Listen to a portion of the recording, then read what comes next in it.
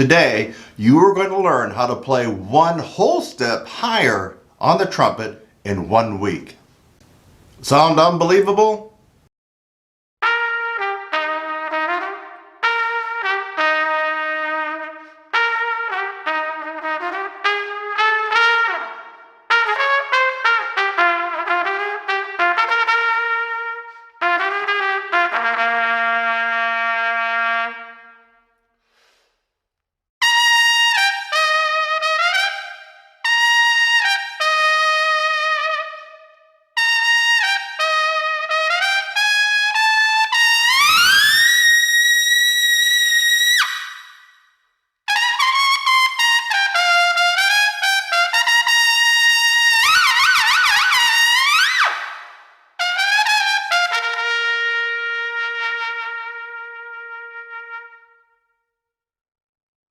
This is installment 3, or Trumpet Lesson 3 in this series on how to play higher in 1 week. Let me give you this friendly warning. This is not going to be a tutorial, a trumpet lesson about long tones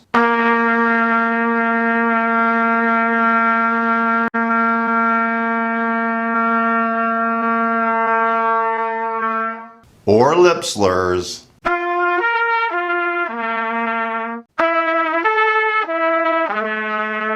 Yeah, so I'm not going to give you that generic advice that you already know, or that you likely have already found on YouTube, or that you likely have heard from your trumpet instructor, especially if you're a trumpet major at some college or university. You're not going to get that here. You already know it, or it can be easily found on YouTube. Before I continue, please make sure to subscribe to this channel to get amazing and unusual trumpet lesson tutorials. By the way, also lessons for tuba, trombone, cornet, flugelhorn, French horn, baritone, euphonium. Yes, it's all here at Trumpet Sizzle. So subscribe right now and hit that little bell notification so you'll be alerted anytime I put up a new video.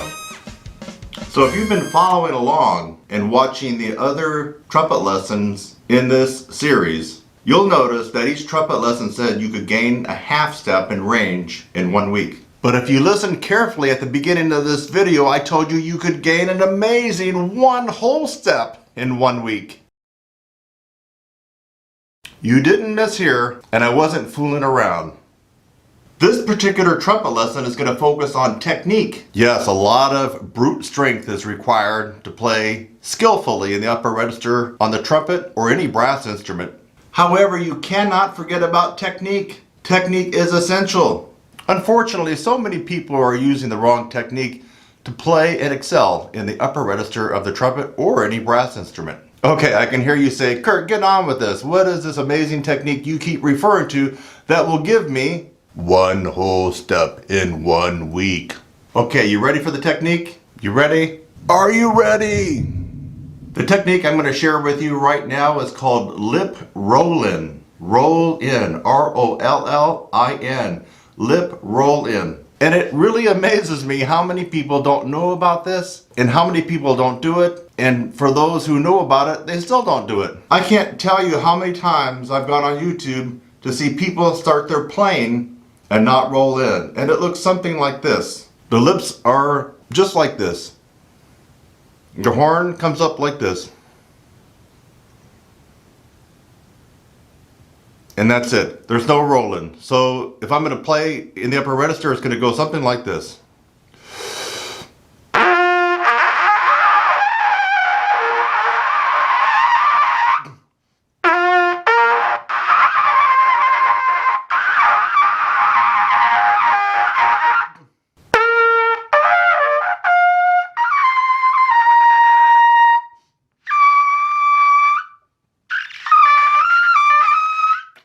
No rolling.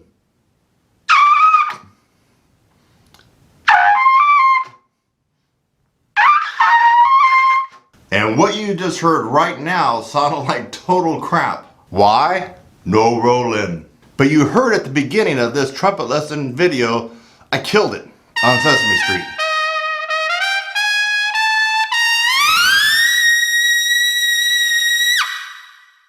Do you look like this when you play in the upper register of the trumpet? Watch the lips carefully.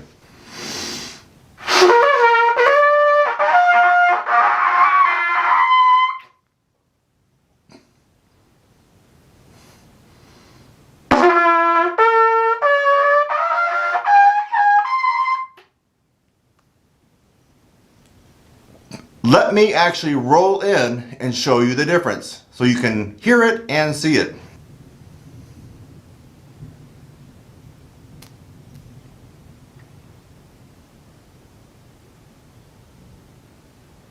Want to see it again?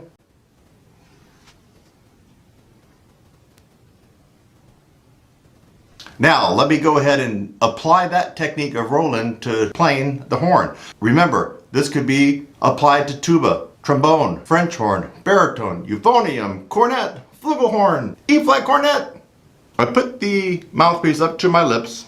If I'm going to play low, I'm going to keep a low C setting, what I call a low C setting. It could be a low B-flat setting if you're playing a bass clef instrument. A low C setting. Jaws drop down low. More of a pooch in your lips. Not much roll in.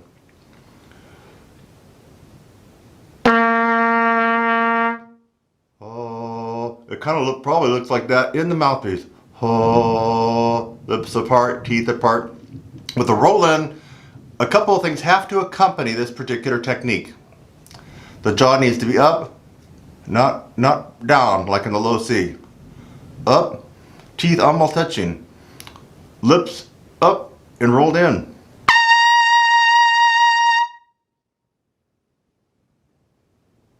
Rolled in. More extreme now.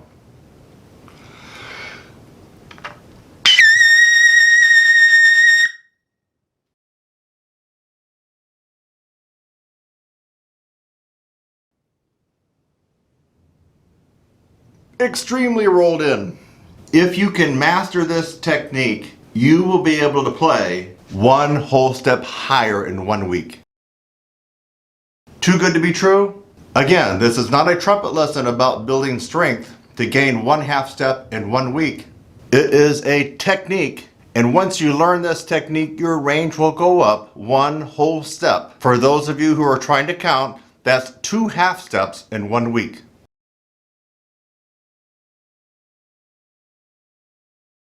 Now here are 2 strategies that can help you gain this technique. Number 1, use a mirror. Yes, you heard right. Practice this technique in front of a mirror. Or maybe you can borrow your mom or sister's makeup mirror. You know, the little round one that flips around and one kind of magnifies and you can just set it on something? So use a mirror to see what's going on and try to shadow and mimic exactly what you saw me do in this video. You're going to roll in. Strategy number 2, get with a professional trumpet instructor who can show you this technique in person or via Skype. Okay, so did you learn something today? If you did, here's a reminder again to subscribe to this channel. There's a lot of amazing content and actionable material that you can use starting right today. Now I want to turn it over to you. Are you going to use this amazing trumpet lesson technique to skyrocket your range in 1 week? Well, we're waiting. If you're going to try this technique, could you let us know in the comment section below? And what would really be appreciated would be after 1 week of trying this technique, how did it go? Let everybody know in the comment section. You're just going to be helping other trumpet players and brass musicians when you do that. Again, leave a comment. This has been Kurt Thompson along with TrumpetSizzle.com. And by the way, if you want amazing tutorials, exercises, practice devices, and practice aids to help make you a better musician, a better brass musician, a better trumpet player, then you need to go to TrumpetSizzle.com. And the last word, at the end of this video, you're going to see my top rated trumpet lesson video on the top 2 reasons why you can't play high at the end of this video. Go ahead and click on it. It's one of the number 1 rated trumpet lesson videos on YouTube. And you watch that video and you'll see why. You're going to learn something. This has been Trumpet Lesson 3, or the 3rd installment in the series on how to play your trumpet higher in 1 week by moi, Kurt Thompson. I'll see you in the next one, my friend.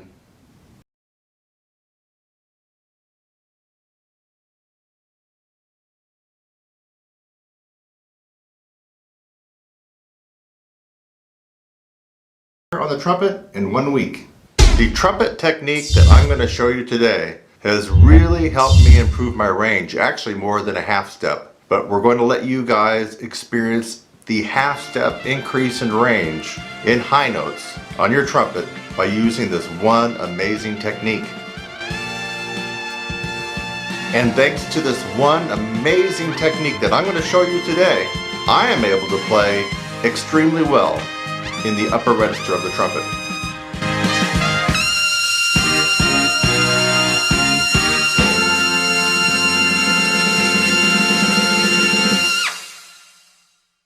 Now let me give you this warning. We're not going to be going over the same old that you already know about. Lip slurs.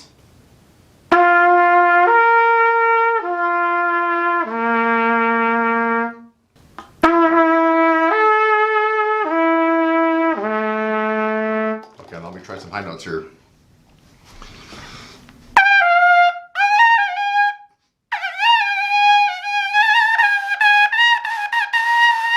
Oh, why can't I play high? I'm playing lip slurs.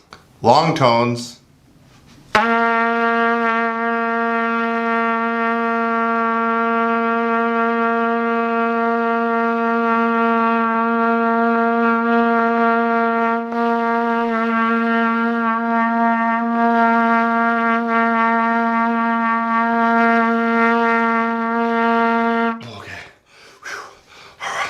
Okay, now I can play high. Just did a bunch of long tones.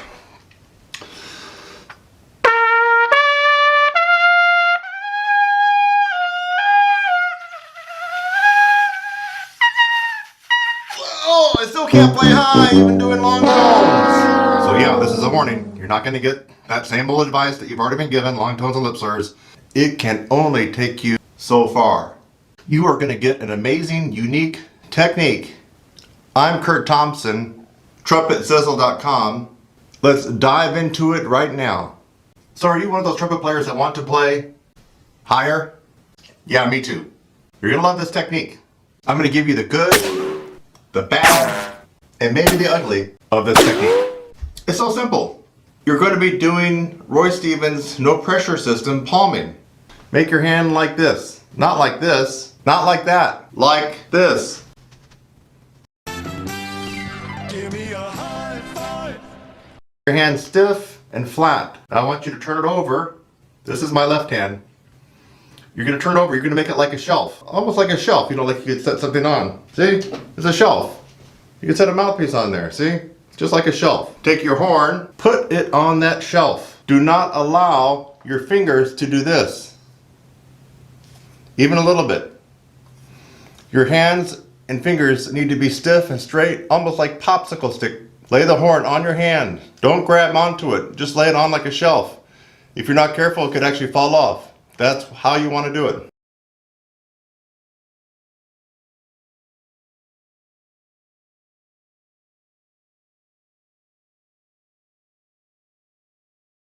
It's just like a shelf. Here we go. I want you to put it up to your lips. Now, here's parallel. You can have a little angle on it, which will help seal the vibration. This is parallel, approximately. Here's an angle. Put it up where you normally would play, and play a low C.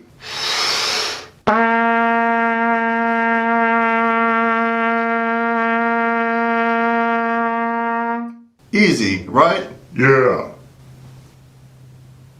Step 2 in how to play higher on your trumpet for this 1 week technique. On your palm again, and I want you to play 2 notes.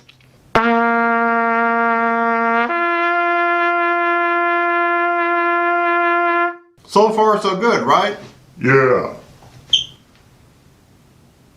Seems like we have an echo in this room. Step 3, you're going to add a note. So far we've done the low C on trumpet.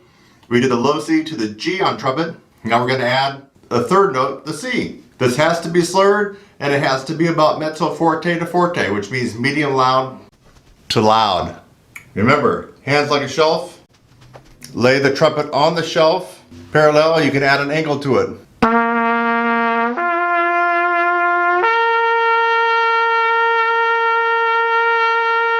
You want to play as high as you possibly can. Now, you're going to keep adding notes until you can't play anymore. Let's add a note. Now we'll be going to E. You think you can go up to an E? It's not that hard, is it? Do you think that you can go to an E? It's not that high, right? Yeah. Shelf. Horn.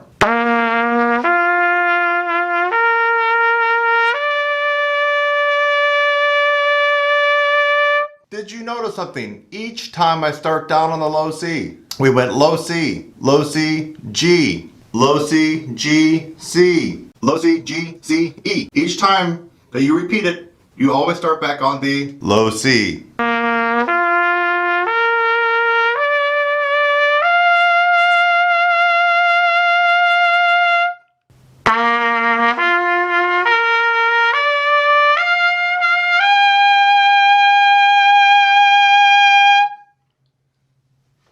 Getting to that high B flat is going to be quite an advanced move for most of you, but some of you may be able to get it.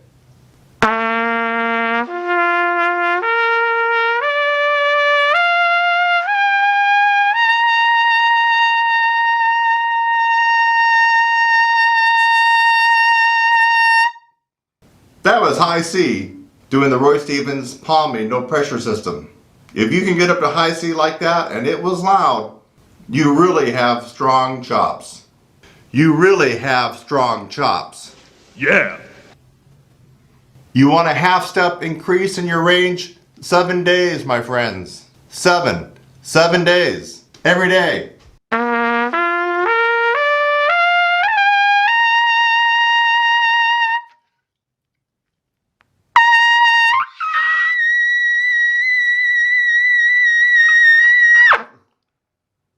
Pretty cool, huh? So now I want to turn it over to you. So did you learn something? Are you actually going to try this technique? Are you actually going to try it for 7 days? If so, let me know in the comment section. Love to hear from you. Especially if you tried it for 7 days and you got that high range happening. The last word, if you want exclusive tutorials, lessons, and strategies that you can only get here, you gotta go to trumpetsizzle.com. I have something that's gonna help you get better. Tutorials, lessons, DVDs, practice aids, practice devices, exercises.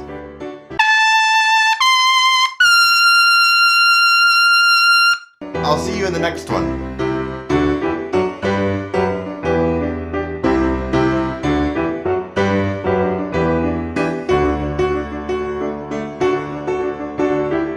Alright, let's go on to some demonstration with some of the other instruments. What if you don't play trumpet? What if you play French horn? So for French horn, I'm going to hold it like this. Let me kind of back up a little bit.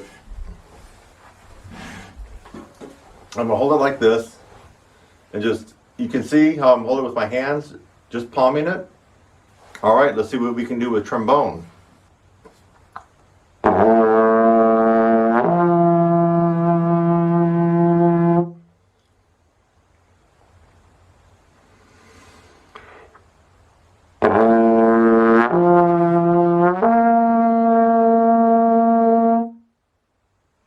Alright, here's your phonium, and I got one hand down here. I'm not going to grip it. And actually this is a baritone. And I got the other hand like this, so I'm not gripping anything like that. I'm not able to pull it in. And I'm just going to start on a lower note.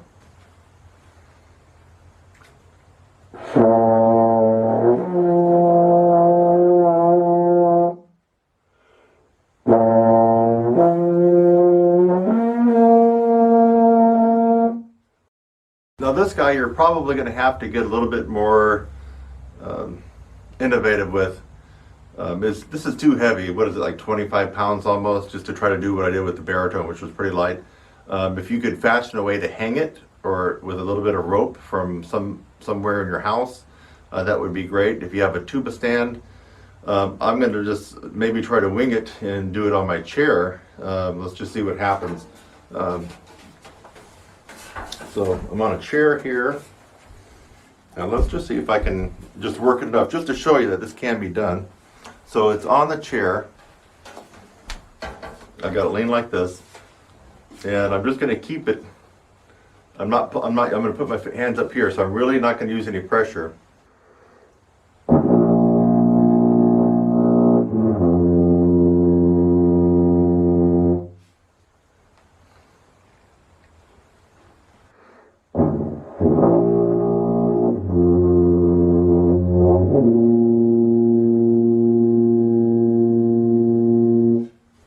All right, are the wheels turning right now? So this would actually be better if you had a tuba stand and you just bring your mouth up to it and don't even touch it. But you could see that I was using no pressure, just with the tips of my fingers.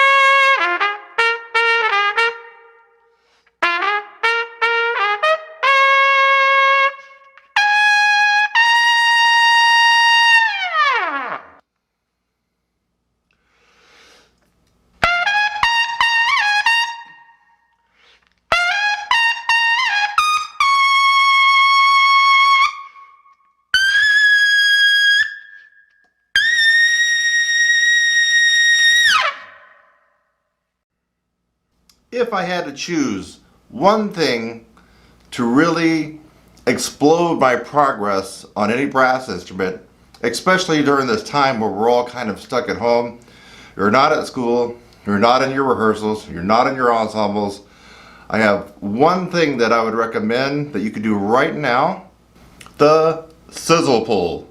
The sizzle pull.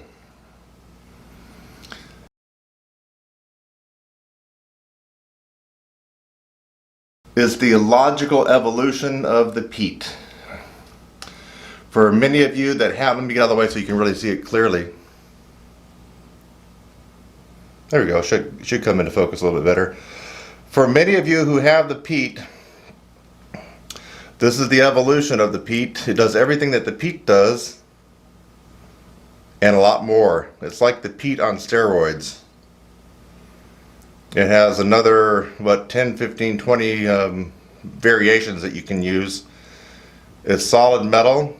It has some cushion beads on it, not to tear up the inside of your mouth.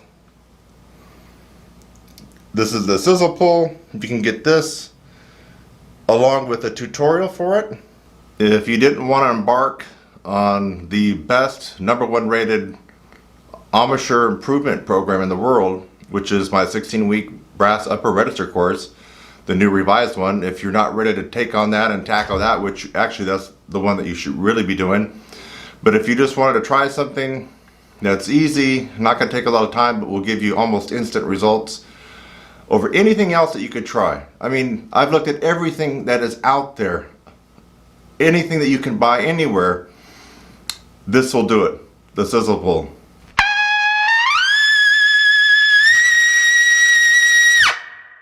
The sizzle pull.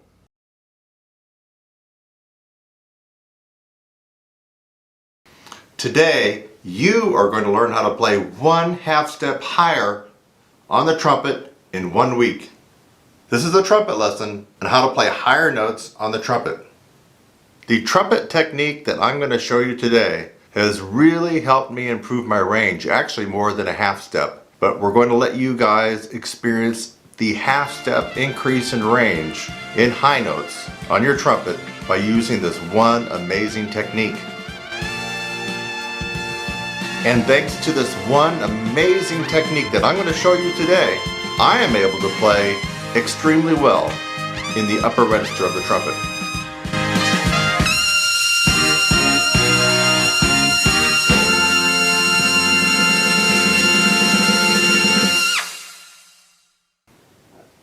Now I should warn you, I'm not going to be giving you generic, same old advice that you've heard time and time again, maybe even here on YouTube.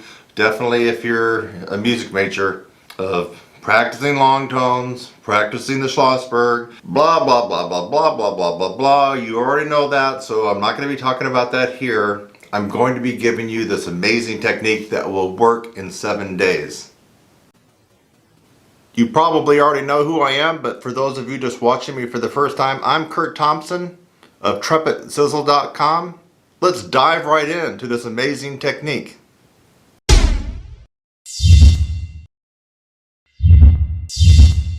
You know, a long time ago I was like you, struggling to increase my range, my accuracy, my power And the real biggie, the endurance, the ability to last an entire rehearsal or performance. And yes, some of it does work. You know, I tried the long tone thing. In fact, I still play long tones. I still do that. But not as a way to really jack up my range. I mean, I tried that. I had trumpet teachers that told me to lip buzz and mouthpiece buzz 45 minutes a day before I even touched the horn. I tried all that stuff. I didn't really get much out of it, folks. And we're just a few days away from St. Patty's Day, so why not tilt the odds in our favor? I got all green on because this is my lucky day, but it's going to be even your luckier day when you get this extra half step in range in 1 week. This is not a joke, this is the real deal for improving higher notes on your trumpet in just 1 week. This is quite cool. You just have to do it. Alright, here we go. First, you are going to be taking the trumpet mouthpiece and placing it in the center of your chops the way you normally would. You're going to start off on a relatively easy note. Say, for example, middle C. Now watch carefully. I'm going to repeat middle C going to my left, and this will probably be your right, but I'm going to repeat it several times as I slide the mouthpiece across my chops to my left corner. That's probably your right. Watch.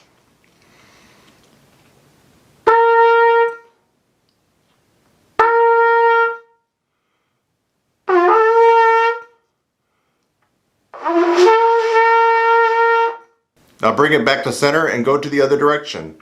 This way.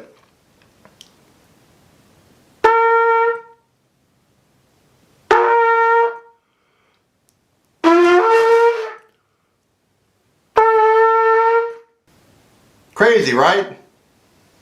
Crazy like a fox. Now let's try going up to D.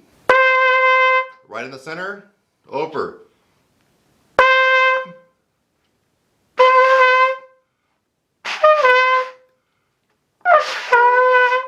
Bring it back to the center and head the other direction.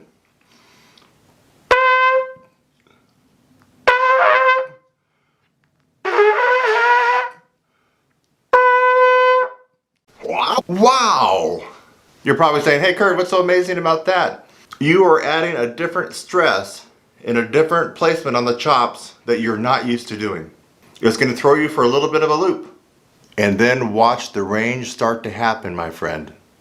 So we did C, we did D, and you want to keep going as high as you can until you're no longer able to go across each direction. Let's fast forward. Let's pretend I'm trying to do this on a G above the staff, which is getting pretty high for this technique. Center. Over.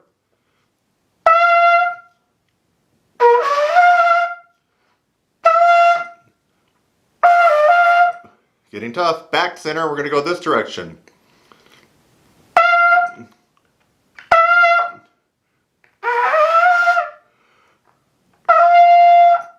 What's going on with my hat? There we go. What? No. You didn't ask me right now to try this on a high C. It's a crazy, amazing, wild, quirky technique, but on a high C? Huh? What? Ah, what the F. You want to hear it on a high C? It's going to sound horrible. It's going to sound god-awful. Let's try it.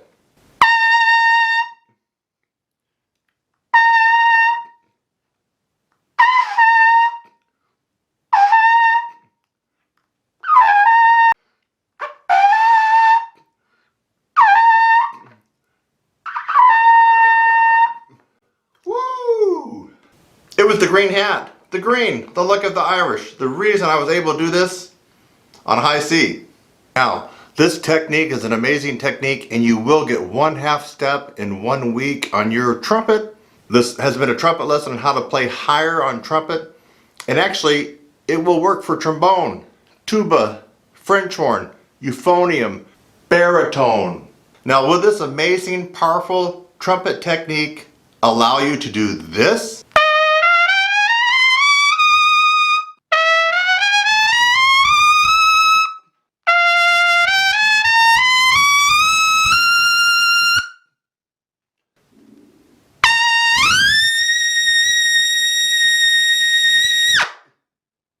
Maybe not, maybe so. But you will get the 1/2 step increase in your range on trumpet or any brass instrument. I promise you that in 1 week. So after going through this one amazing technique with me and having observed how to do it, did you learn something new today? Are you going to try this technique? Why wouldn't you try this technique? Well, anyway, if you did learn something new today, make sure to subscribe to my channel, Trumpet Sizzle. It's easy. Just click on that rectangular red button that says subscribe below, right below. Maybe it's right there. It's right there. Just click on it and you'll be automatically subscribed. I'd also hit that bell notification. That way, every time I upload something you might be interested in, you'll get a notification of it right away. And by the way, if you want exclusive training, courses, tutorials, practice aids, exercises, all for brass players, trumpet, tuba, euphonium, baritone, French horn, cornet, flugelhorn, then head on over to TrumpetSizzle.com. TrumpetSizzle.com.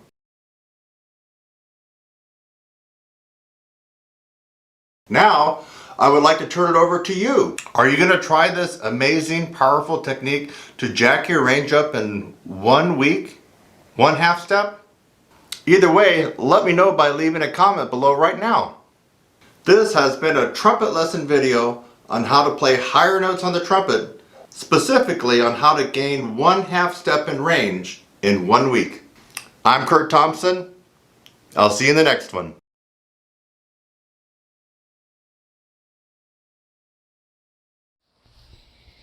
Trumpet lessons for under $10. Sound too good to be true, right? Well, this is Kurt Thompson, TrumpetSizzle.com. And this past week, pretty much the first week of April, I've been trying to put together a bunch of tutorials that are short, quick, and easy for this time when a lot of you are stuck at home. And my motto is, if you're going to be at home, why not try to find the silver lining and practice a little bit more so that when society comes back to normal, you're that much better of a player. Is that too hard to follow? I hope not. Anyway, I put together some very, very quick and easy and short tutorials. Actually, the easy part is for some of them, but some of them are actually difficult. But I outlined that for you. So if you're looking here, this is the new collection that I have on my site. And we're just going to go through there. In fact, I'm going to show you how to find it. Let's just pretend that you're typing in my website instead of clicking on a link.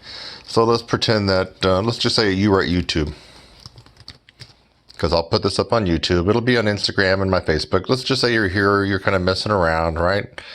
And you're like, oh, okay, so I want to go to Kurt's site and check out these very cheap trumpet tutorials. So you would type in TrumpetSizzle.com. Boom. Now when you're here, where do you go after that?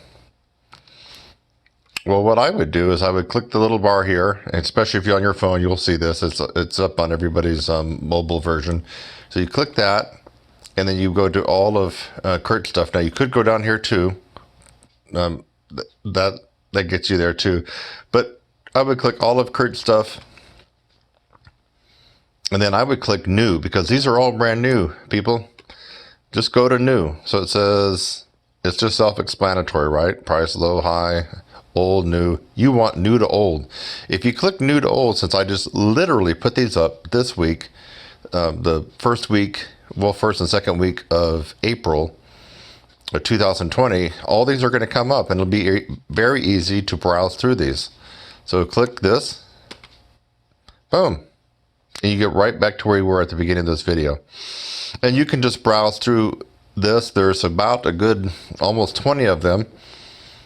And now some of them, there's about 4 or 5 that are in the under 20 category, because they're longer and more in-depth tutorials. But there's a good, I don't know, close to 20 that are under 10, and most of these are $7. Hello.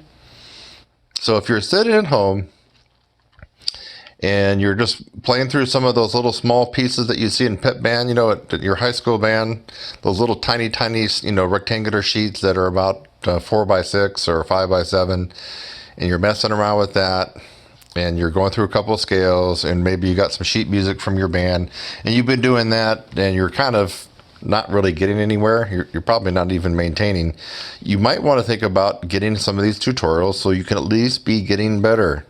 Again, if you're stuck at home, and let's face it, right now we're at the middle of April 2020, and schools across the U.S. get out at two different times. You have your schools that get out right at the end of May, and then you have your schools that get out at the middle of June. Which one are you in?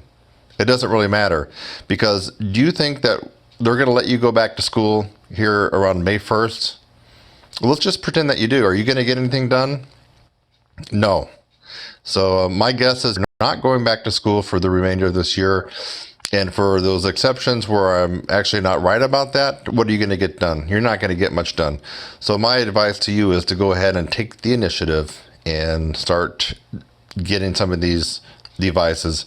And obviously, you won't be getting within 6 feet of me to get these.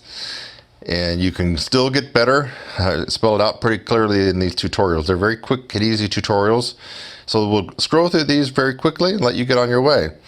Now, some of these are advanced. So let me repeat. Actually, this is not a repeat. Let me say this for the first time. If you're, 13 years old and in finishing up 7th grade, if it says advanced, like right here, it says advanced, don't get it.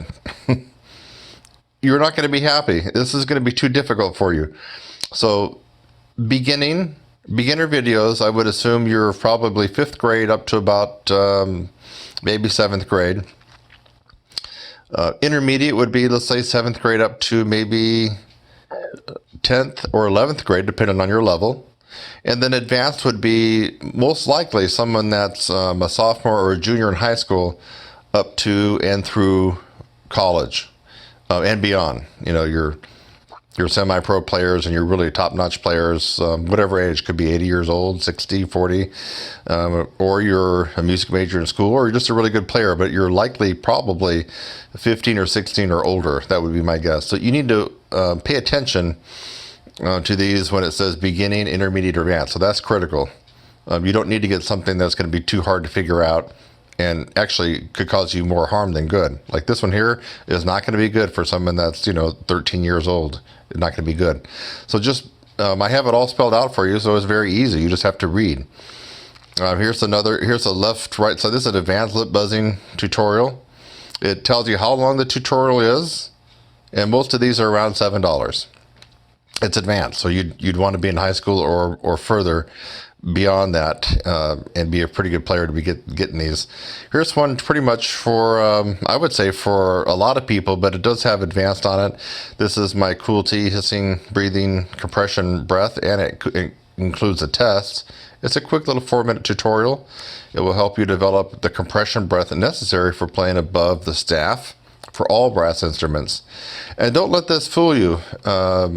You'll see that it says trumpet lesson tutorials under $10, but most of these are applicable to trombone, tuba, cornet, E-flat cornet, flugel, French horn, euphonium, baritone, trombone, if I didn't already say it. Just about all brass instruments, most of these will be applicable. So I'm just going to go through, so hopefully something will strike your fancy. What else? This is for all musicians, including singers. Are you a male or female singer in your high school choir or just your church? This teaches you the basic correct breath for all wind musicians. Wind meaning you use your air to make the music. That includes vocalists and clarinet players, flute players. Okay, we'll move right along. Now this one is one that's in the under 20 category. It's a very in-depth, completely detailed tutorial about pedal tones, all about pedal tones, and actually how to use pedal tones to be able to increase your power and your range. It's a 14-minute tutorial. It is more. It's $14. This is a good one. Mainly geared towards trumpet players in this one. So I would just, for tuba and everybody else, I would avoid this one. This is mainly for trumpet. Claude Gordon, My Way. And so this one is a super duper tutorial. I use actually this one in most of my longer courses, like the 16-week course. In fact, let's talk about that. Let's just pretend that you don't go back to school, guys and gals. It's the middle of April. Let's say you go back to school and everything's hunky-dory, the virus is gone. Trumpet lessons for under $10. Sound too good to be true, right? Well, this is Kurt Thompson, TrumpetSizzle.com. And this past week, pretty much the first week of April, I've been trying to put together a bunch of tutorials that are short, quick, and easy for this time when a lot of you are stuck at home. And my motto is, if you're going to be at home, why not try to find the silver lining and practice a little bit more so that when society comes back to normal, you're that much better of a player. Is that too hard to follow? I hope not. Anyway, I put together some very, very quick and easy and short tutorials. Actually, the easy part is for some of them, but some of them are actually difficult. But I outlined that for you. So if you're looking here, this is the new collection that I have on my site. And we're just going to go through there. In fact, I'm going to show you how to find it. Let's just pretend that you're typing in my website instead of clicking on a link. So let's pretend that, let's just say you are at YouTube. Because I'll put this up on YouTube. It'll be on Instagram and my Facebook. Let's just say you're here, you're kind of messing around, right? And you're like, oh, okay. So I want to go to Kurt's site and check out these very cheap trumpet tutorials. So you would type in TrumpetSizzle.com. Boom. Now when you're here, where do you go after that? Well, what I would do is I would click the little bar here, and especially if you're on your phone, you'll see this. It's up on everybody's mobile version. So you click that, and then you go to all of Kurt's stuff. Now you could go down here too. That gets you there too. But I would click all of Kurt's stuff, and then I would click new, because these are all brand new, people. Just go to new. So it says, it's just self-explanatory, right? Price, low, high, old, new. You want new to old. If you click new to old, since I just literally put these up this week, the first and second week of April of 2020, all these are going to come up, and it'll be very easy to browse through these. So click this. Boom. And you get right back to where you were at the beginning of this video. And you can just browse through this. There's about a good almost 20 of them. And now some of them, there's about 4 or 5 that are in the under 20 category, because they're longer and more in-depth tutorials. But there's a good, I don't know, close to 20 that are under 10, and most of these are $7. Hello. So if you're sitting at home and you're just playing through some of those little small pieces that you see in pep band, at your high school band, those little tiny, rectangular sheets that are about 4x6 or 5x7, and you're messing around with that, and you're going through a couple of scales, and maybe you got some sheet music from your band, and you've been doing that, and you're kind of not really getting anywhere. You're probably not even maintaining. You might want to think about getting some of these tutorials so you can at least be getting better. Again, if you're stuck at home, and let's face it, right now we're at the middle of April 2020, and schools across the U.S. get out at 2 different times. You have your schools that get out right at the end of May, and then you have your schools that get out at the middle of June. Which one are you in? It doesn't really matter, because do you think that they're going to let you go back to school here around May 1st? Well, let's just pretend that you do. Are you going to get anything done? No. So my guess is you're not going back to school for the remainder of this year. And for those exceptions where I'm actually not right about that, what are you going to get done? You're not going to get much done. So my advice to you is to go ahead and take the initiative and start getting some of these devices. And obviously, you won't be getting within 6 feet of me to get these. And you can still get better. Spell it out pretty clearly in these tutorials. They're very quick and easy tutorials. So we'll scroll through these very quickly and let you get on your way. Now, some of these are advanced. So let me repeat. Actually, this is not a repeat. Let me say this for the first time. If you're, 13 years old and in finishing up 7th grade, if it says advanced, like right here, it says advanced, don't get it. you're not going to be happy. This is going to be too difficult for you. So beginner videos, I would assume you're probably 5th grade up to about maybe 7th grade. Intermediate would be, let's say, 7th grade up to maybe 10th or 11th grade, depending on your level.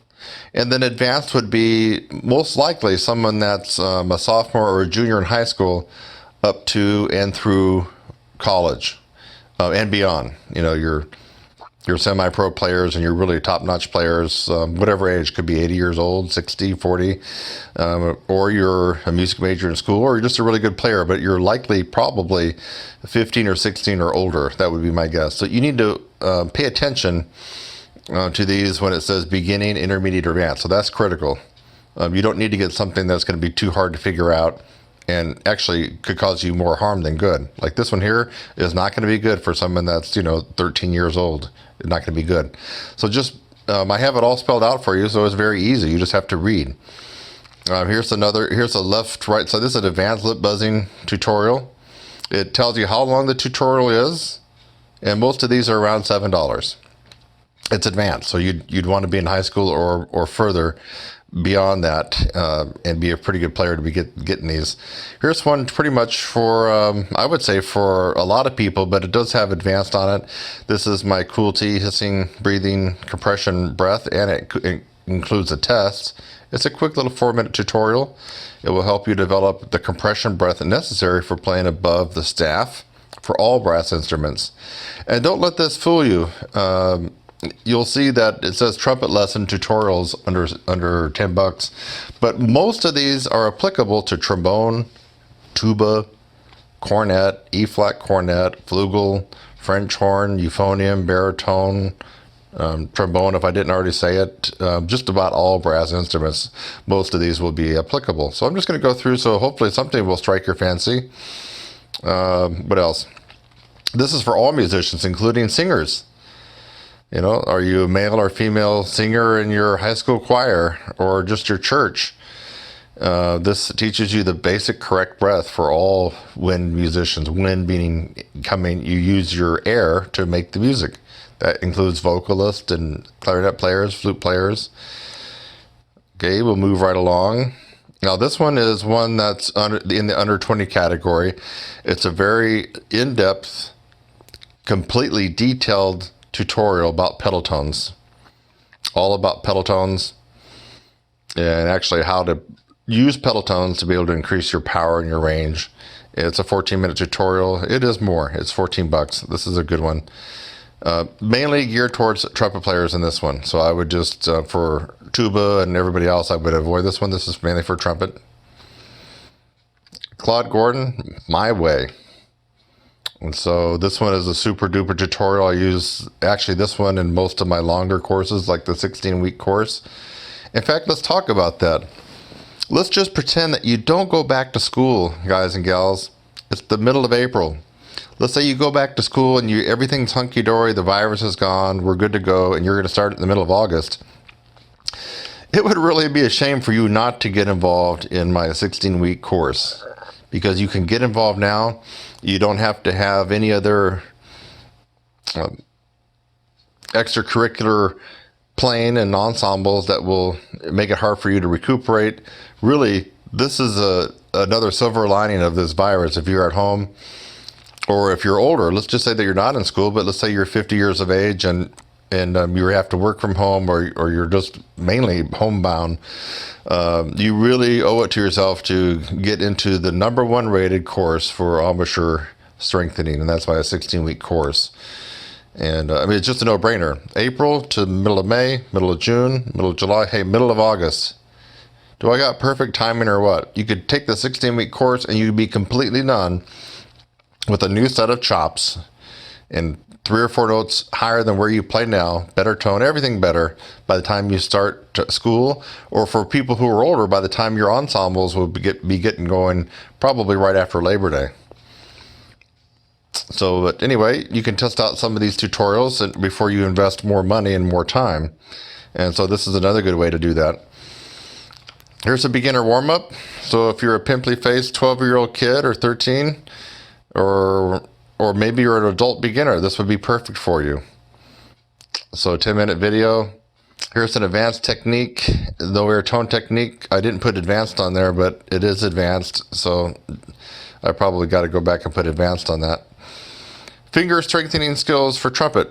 These also work for tuba, valve trombone, euphonium, baritone, and French horn. It's not going to work for trombone.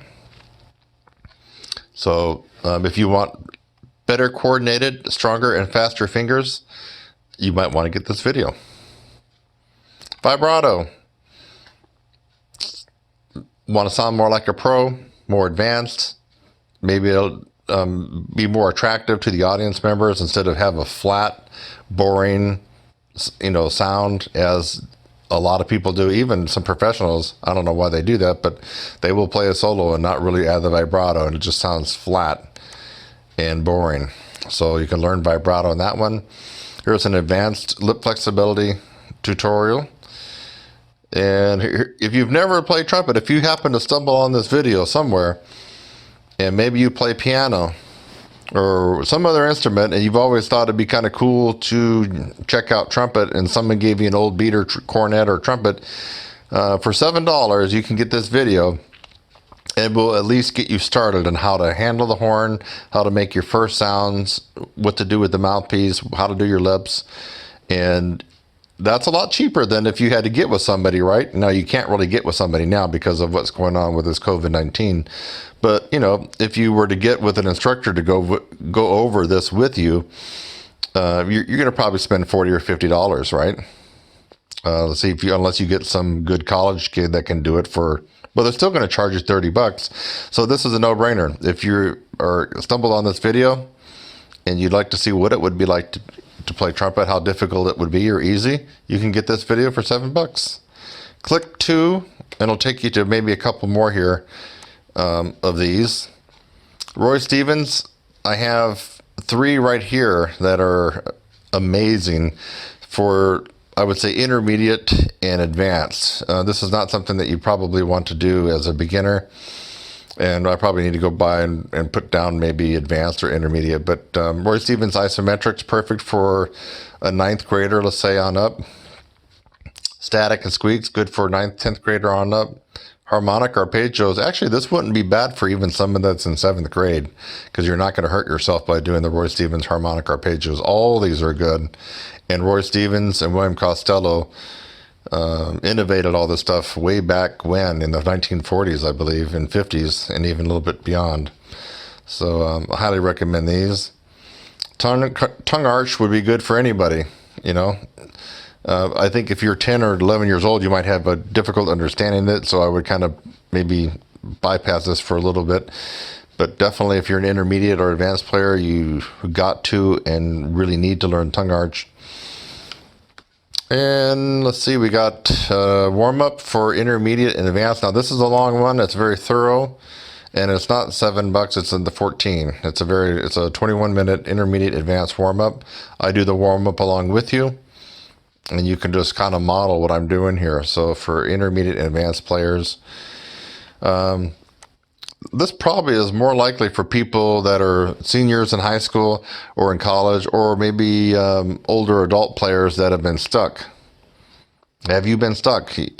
Especially if you're older, can you look back at the last 10 years and see that you're still in the same spot that you were 10 years ago? You still have trouble making it through the end of rehearsal. You still can't play higher than an E flat above high C. You've been stuck there for 10 years. Stuck on a piece of music, stuck at a certain level. This will help you get through it. It's a 9-minute video, and I have some certain strategies that will help you get unstuck and break through any sticking points that you have. Move down here. Here's an advanced warm-up. Now this one is not a full warm-up. It's a quickie warm-up for the advanced and professionals who don't have time to warm up. They just got to the gig, or you just got to a concert. For whatever reason, you didn't have time to put in a half-hour warm-up. This has a quick strategy for you to get warmed up in kind of an emergency situation. Have you never tried lip buzzing before? Well, without having to come in contact with another human being, you can get this tutorial and be introduced into lip buzzing. Lip buzzing means no horn and no mouthpiece, just your lips.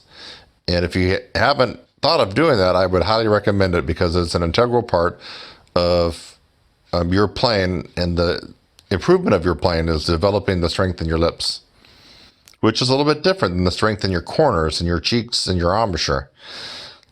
Intermediate lip buzzing, just like the name sounds, you need to have spent a couple months on the beginning lip buzzing stuff first before you move on to intermediate. And then I do have a longer, more in-depth, and then now this one's tough, an advanced lip buzzing tutorial, and it's a little bit more. It's 14 minutes, $14. I don't recommend anybody get in this unless they've already had a decent amount of experience in lip buzzing, let's say at least 5 or 6 months worth or more. So don't, now you can get the whole collection if you want, but I would go one by one in order from beginning to intermediate to advanced. And there you go, ladies and gentlemen. I got all these cool little tutorials, and it doesn't cost you an arm and a leg. That said, an arm and a leg is going to get you a lot further, and that's this guy right here. It's the 10-year anniversary of my upper register course. It's been completely revised, filmed in FHD, much better audio. Everything's better about this. It's just done a lot more professional. 85 techniques over 4 months. This one is worth the investment, and you actually have the time. If you have a few extra bucks, I have different versions that you can do this one with. Here's a new one I haven't talked about yet. I'll be doing a different video on this one. I now have a DVD version, and I'll be making a separate video showing you the DVDs and the box that it comes in for people who don't like messing around with downloads, and especially during this time, maybe you have a cabin or a second home that doesn't have internet access. Maybe you're up in the mountains, and this would be perfect because you can just put it in your DVD player. So now this is I'm not going to go through all this, but just since we're on this page, this is something new I also haven't brought up on YouTube yet, or to my folks on my roster, or maybe I have, maybe I showed this one, but this allows you to get into my live weekly course that normally is $997 for the 4-month tuition. It's a semester-long course, and that's the one where it's a real class. We meet each week. In the past, some people have not been able to do it because of the cost. So I've turned this into a weekly deal, and you can work with me live each week through this course for $75. And in this way, the course has to prove itself to you because you can quit anytime. Now, the other folks that get involved in the regular version of this, you have to send almost $1,000 up front, and I force you to complete the course. I'm not going to give you a refund. You have to get in and complete the course, make a commitment, and do it. This one here, you do have an out, and the out is you take a week or two, and for some reason, if you decide that you don't like the course, you don't like doing it, then you can just bow out gracefully, and you're done. And I don't foresee that happening, but anyway, you can do that. The other thing about this version is here, you will let the course prove itself to you each week. You do 1 week, you like it, you got a little bit better, you do the next week. Like the next week, so forth and so on. You get my point. It's perfect for the skeptic. So, and also perfect for the person who doesn't have $1,000 wad to put down on the other version of this course. So anyway, we're going to stop there because I'm not going to go through. I got a lot of stuff to go through. I just mainly wanted to show you all the new stuff here that I got here. Stuff that anybody can get. A homeless person could spend $7 on this. You know, some of these homeless people, you know, make $100 a day panhandling. So a homeless person could take a $5 bill and 2 ones and get one of these tutorials. That's how cheap this is. That's how affordable this is. So I'm Kurt Thompson. I hope you found this educational and a little bit entertaining. And who knows, maybe as I went through some of these, you heard about some techniques that you hadn't even thought of trying. And at the very least, by having watched this video, maybe it will have turned you on to some things that now you can think about as far as getting better. You have to be at home. No one's going to an ensemble tonight. No one's going to a band concert. You're not going, even you pros, you're not going to a gig. you're basically at home. Why not get better? Why not make the most of this? Look for the silver lining. The silver lining is we can do extra things to get better. I'm doing it myself. I'm working on some things myself. I'm not going to tell you exactly what it is right now, but I'm doing some things myself to actually, make me turn another corner and get better at my instrument. So we all should be doing that, taking advantage of this downtime and use it to practice more. Kurt Thompson, right up here, TrumpetSizzle.com. By the way, that's me in the picture. I'll see you next time. Bye-bye.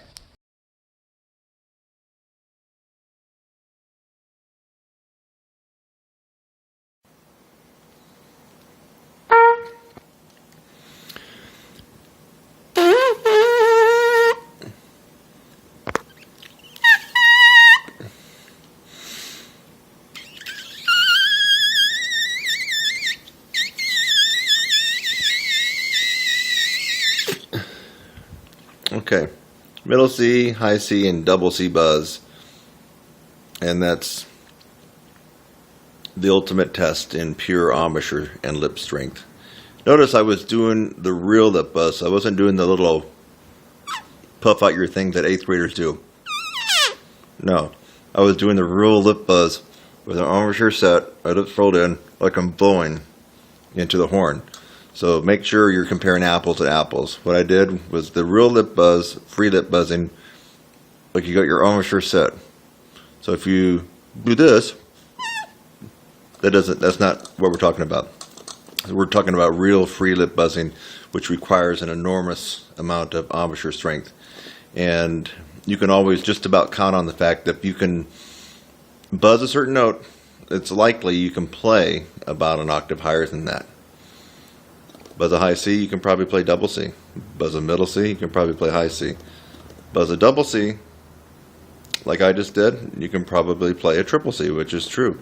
So there is a correlation between your lip buzzing and your strength and what you do on the trumpet, what you do on any other brasses. It doesn't really matter, tuba, trombone, whatever. So embouchure strength is the most important thing, the most important aspect of brass playing. Take it away and you really have little left. Little left. You might as well just become a singer. I mean, you really do. If you don't have the embouchure strength, you can't play. I don't know. Maybe you can play in the low register, and that's about all you're going to get if you absolutely have no strength here whatsoever. Nothing really is going to happen on the horn. You could be Olympic swimmer with great lungs and air. No embouchure strength, and it's going nowhere.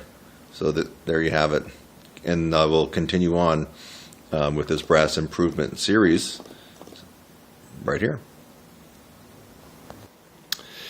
Hey, today we're going to be talking about chop strength or embouchure strength versus air. And it seems like every other day I'm getting an email from somebody with a counterpoint of view for myself about air. A lot of times you hear me say air is not the main thing that's going to get you your range, and it's not the only thing. And then people think that I don't believe in air at all, and that's not true. But we really need to figure things out. Now I love Don Jacoby and his stuff. Bill Adams is wonderful. In fact, I do a little bit of his stuff in my 4-month upper register program, the lead pipe buzzing and stuff like that. So, and then the other yoga breathing techniques. But air, my friend, if you work only on air and think that's the holy grail to ultimate endurance at upper register, you're going to fail. That's just the bottom line. And we're going to find out why today. In fact, I'm going to prove that air is not the holy grail to upper register. It really is lip and embouchure strength. And then the second to that would be how you compress your air. So that is a very important part of being in upper register and playing that way, playing clearly in the upper register. So, and I'm not following a script here, I'm just thinking out loud, but you need to see a good up-close demonstration. That's why I have this camera so close. I want you to notice how much air I'm really taking in to be able to get in the upper register. And if you have half a brain, you're going to figure things out that you got to have the chop strength. You got to have the lip strength. Lip strength is a little different than your embouchure, than the muscles that surround here. Don't believe me? Watch some autopsies. It's pretty gruesome, but you're going to see that the musculature of the face right through here, our embouchure, actually is different tissue than what you have right here. And so this is a little something different here that we want to work on to get stronger. You have to have lip strength to withstand the pressure of the air coming out. So yes, you do need to be able to have great air flow and to be able to really compress the air. That's the most important part. So even if you only had one lung, if you had the mechanism set up to really compress that air and everything was synced and coordinated, I'm sure that you could probably still play decently in the upper register and expand your range. I'm confident of that. And let's find out why that is. So I'm going to put the mouthpiece up. First of all, I'm going to see if you can get the feeling of when I take a full breath. So here's the full breath. Okay, so you'll know when I'm taking a full breath. I'm sitting down, so you'll see that I have to do that. Now, if I take a partial breath, I'm not going to take a full breath. And by the way, this video's in lieu of me writing out a big email for my brass techniques improvement series. I'm just basically it's going to be this video, so you're not going to see a long email. This is the next installment in the brass players improvement email series I do on Facebook. So I'll just be watching this and taking notes. So check this out, and I'm going to try to make it clear when I do take a larger breath. So you need to see my lips. Try to get it close. I'm putting the mouthpiece up. I'm going to take about 20% air. Here we go. That's it.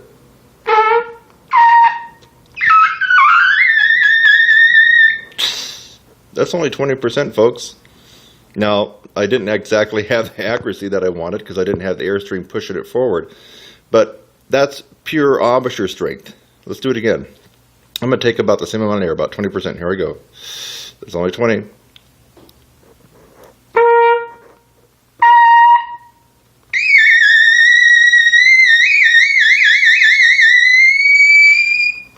I think I got up maybe around the triple F range, give or take. Wasn't a lot of air there. Now, I will put in a lot more air. So let me take in double that. Let's go up to about 50%. That's about 50.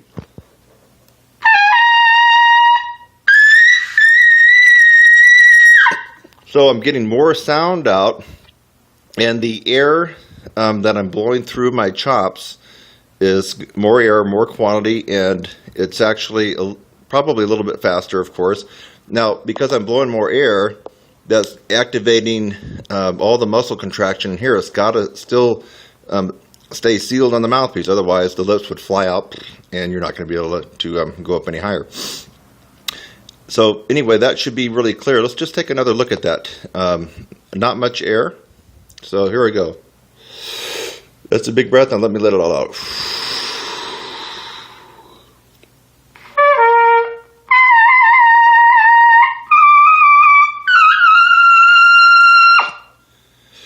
Basically, you saw me playing a double G, that's a double concert F, on the trumpet with virtually no air. Did anybody check that out? I basically had hardly any air. And how loud was it? It came out about MF. So wait a minute. Now, let's go back to Don Jacoby, and we can even include Stamps and some of these other guys, Bill Adams, real big proponents. Even my hero, Bud Brisbois, real big proponent of his wedge breath. He was the original wedge breath guy. Shu came after him. Bud Brisbois is the originator of wedge breath breathing, in case you guys didn't know that. And there's actually two versions. The Shu version, Bobby Shu's, is a little bit different, more applicable to like real-time playing. But Bud Brisbois basically said his way of breathing, this wedge breath, was the reason he could play so high. And tell you the truth, I don't believe that's true. The guy had incredible chops, and I'm pretty confident that even if he had only one lung or wasn't breathing quite as good as he did in the wedge breath that he originated, he could still play very, very well in the upper register. he had a natural setup. And so I think he was trying to explain why he could play so well. Sometimes when players are born with natural leverage and a natural ability to really compress air, they're not quite exactly sure what they're doing. So they look to rationalize how they're able to do it. You can watch Maynard, one of the ultimate talent in upper register. Just look at his face. He had a natural setup. His teeth and everything was just perfect for being able to get the high velocity out to play in the upper register. Now, of course, he had to work. He had to practice, not shortchanging that. But I think at some point he was trying to figure out how he was actually doing it. He had just this ultimate talent. I mean, he had the perfect leverage just built into a system that a lot of us have to work a lot harder to get. And sometimes we don't even get to that level. So you can watch in some of his master classes that he really explains about that he worked a lot on his breathing, and then he leans back. He's really big about bending knees and leaning back. And I'm going to tell you something, and Maynard is also one of my heroes, just along with Bud, but they're trying to explain how they're able to play so easily and well the upper register when, in fact, they had just like the ultimate amount of talent to be able to do so, a natural setup. I'm confident that you can take in a big gulp of air and practice yoga, lean back, bend your knees, and you're not going to be sounding like Maynard. And you're not going to really get that much upper register. You're going to have to do something to strengthen this area up here in your face. You have to have the strength up here. There's just no question.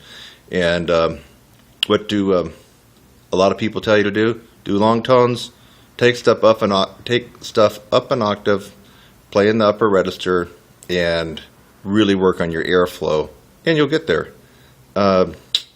Nope, it doesn't cut it. It doesn't cut it. Now, it might for some people who are already predisposed and have the natural great leverage in their face right here, their tongue. Maybe they got if you have a smaller oral cavity and you're using your tongue arch, you really can speed up there a lot faster. So there's a lot of things that really go into this to making natural leverage. So yes, the people that have gained a lot of range and can excel very well in the upper and extreme upper register of any brass instrument, if they did the long tones, if they really worked on their breathing, if they played stuff up an octave, they might actually just get to where they wanted to be and where everybody wants to be, but mainly because they had already a predisposition for natural leverage and a great compression ability just through their genetics. So the rest of us, you're going to have to really be strategic about getting this strength. And unfortunately, for most of us, not one method and not one technique is going to get you there. In other words, you can't just do Bill Adams' method and get there. It's going to work for some people, but will it work for you or me? I don't know. Claude Gordon, love it. And I actually got something out of it, but is it going to work for you? I've been teaching for a long time, and that Claude Gordon doesn't work for everybody. It works for me, and not ultimately, but it did help me out at one point. So I love the Claude Gordon stuff. Roy Stevens, so palming and all that kind of stuff. Will it work for you? It may, and it may not. Reinhardt, all these other methods that are out there. Cat Anderson is probably the toughest method to actually go through. So there's a whole bunch out there. The only question is, will it work for you? And those methods are successful for some people, but not for everybody. Of course, we already know why it's not successful for everybody. It's just fact. If one method was actually successful at producing gorgeous high notes and upper register abilities and endurance, then we would all only use that one method. Think about it. Let's use our brain here. If one method was that successful, you wouldn't be listening to this right now, and I wouldn't be talking about it. Everybody could just do it. So the fact of the matter is, not one method is perfect for everybody. As a result, that's the whole nature of my 4-month upper register course. There's 65 techniques, and these techniques come from every method you can think of. The bulk of it are actually my techniques, and I include a lot of breathing for compression and some other stuff. So you have to take the macro approach to really building the strength. We don't know which particular technique is going to do it for you. I'm confident that out of 65, 5 or 10 are definitely going to be the magic bullet for you. But what's the magic bullet for you? Don't know.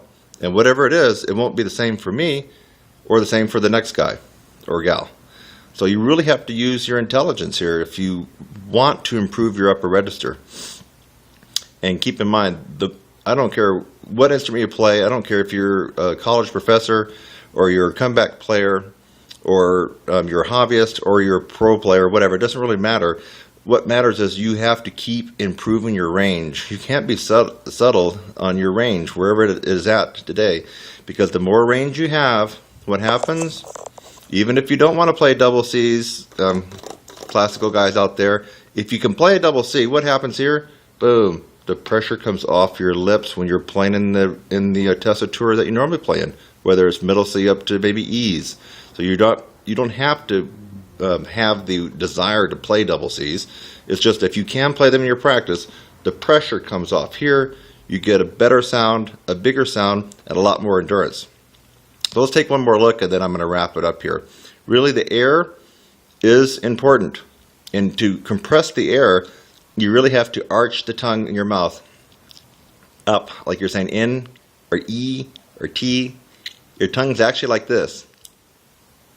That it's doing the arch. Like that. And you're blowing the air from the back of your throat up and over the tongue, and it comes out the aperture. Now that's great. We got to have that air. But if you don't have the super strong embouchure, chops, and the lip able to contract and hold that air into the mouthpiece, all the air is just going to be useless for you. And that's this brass improvement email series. Hope you get a lot out of it. You're seeing a real good close-up of me, maybe too close. Let's take another look at the mouthpiece. So I'm putting the mouthpiece right on my chops and take a small amount of air.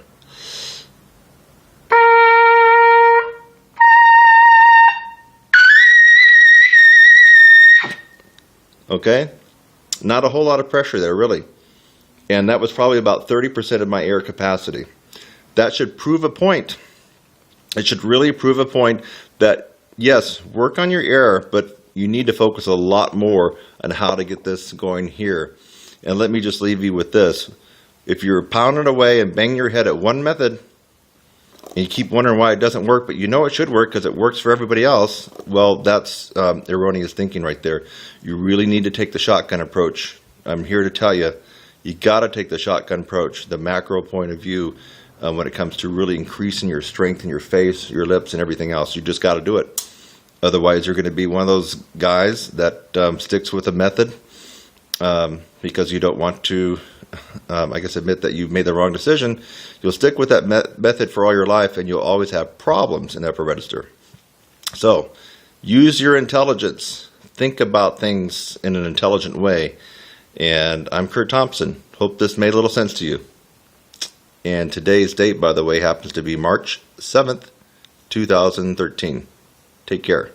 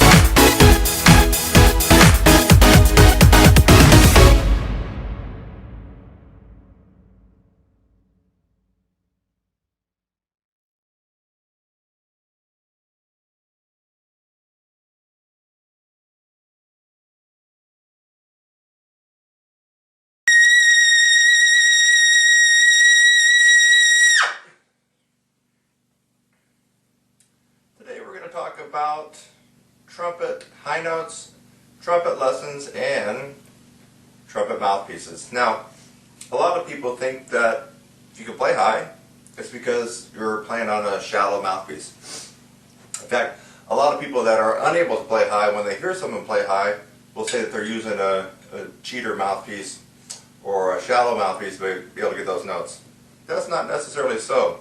There's the right tool for the job. So what I wanted to point out today, I wanted to dispel a couple of myths.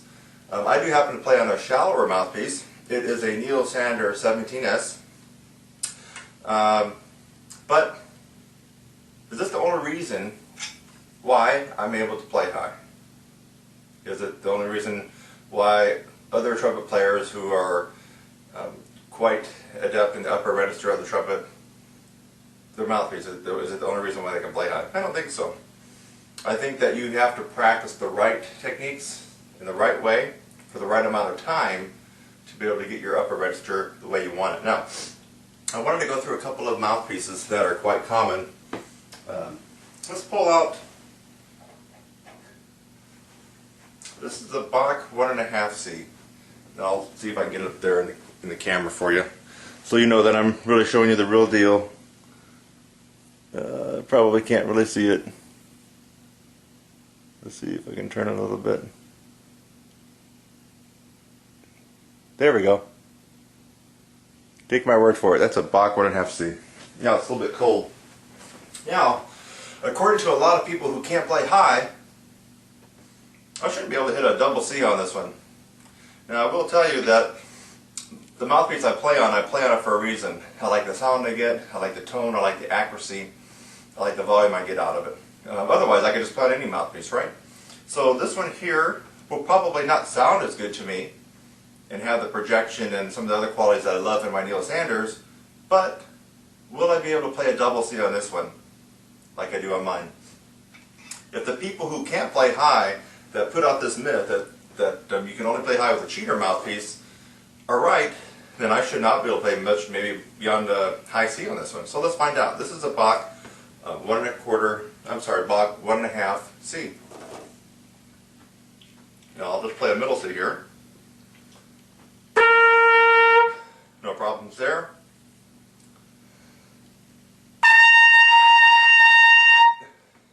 Does seem a little bit harder than mine.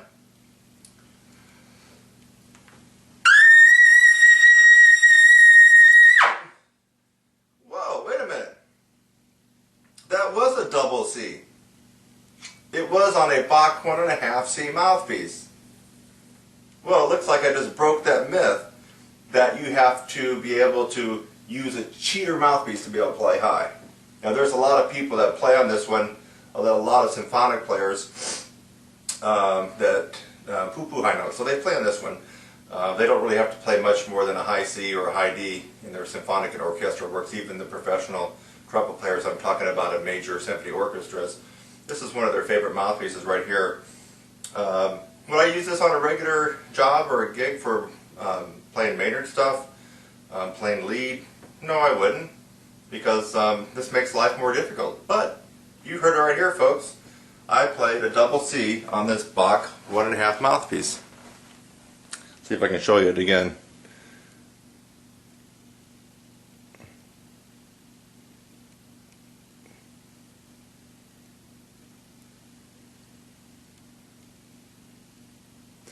Well, before I put this one away, I got a couple other ones to show you. Let me put it right back in.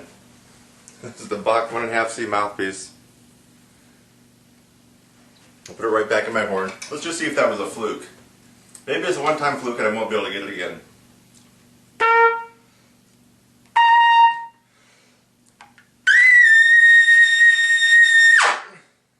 Nope, it wasn't a fluke.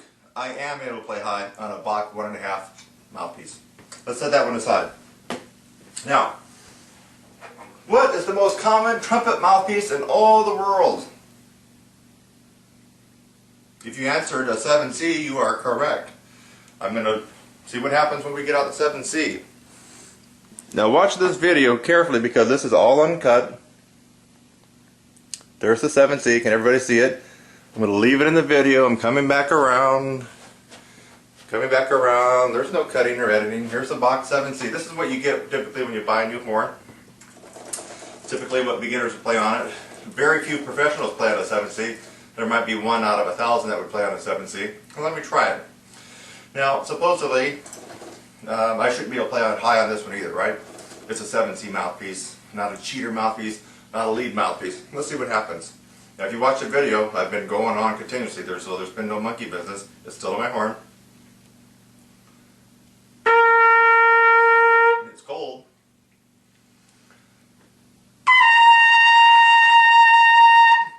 Try to double C there.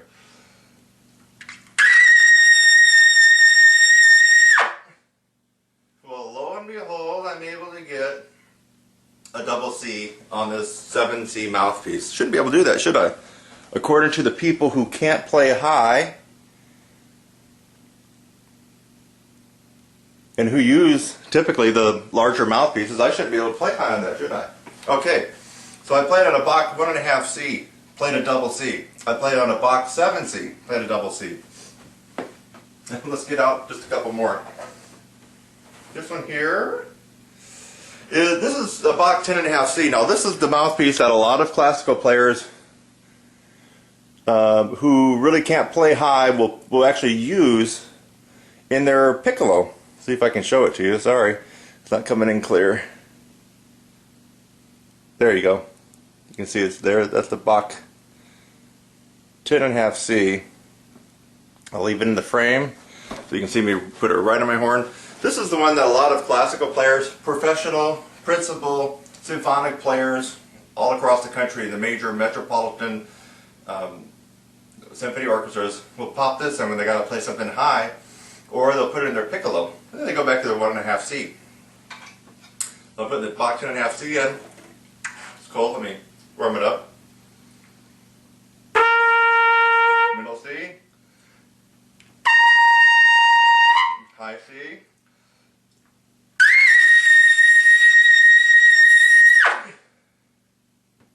Double C. I'm going to pull right on my horn. You saw exactly what I was playing on. This is no trick photography here. It's a Bach 10.5C.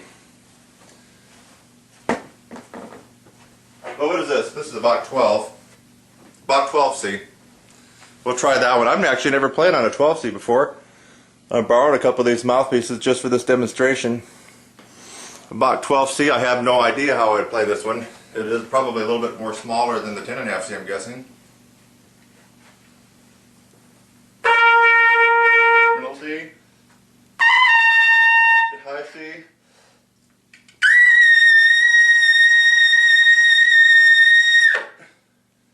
Double C. On a Bach 12C.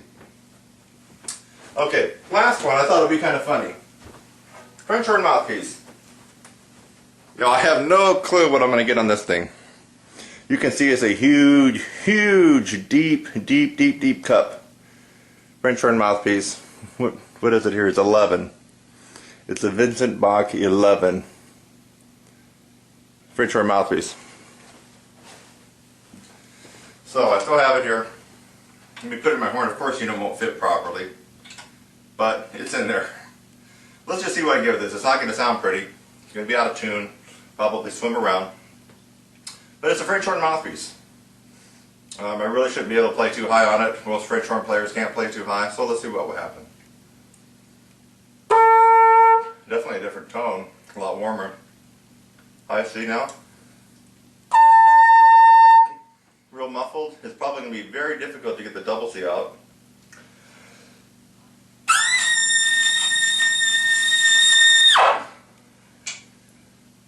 You heard it right there. Got a double C on a French horn mouthpiece in my trumpet. So, let's go back to my mouthpiece. Neil Sanders, 17S. There you go, you can kind of see it there. There we go. Neil Sanders. You can tell it's beat up. This is the very mouthpiece that I played Gabriel, Maynard Ferguson's Gabriel on quite a number of years ago. So if you happen to see my video doing that one, or hear it somewhere. This is the same mouthpiece I used for that one. Now let's go back. You're going to notice that I can, of course, still play the high note. It's just going to have more of a punch, more power. That's your middle C. Here's your high C.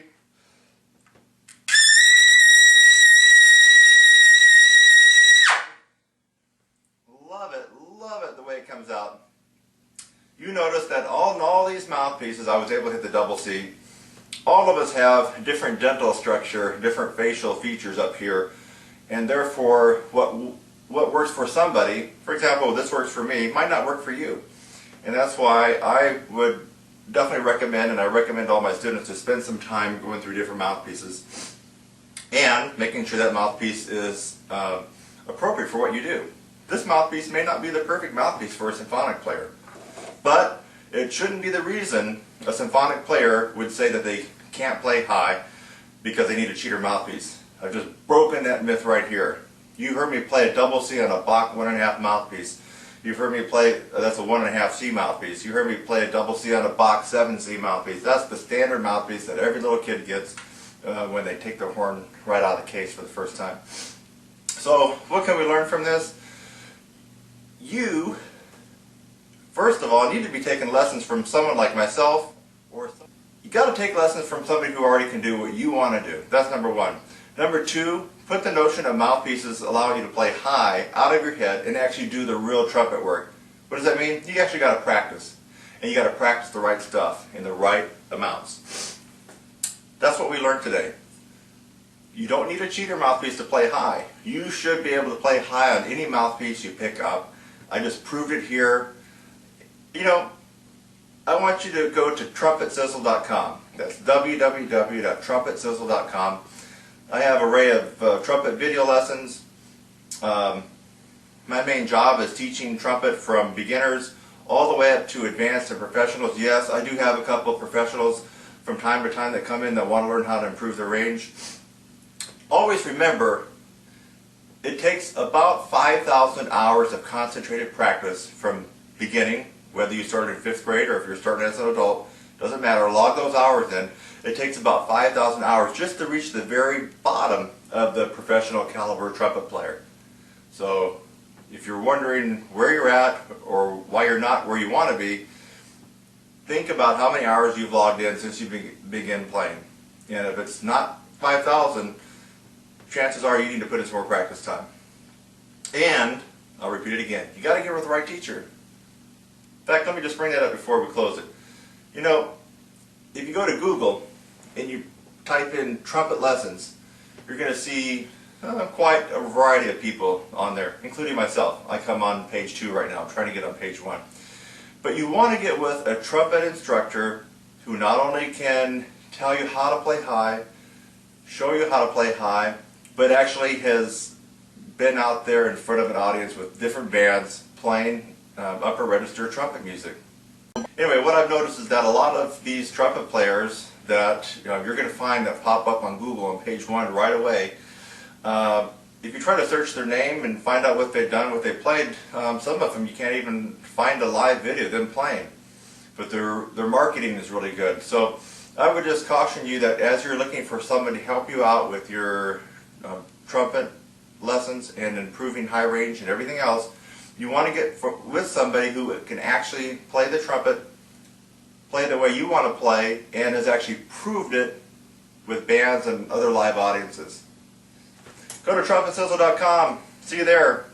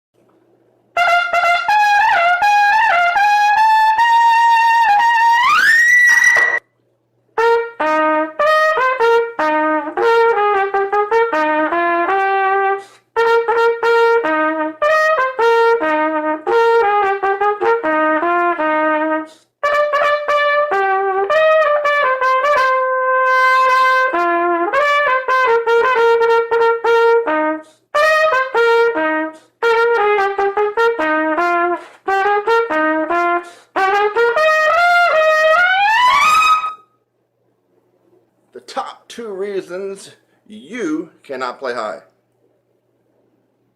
Well, I just demonstrated one of them. This, the meat, the muscle, right?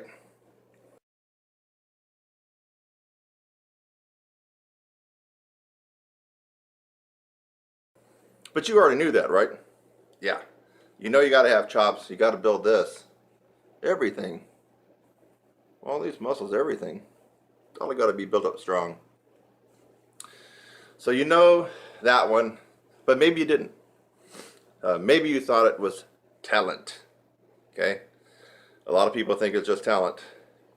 Can't play high. I was just born to play third chair. Just the way it is. Don't get mad about it. Don't beat yourself up over it. You just weren't born with the talent to be able to play high. Actually, some people feel that way. But that is 100% wrong. 100% incorrect. That's your belief system, but it's not reality. Your belief system, but not reality.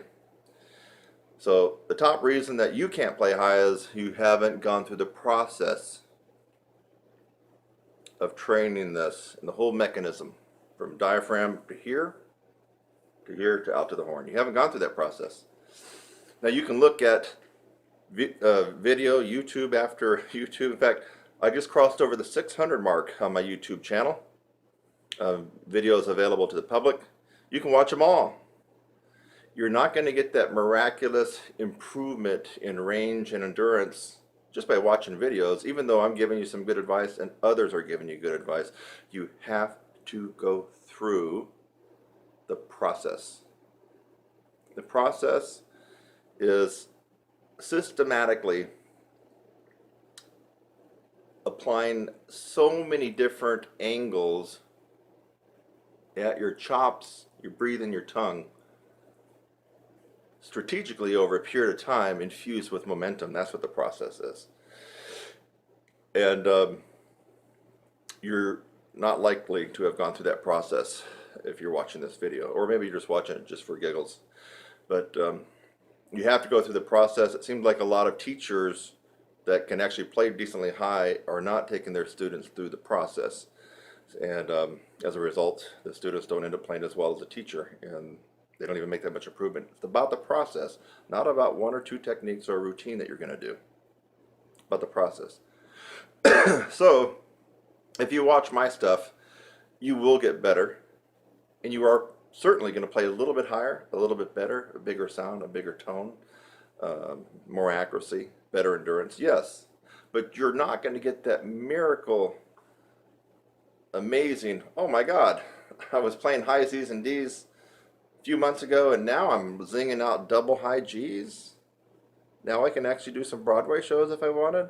No, you're not going to get that by watching just individual random videos on how to play trumpet better from anybody. You have to go through the process. I happen to know what that process is, by the way. And according to most of the people that have been working with me, it seems like they know it now too, and they can demonstrate it. So let's go on to number 2, or the second reason, the second top reason that you can't play high. That. Tongue and tongue arch. Now, you can still play high without the tongue arch. I'm going to play high right now, leaving my tongue dropped in a low C positioning. And now it's not going to sound good at all.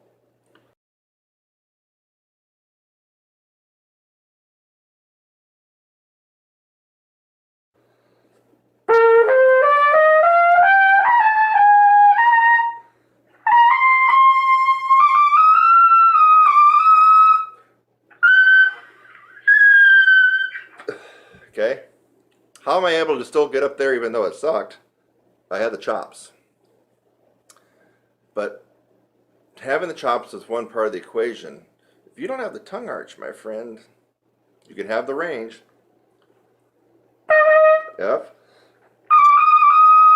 G, weak, kind of brittle sounding, stiff sounding, not that powerful. But I can get those notes. That proves to you right there that if you're still not doing some things right, that you can still gain some altitude just by developing your chops, but that's not going to be the panacea. And what you're thinking about is an end result of how you want to play. So the tongue arch, the less space you have in your mouth when the air is coming out, you're going to zing out higher notes because the air is going to be speeding past the lips, vibrating them faster, vibrating the air that goes into here, coming out here, it's going to all be faster. Okay.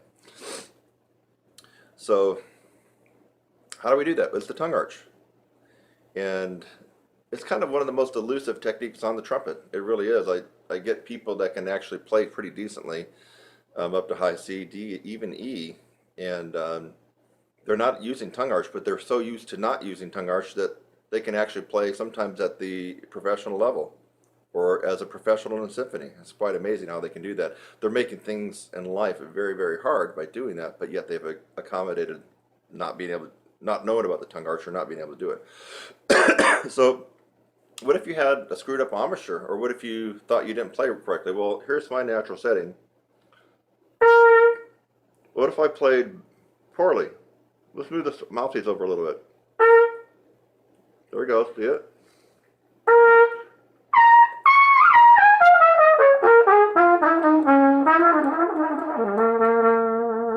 I'm way off my embouchure. In fact, I'm over. What about the other way? Well, now I'm back to center. Move it over.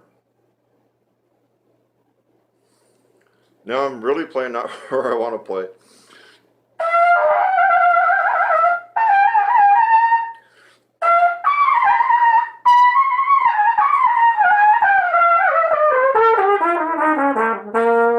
I can still do it, but it sucked that on that one side compared to the other. So I've showed you that with no tongue arch, I can still play high. Playing on a totally screwed up embouchure, one side to another like that, I can still play some, actually into the upper register above high C. So it's the tongue arch. Tongue arch. So quit looking at whether or not you got a bad embouchure, a defective embouchure, whether or not you think that you're playing a little off center and your teacher's on you for that. If you play too high, play too low. You can work on that stuff later, but that's not your problem. The problem is tongue arch, especially if you've got the other part handled, the musculature, the embouchure, and the strength. But a lot of people don't got that handled either. But it's the tongue arch. With the tongue arch, you can do quite amazing things. So if you can play high B flats, B's, and C's with the perfectly executed and advanced tongue arch, that those high C's automatically turn into E's and F's with no change in the musculature and the strengthening of the embouchure here. Tongue arch works wonders. That's the second reason that you can't play. And if it's the second reason, or it's the second place why almost all brass players can't get altitude and can't have good endurance. It seems to be mystical and ambiguous, foggy, murky, unclear what the tongue arch really is. But basically, if you can take the tip of your tongue, that's the tip. Take it and put it under, behind your teeth, your lower teeth. Here's upper, lower. Take the tip, go down, anchor it. I have the tip anchored right at the bottom of my lower teeth, where the teeth kind of almost turn into the gums, right at that gum line, or you run out of teeth, and you can feel the wet gum. That's where you anchor the tip of your tongue. Yeah. And then the tongue arches up, like you're saying in, or E-I-N-G, swimming. Yeah. So that's when you're at maximum tongue arch. And here's a good test for I made another tutorial about this, but it was kind of shorter. So you can try this on different things. Here's me going from second line G to C on purpose. Okay?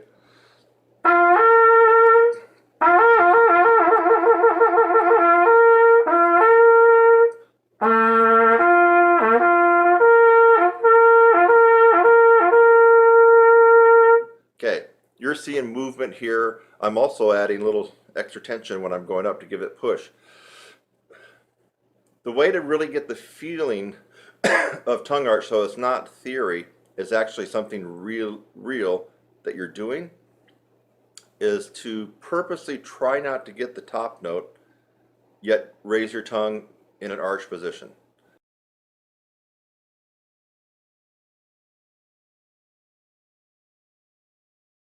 So right now I'm going to take a big breath, and I'm going to hold a G, but during that time what's happening inside my mouth is this.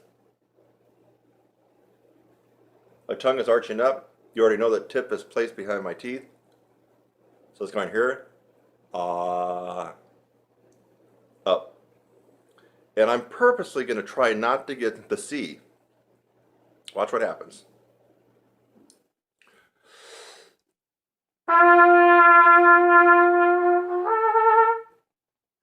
Hear that? Of course it didn't sound good, but I'm purposely trying not to get the C. I don't want the C to come out.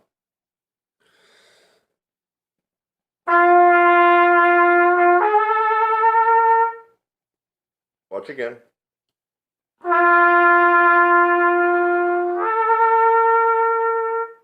Again.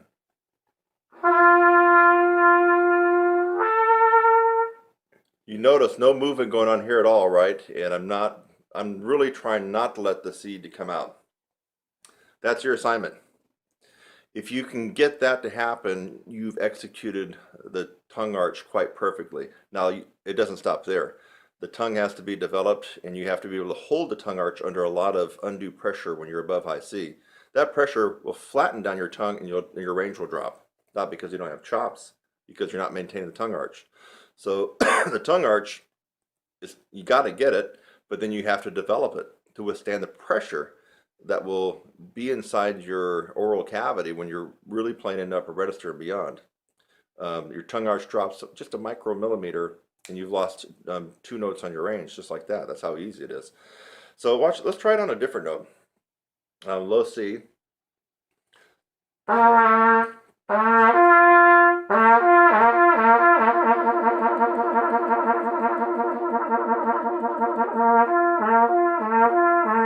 I'm trying to do that, right? You can tell. What if I take a big breath and purposely stay on that low C? Don't let that G come out.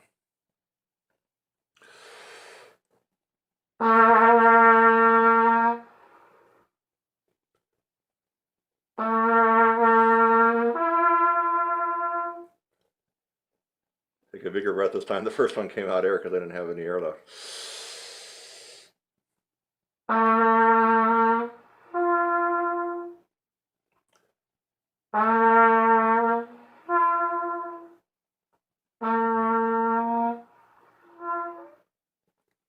Even low C to G, which is a wider interval, isn't it? It's another note wider, so you're going to fifth. Now, a lot more air is coming out on low C than it is on G because you have the placement of your jaw and your tongue even lower. But still, you could hear that something was happening. In fact, the air started to cut off. And on that first one, did you hear that? It was almost no air. I mean, it was just air coming out. But the low C would not come out. So don't think that was a mistake. The low C would not come out anymore. Let me just see if I can go for the air again because that was pretty important. I'm raising the tongue up to the point where the low C will not vibrate anymore.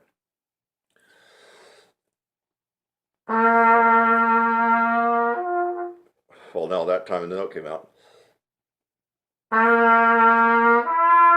No, hold on, let me try it again. Trying to keep the low C down, but I'm raising my tongue into a tongue arch.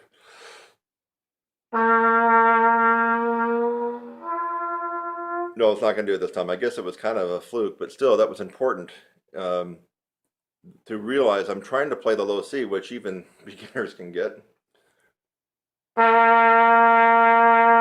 So you know something was going on inside here. I mean, if I can't play the low C, something really is bad, and something bad's going to happen. Maybe the end of the world tonight. I can't play a low C, and if you can't play a low C, it's probably the same thing. Now, if I'm playing a low C and I do something inside my mouth that causes the low C not to come out, you know I'm doing something. You know something is going on. You just have to know that.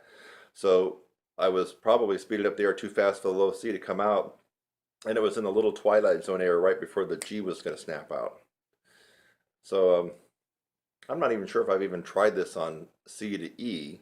Now, I'm thinking that as you get more narrow in intervals, it's probably going to come out easier. So I'm not sure if this will be the best demonstration or not. Let's find out. So middle C to E. Oh, normally.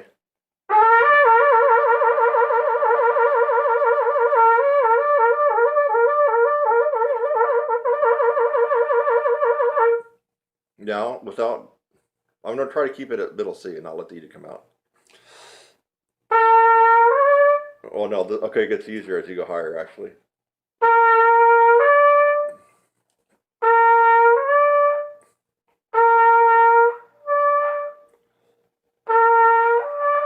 Yeah, okay, so that's why I was experiencing that error at the low C to G. So this demonstration is actually perfect for you at G to C. And if you do have a range up to about an A to a high C, you might want to try it from middle C to E because it's actually easier. But it might be so easy that you don't really get the feeling of it. So you've heard me do 3 different ones. G to C is commonly what I show students. Low C to G is going to be harder. And C to E is going to be easier. So you got 3 different intervals that you can slur to using the tongue arch. And remember, you're trying not to let the top note come out. You're trying not to let the top note come out. That's what you're trying to do. But you're arching up. You're trying to arch the tongue as high as it will arch, but with the goal of not getting that top note. Because if you have the goal to get the top note, then you might add a little bit more pressure here. You might blow harder.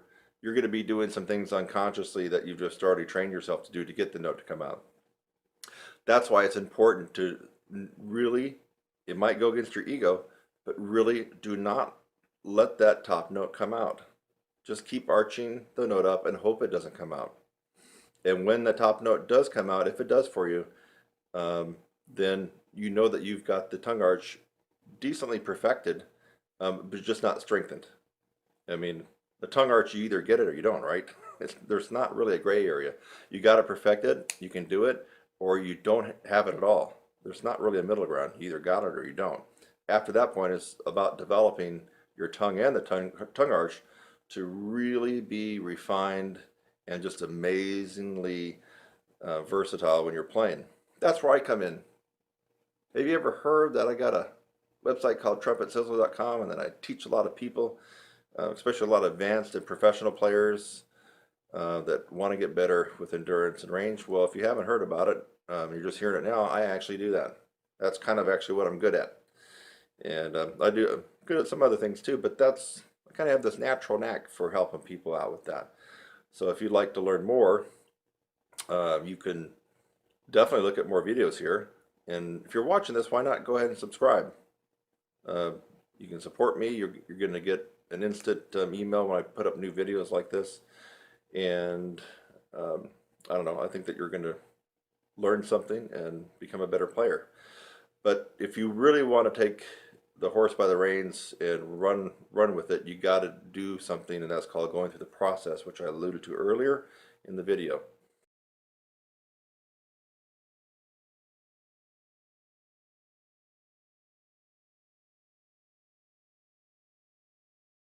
So, but this tutorial on tongue arch should help you. And now if you're not getting the note to come out at all, even though you're trying not to, but it still doesn't come out, that's where, again, you need a coach. You need someone to work with you on that, because that is the second reason you're not able to play high, play with power up the upper register, or even have great endurance. If you're constantly playing in a low C position in the upper register, you're gassing out all the muscles here. You're just putting such a load on them, and that's why you don't have any endurance. So you might even have a little range, but you have no endurance. You got to get the tongue arch. It's the second reason people have problems in the upper register and with endurance. Since you've already heard me say that, it's a no-brainer. Work on it. Get it going.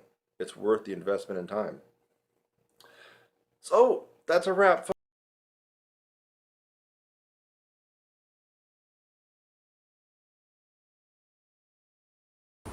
Hey guys and gals, I've been using a cool little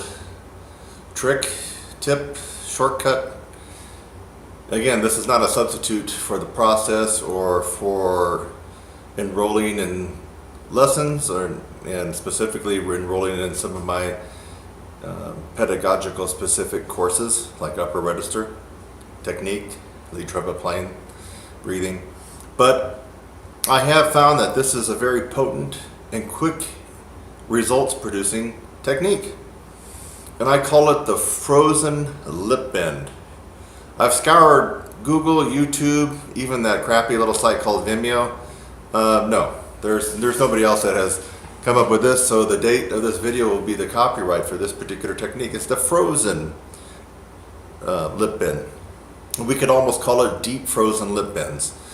And so you've seen people demonstrate lip bends almost in a half-step fashion, and it looks impressive. They're doing things like right.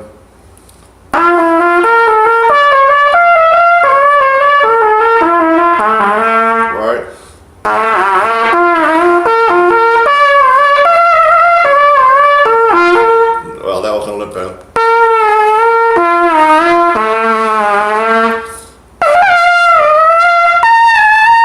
Okay. I was doing that in 9th grade, folks. I mean, come on.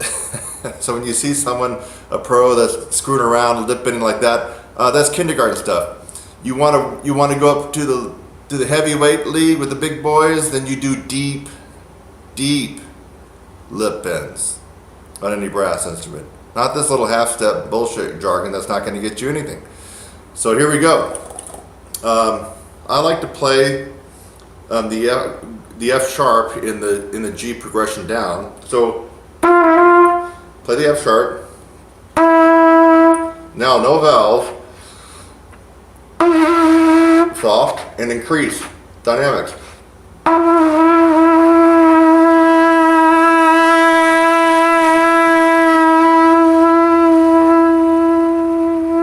Control, baby, back it off.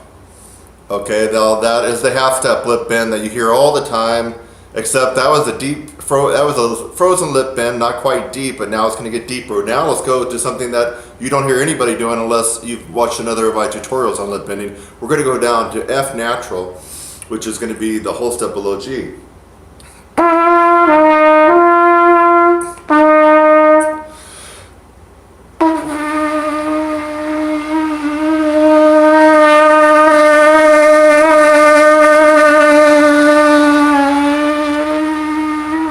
Control that baby all the way back to triple pianissimo, baby. All right, this is the big boy league, and you might not even be able to do what I just did, but that doesn't mean that you couldn't do it with a little bit of practice with trying this. This takes incredible, resilient, flexible, strong, powerful chops to be able to accommodate what I'm showing you now with this technique, the deep frozen lip bend. Let's go even deeper. Now, you'd never hear anybody, I haven't heard anybody lip bend down to an E in this part of the range of the horn on the trumpet. So G to, now we're going down a minor third.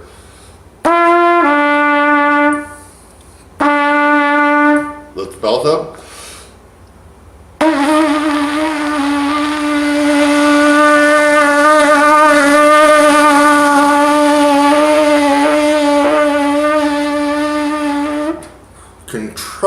Incredible amount of control there and finesse to be able to accommodate that. You have a favorite celebrity trumpet player, and if you're friends with them, ask them to do what I'm doing. The odds are very considerable and stacked against them that they won't be able to do that. So now we're going to get into the extreme minority of all professional. Actually, this is not even professional. This is way above professional level playing. And you have to have worked considerably on the physical aspects of brass playing to be able to accommodate this, to go down a major third and control it. So G down to E flat.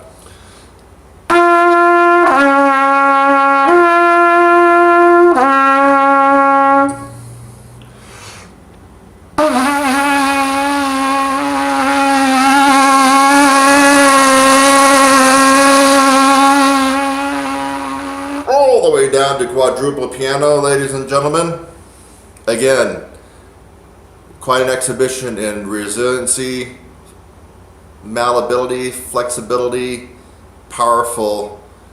What other kind of adjectives can I come up with this? It's just, you really have to have excelled way above the typical professional commercial or orchestral player to be able to do this. But with this technique, you can. It's not going to happen overnight.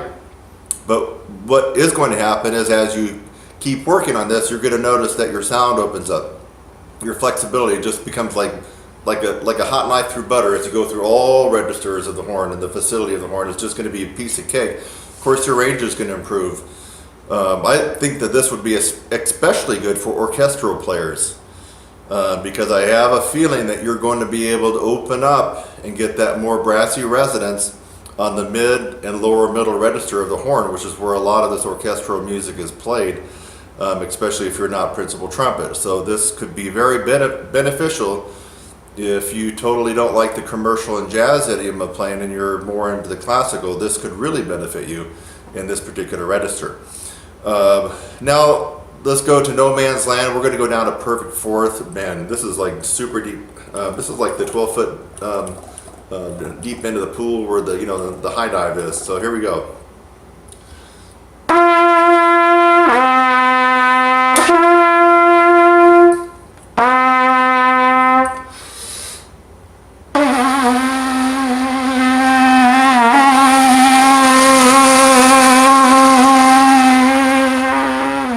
Very difficult. In fact, you even heard me falter a little bit. I'm not perfect. I'm close to perfect, but not. No, just kidding. Just kidding. Well, when it comes to looks, yeah, that's been pretty close. But when it comes to playing, yeah, I have my problems, just like everybody else. So I guarantee you, most of you are not going to be able to do that, but you do not need to be depressed because you can start just on the F sharp in this progression down from middle G, second line middle G for trumpets. Everybody else you can transpose to the notes in your instrument. That would be practical. I've just thrown it out here. For example, probably for trombone, I probably would be playing first position F. That's fourth line F in the bass clef staff. For trombone people, I would probably start right there, first position, and then of course you're going to have to bend it down without moving the slide, right? So you're going to find it very, very difficult. But that's just an example if you're playing another brass instrument. Now let's go for the quintessential granddaddy gold medal Olympic winner. If you can get this one and control it, and I gotta be honest with you, sometimes and some days I can't get this one. That's how difficult it is. But that would be going down the tritone from G down to C sharp, D flat, and harmonic. This is almost a nightmare to try to do on a regular basis and be consistent, but I'm going to go ahead and give it a shot right now. So we're playing our G down to D flat.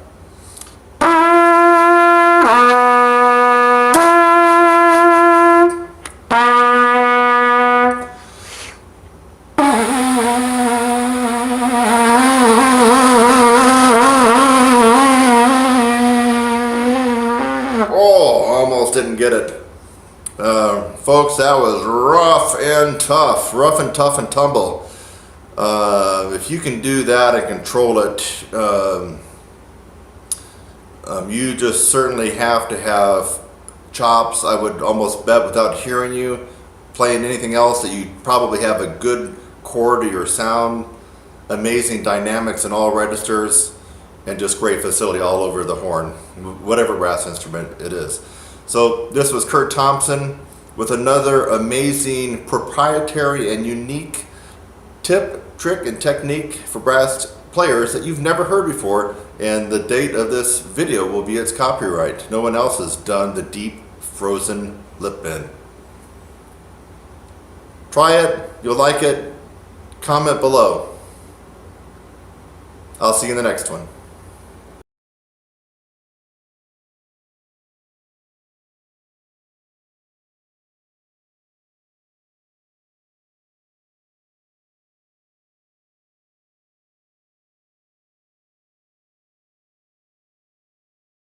I've been kind of messing around doing the palming Dr. Charles Cullen lip slurs and lip trills, and I've been finding it quite tough. I mean, you can't use any mouthpiece pressure. So I'll just give you an example.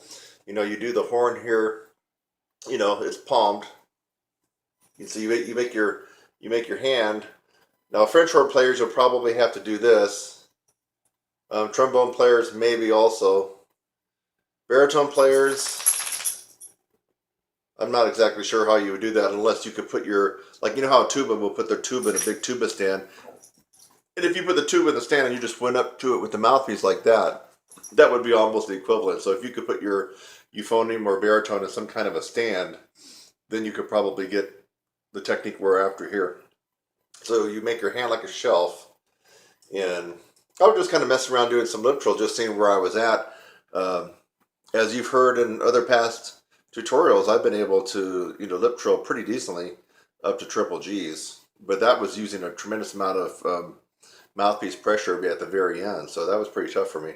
But here I am. Let me just do it this way so you can see.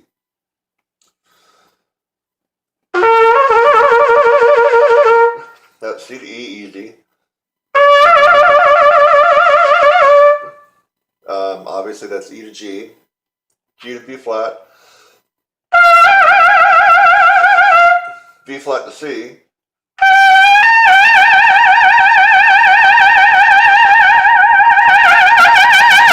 okay, so that was B flat to high C. Now, also I'm doing these rather loud. I would say that was just pushing probably forte. You're not going to get too much out of your lip trills in the Charles Colin book if you're playing them pianissimo or piano. I recommend all my students that were at least at the MF mark. MF to F is good. Probably fortissimo is not good. You're going to be blowing so loud, you're going to be defeating the purpose of the technique. So keep these around MF to F. So that was a B flat to high C. So palming. Now look how I got it. I don't know if you can see. I'm only using the weight of the horn, and I'm not doing this. I'm not grabbing and pulling. There we go. Let's try to go a little higher.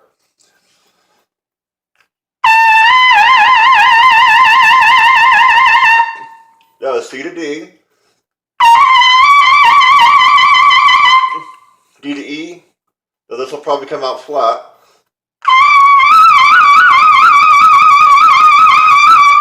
And then, geez, I don't even know if I can make this last one.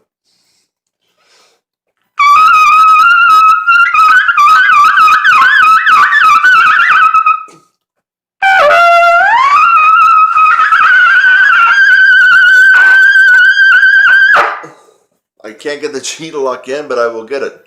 So I was going for the trill from F to double G. I think it kind of came out. It got a little bit weak. Let's see if I can get it again.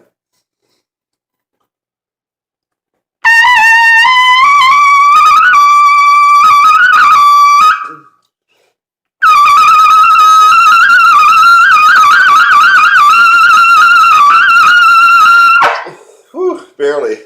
So I ended up on a double G. Now, folks,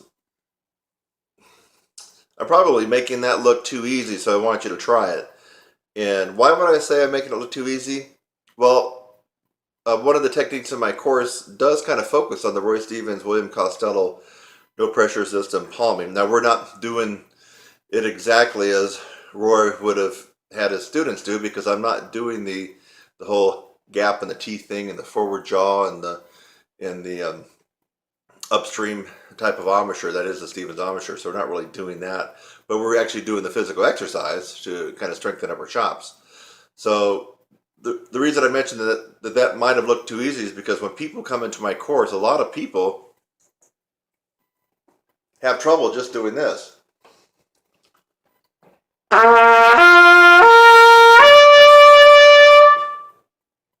Just going to the E. Now that's just a slur going up.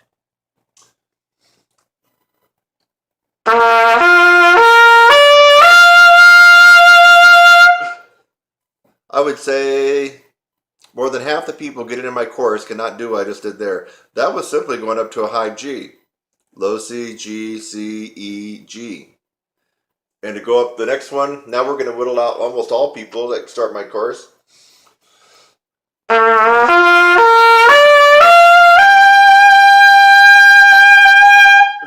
That's the B flat. I might, if I had 10 people start my course over the last quarter, maybe 2 would be able to do what I just did there. And then finally,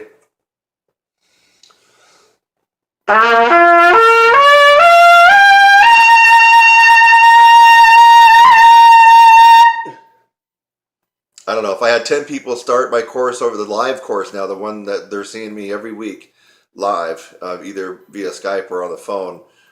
Maybe one would be able to do what I just did right there. And that's just a maybe.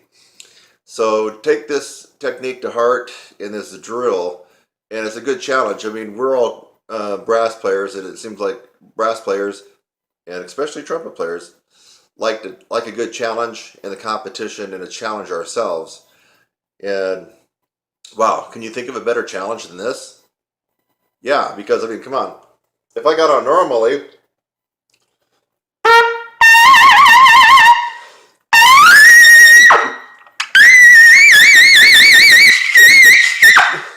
I mean, what the hell? I just did that lip trill from double C to double D, and if I warmed up a little bit more, I know I can go another 3 or 4 steps higher because I'm playing normally and got the right pressure that I want. So this shows you. You saw that I kind of thinned out going up to that double G, lip trilling it. So if I can go an octave higher playing normally, there's something to this technique, and I highly recommend that you start playing around and challenging yourself. Think outside the box, use your brain. You have to constantly keep moving upwards and expanding everything and advancing your horn. It doesn't stop. It hasn't stopped with me. I'm still looking at areas. Right now I'm looking at the jazz area. Although I feel like for a guy that's, done it I'm not even really seriously doing it, but I am looking at it. I am doing some different things with the jazz and jazz improvisation. And I feel like the little effort and input that I've done has actually got me, a couple of spots upwards. So now, do I really have to do all the jazz? No, because I have classical skills and commercial skills that tend to put me ahead of the pack and make me stand out. But I'm not satisfied with that because I want to keep expanding, keep improving. And so I'm looking at the jazz as kind of a last frontier for me. And I've been noticing when I've just been kind of fooling around playing with some of the legends of jazz, the living legends, it's at the point now where I feel like I'm kind of hanging in there with them. I mean, just on some of the recordings, and I'm like, wait a minute, I'm able to hang in there with these guys. And jazz is definitely not my forte now. Who knows? Maybe down the road it will be. So the whole idea is you keep trying different things and experimenting and adding different things to your regimen to keep improving. What is the opposite of that? The opposite of that would be to, for 30 years, pull out your Claude Gordon book and be doing this. On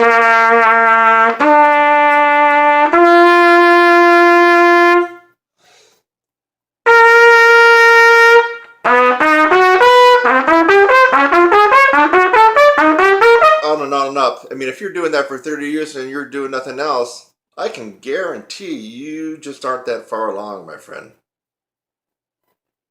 Be smart.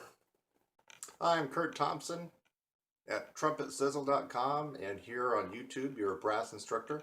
I'm a professional trumpet player and teacher, and I want to ask you a question. Would you like to learn how to skyrocket your range, improve your endurance, and reduce mouthpiece pressure? At the very least, you should discover that improving range and endurance is a process. It is not one book you're going to read, not one ebook. It's not one lesson you're going to take with a celebrity trumpet player. It is a process that you will have to go through. If you're willing to go through this process, I can almost guarantee that you will get fantastic results on this instrument or any brass instrument. And for right now, I would just like for you to subscribe to my channel. Look down below and click the subscribe link. I would love to have you as a subscriber on my channel, Your Brass Instructor. I'm Kurt Thompson. I'll see you in the next one.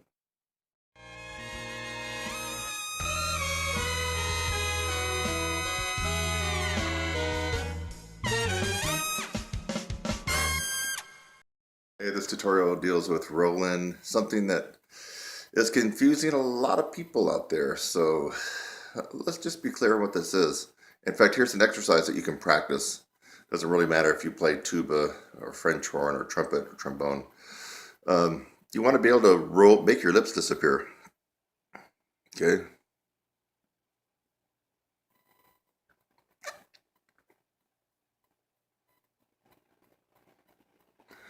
That's a double C Roland position.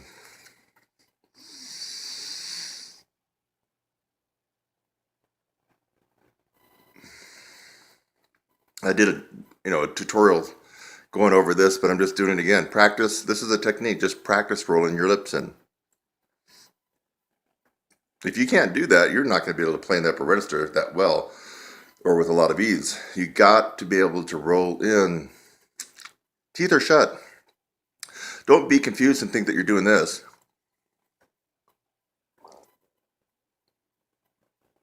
That the lip is over the teeth.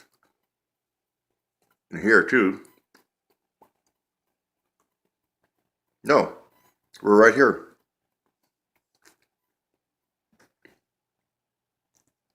See, teeth were shut. They're open for me to roll in. Open, roll in. Now they're over the teeth. I shut the teeth. So, a technique for you that would be a value is to make sure you get the roll in. And if you can't do it this way, you're not going to be able to do it on the horn in real time. So this is kind of a bike with training wheels right now. You're not using the horn, you're just practicing the roll in. Double C, that's a double C roll in right there. High C probably would be, well for me anyway, would be probably high C. Double C. Hope you enjoyed this close-up of my lips. I'm Kurt Thompson at TrumpetSizzle.com, and here on YouTube, you're a brass instructor. I'm a professional trumpet player and teacher, and I want to ask you a question. Would you like to learn how to skyrocket your range, improve your endurance, and reduce mouthpiece pressure? At the very least, you should discover that improving range and endurance is a process. It is not one book you're going to read, not one ebook. It's not one lesson you're going to take with a celebrity trumpet player. It is a process that you will have to go through.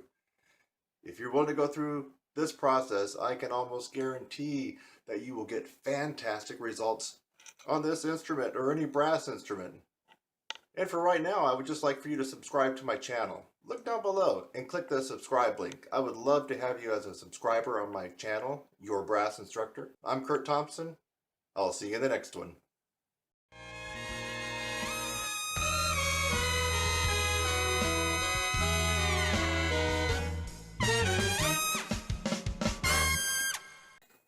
Hey, one of my students, Tom Granoff, told me about a master class that he went to quite a long time ago where Bobby Shue came in, talked about his breathing techniques like the wedge breath and all that, and then picked up the trumpet by a second valve and played a few high notes that were pretty meaty.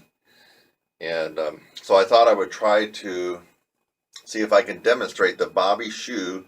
I would just call this probably the Bobby Shue no pressure high note test. So you can do this after you watch this. You can try it right out if you're in a practice room. So what I was told by Tom is that I guess Bobby just grabbed the middle valve like that and proceeded to play a couple. My valve's starting to unwind. Proceeded to play a couple of notes. So I'm going to try it here. Just a couple of notes.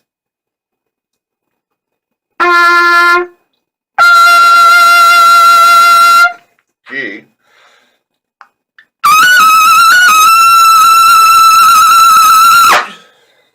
So that was a pretty loud double G just by doing the Bobby Shue method of holding on to the middle valve. Even though I was trying to pull in, you really can't pull in too much, folks, as opposed to when you got, both arms grabbing and pulling in. So you got just your fingers holding on to this. Part of it's holding the weight of the horn from dropping. So anyway, that's the Bobby Shue no pressure high note test. You saw it here probably for the first time because I just found out about it from Tom Granoff. Thanks, Tom. Thanks again for watching this video. I hope that you got something out of it. Sometimes I make a video just to make you laugh. A lot of times I make a video to educate you on something and maybe even help solve a problem. So I hope something like that occurred for you in this video. And while you're at it, again, subscribe, click on my website link, and go on to the next video. It's lovely out here. Have a great day.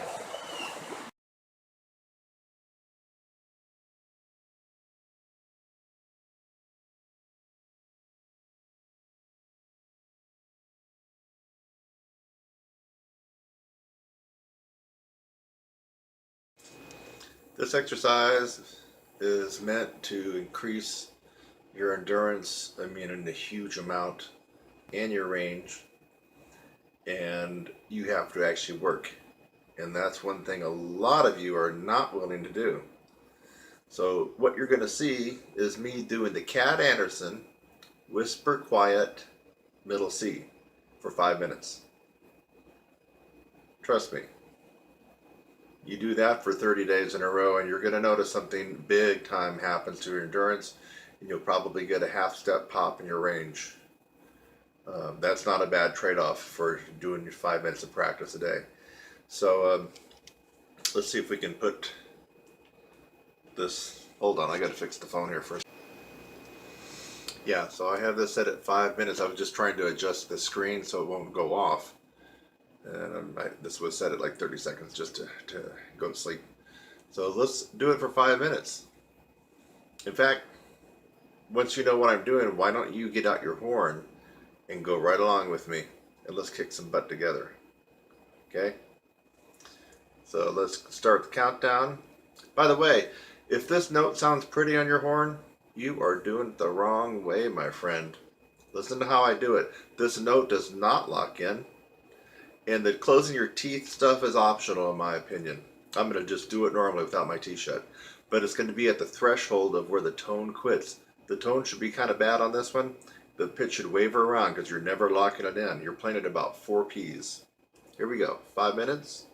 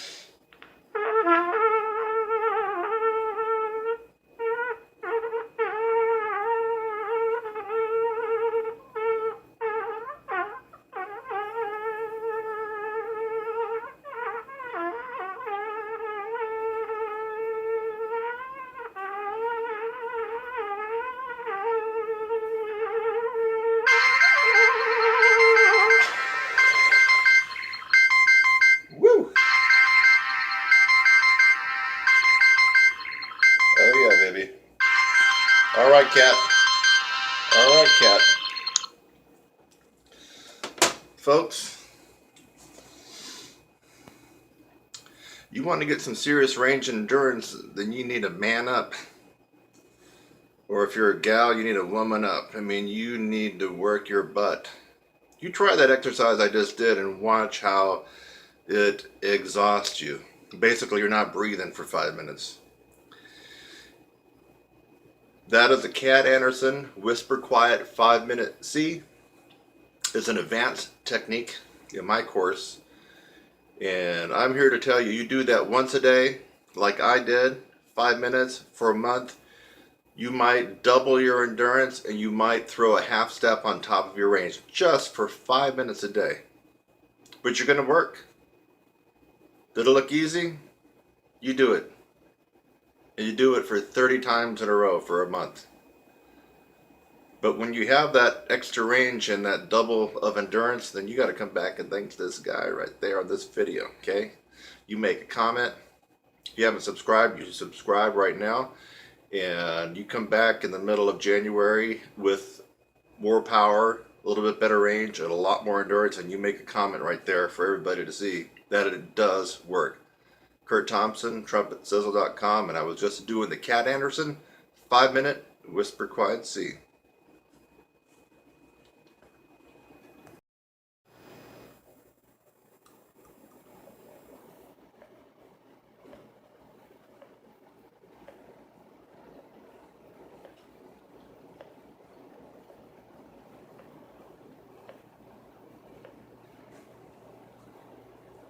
Say hello to my little friend.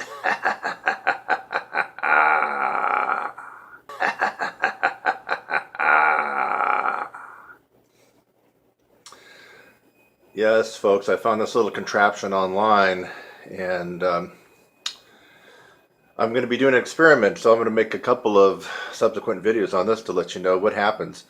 I'm actually doing this just to increase my power and volume. I don't know if you figured this out. I don't really need to increase my range, and I definitely don't need to increase my endurance. But power, I'm all for being the most dominant, powerful brass player anytime, any place, anywhere, baby. And let's just see what this does. I just did like, 10 reps of that, and feel there's something going on. Now, this is an isometric activity, kind of, because you actually have a device. So, I mean, you're actually doing, an exercise where isometric means you're kind of like tensing muscles against themselves. Kind of like if you just kind of grip your fist, go like that, that's kind of isometrical. Where if you had something that you were squeezing, that would be just more of a regular type of calisthenic exercise. So, for those of you who follow my stuff, I think you might get a kick out of what happens. I like to give things a decent amount of time, so I'm going to give this little contraption here about a month to see what happens and see if I notice when I get ready to blow. In fact, I might get out my old trusty decibel meter.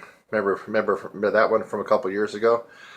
And the threshold of pain, if you remember watching that one and the new one I just put out, the threshold of pain for your ears is 130 decibels. Now, if you watched that one from a couple years ago, which I just recently kind of edited, I got my double A up to 126.5. Folks, now that's trained whistleblowing loud.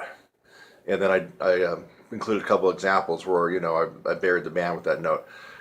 What I would like to see is if this guy can get me up to that 130 mark on my double A.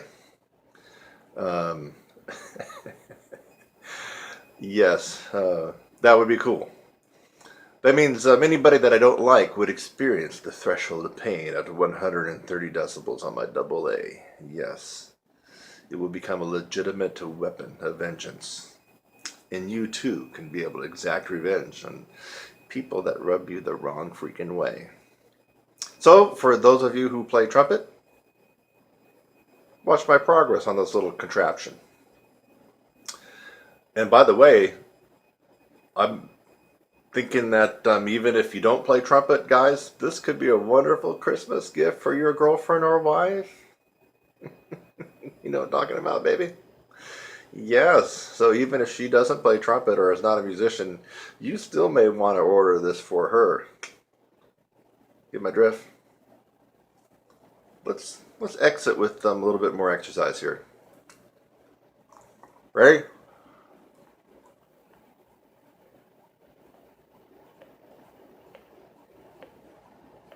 Thanks again for watching this video. I hope that you got something out of it. Sometimes I make a video just to make you laugh.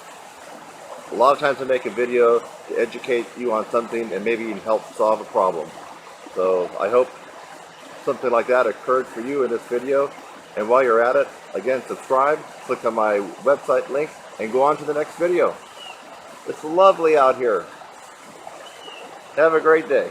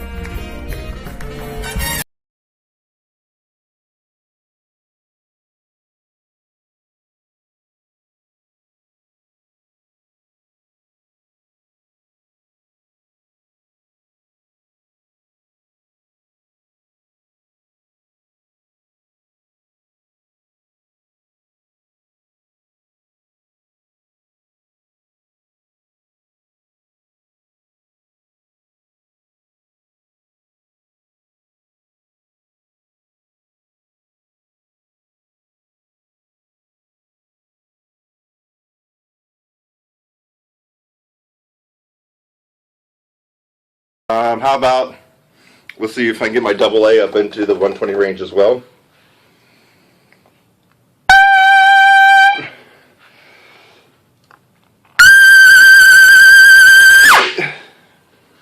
I'm proud of that. That's almost 130. I think I got up to 127 range.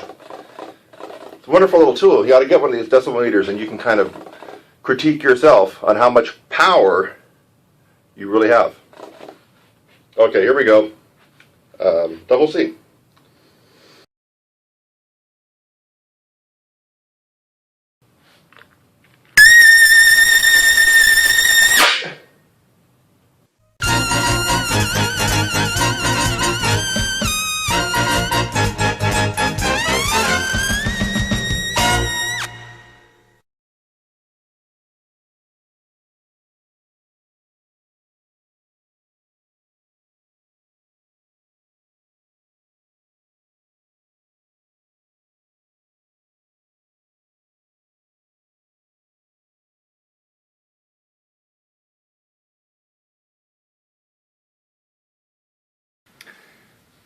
Lip buzzing is a poison, so you really have to be careful. This is a lip buzzing tutorial, lip buzzing 101. And I'm going to get some close-up shots here of my chops while we lip buzz. Lip buzzing can really cause you a lot of consternation. It could set you back. It could destroy your chops. It can make you have the inability to even get a tone out on your brass instrument. This tutorial is for all brass instruments. A lot of people think it's only for trumpet, because that's my main instrument, but it's trumpet, trombone, French horn, baritone, tuba, euphonium, If you buzz a metal mouthpiece into an instrument, this tutorial is for you. First of all, lip buzzing is a poison, and that's why some people have tried it and then issue it because it really screwed them up. You know, some people take nitroglycerin for heart problems. Think about it, folks. Nitroglycerin explodes. That's that little liquid that if you have a certain amount of it, you throw it, it will really explode like dynamite. So nitroglycerin is a poison, but yet people take it for their heart problems. Zoloft and Lexapro and a bunch of other drugs are good for people that have depression and bipolar disorders. You take too much of it, you're really going to be screwed badly. Anything you can think of that can help you in small doses could also kill you. Let me think of one other thing. Well, let's just pick Vicodin. You know, Vicodin, the painkiller. You know, you take a little bit of it, it makes you high, gets rid of the pain. If you take too much of that, man, it will definitely kill you. So poisons can really be beneficial, and they can also kill you. And lip buzzing is a poison. It's not like doing lip slurs, and it's not like doing other stuff. I mean, you can do lip slurs all day long if you wanted to. It's not going to kill you.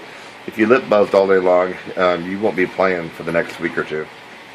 I can guarantee that. So lip buzzing is a poison, but it's a necessary evil to incorporate because it does focus on one thing. Here. Lip strength. A lot of people confuse all this as embouchure. Not true. You really need to investigate this for yourself, but if you happen to see a cadaver and you peel back the skin, and I know it's kind of gross, the tissue fiber here in your lips is different than the embouchure, the feather-like muscles that surround your lips, the corners that we all work on real hard, right? The corners, all these muscles here that are real tight. Well, the lip flesh and tissue is different. And so you can actually work on strengthening the lips. And the reason that you want to do that is because the lip muscle in the aperture is the final stage of compression. You have your diaphragm. That's number one. You have the tongue arch and the bottleneck that happens with the tongue arch and the squeeze. Number two. And then you have the aperture, which is the third and final stage of compression. The aperture is just a fancy word for the little hole. That's the aperture right there. The little area where the air comes out and goes into your mouthpiece. That's the aperture. Excuse me.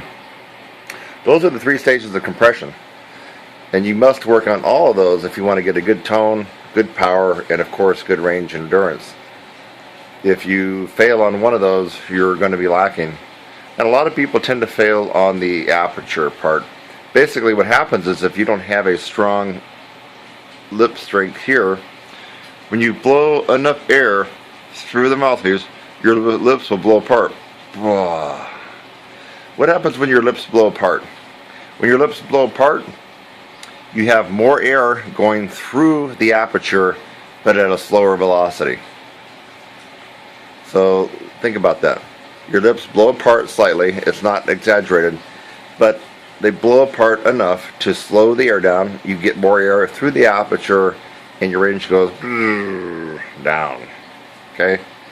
What happens? You end up cramming the mouthpiece against the horn. Cramming the mouthpiece against your lips, and your lips start swelling. Your endurance goes out the window, and you end up having a bad night of playing. So, lip buzzing 101. You really need to get involved with lip buzzing. But the thing about it is a poison. So if you lip buzz 30 minutes, 45 minutes, or an hour, like some college professors told me a long time ago when I was in high school, I couldn't play for a couple of weeks. It screwed me up. I lost range, endurance. It's horrible. It took me years and years and years of experimenting with lip buzzing to find the right mix. So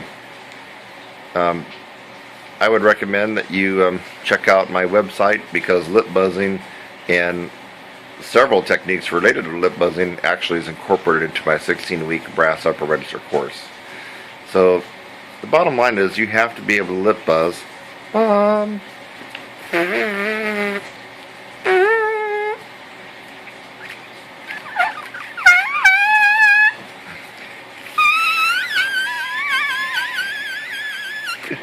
Almost a double C there. That wasn't warmed up. You have to have the strength in your lips to buzz without the horn to really magnify your range and endurance and really increase the compression that happens in your aperture. So this is Lip Buzzing 101 tutorial, just basically telling you why and the hows, and hopefully that you'll pursue it further. But last word, and I've said it several times, and I know it's repetitive, it is a poison.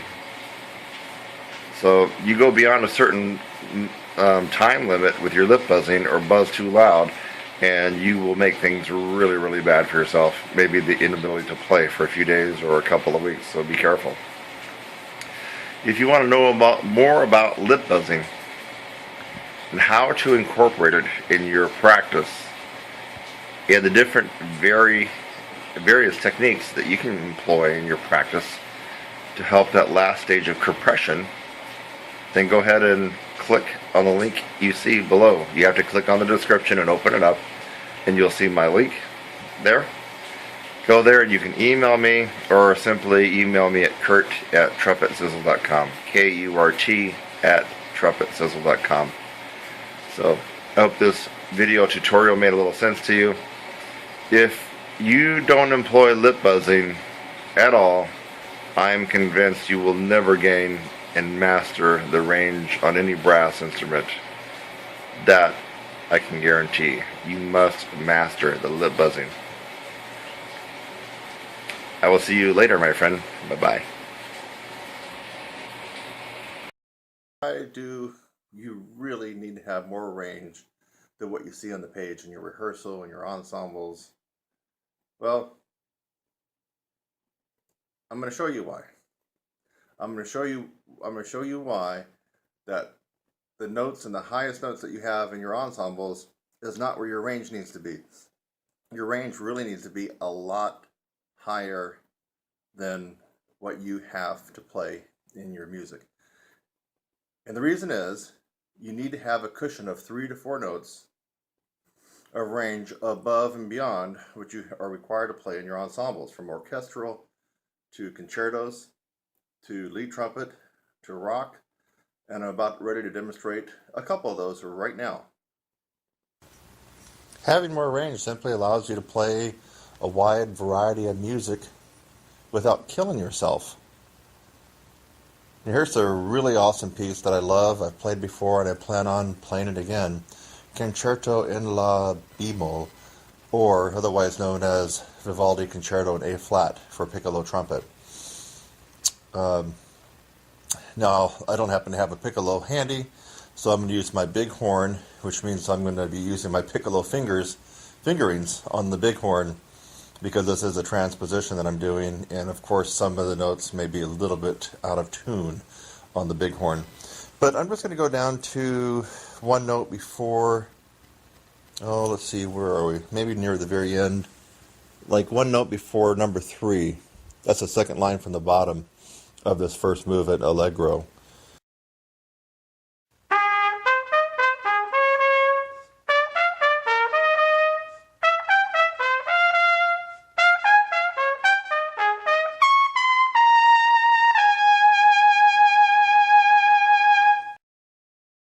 And that was a live recording of me now. No dubbing, no punching out, no punching in, no nothing.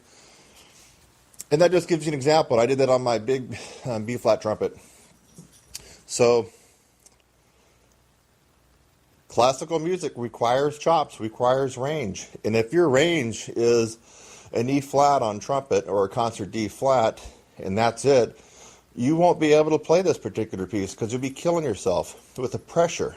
So that's why we have to have more range than what we really need when we're looking at a piece of music. To play this piece and make it sound good and easy, and with a gorgeous tone, you can't have just a concert D flat range. You really need a concert G flat or concert G, really, to have that big cushion from what you have to play on the page to what you have in your practice room on your face.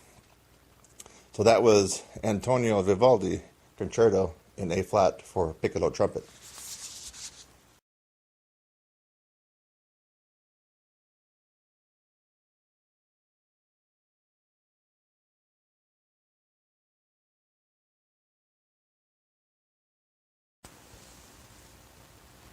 Here we're looking at near the very end of the first movement of the Humble Concerto. And actually, if you play the Humble Concerto on an E-flat trumpet, it's a million times easier, but you will see a lot of people play it on their bighorn. In fact, I'm going to do a little bit right now.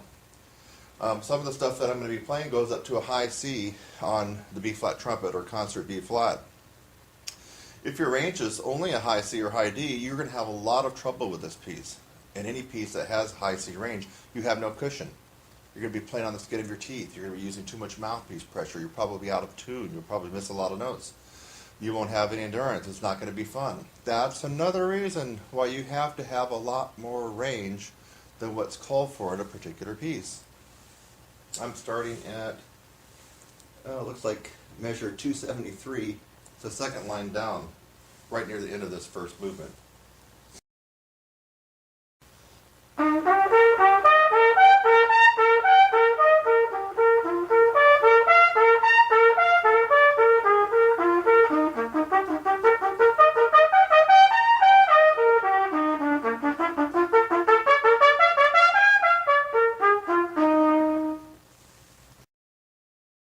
And that was just a little excerpt from the very end of the first movement of the Hummel. Went up to high C on my B-flat trumpet.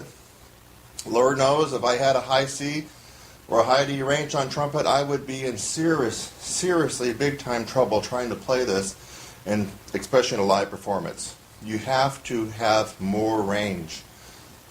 On a piece like this, you definitely would like to have an F on trumpet. That's a concert E-flat above high C, at a minimum, to be able to go through this and make it sound easy, and also for it to be easy for you to play. Here we have a slow rock ballad. It's a second trumpet part, but don't be fooled by that, because the second trumpet part here is actually playing the lead part. As you know, Maynard's playing the solo. So Don't Let the Sun Go Down on Me, if you look at the very beginning, it's not really that horrible. In fact, this one never really gets that horrible for the lead part, which is played by the second trumpet player. But still, you have to have more than the high E flat that you're going to see there on the first line.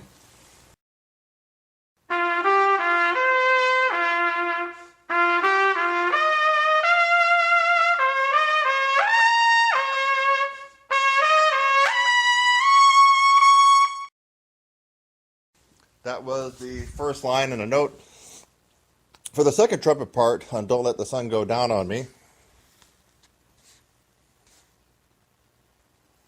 and it went up to an E flat. If you can play an E flat in your practice, or an E, or even an F, you're going to really have a lot of trouble with that line, because you need to have at least a double A flat, so you can be nailing this without killing yourself and playing on the skin of your teeth. Another example why you need to have more range than what you think.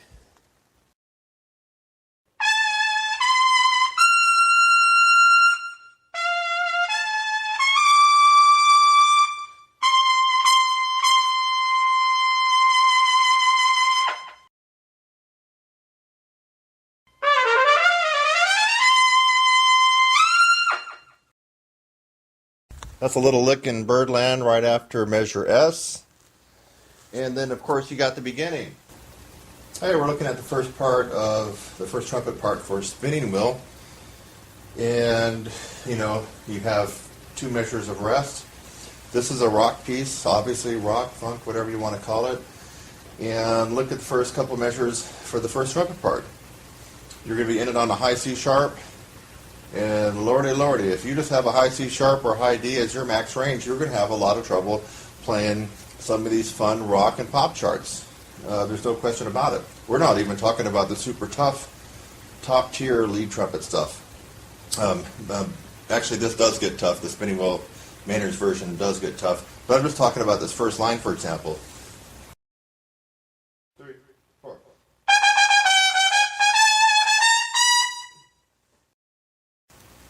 To put some meat on the bone and have some sizzle, you have to have a lot more than a high C sharp or high D on your B flat trumpet to be able to play stuff like this. You really do.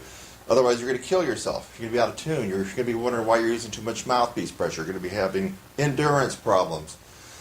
Another reason why you need to have more range than what you actually have to play when you're looking at a piece of music. So I just did that the first couple of measures there just to show that you do have to have more range than just what's on the page. Otherwise, you're going to run into problems. Demonstration and explanation why you really have to have more range than what you think. It's amazing how many students that get in my course and they'll tell me that they have a high D or a high E flat, and when I ask them, well, what typically do you have to play in your big band or your rock band or your orchestra or your community Broadway shows? And when they tell me high C's and D's, I just kind of cringe because that's tough, folks. To have a high D max range and you're playing up to high D in your ensembles, I mean, that's a recipe for disaster and pain and torture and bad endurance problems, everything. You got to get your range up.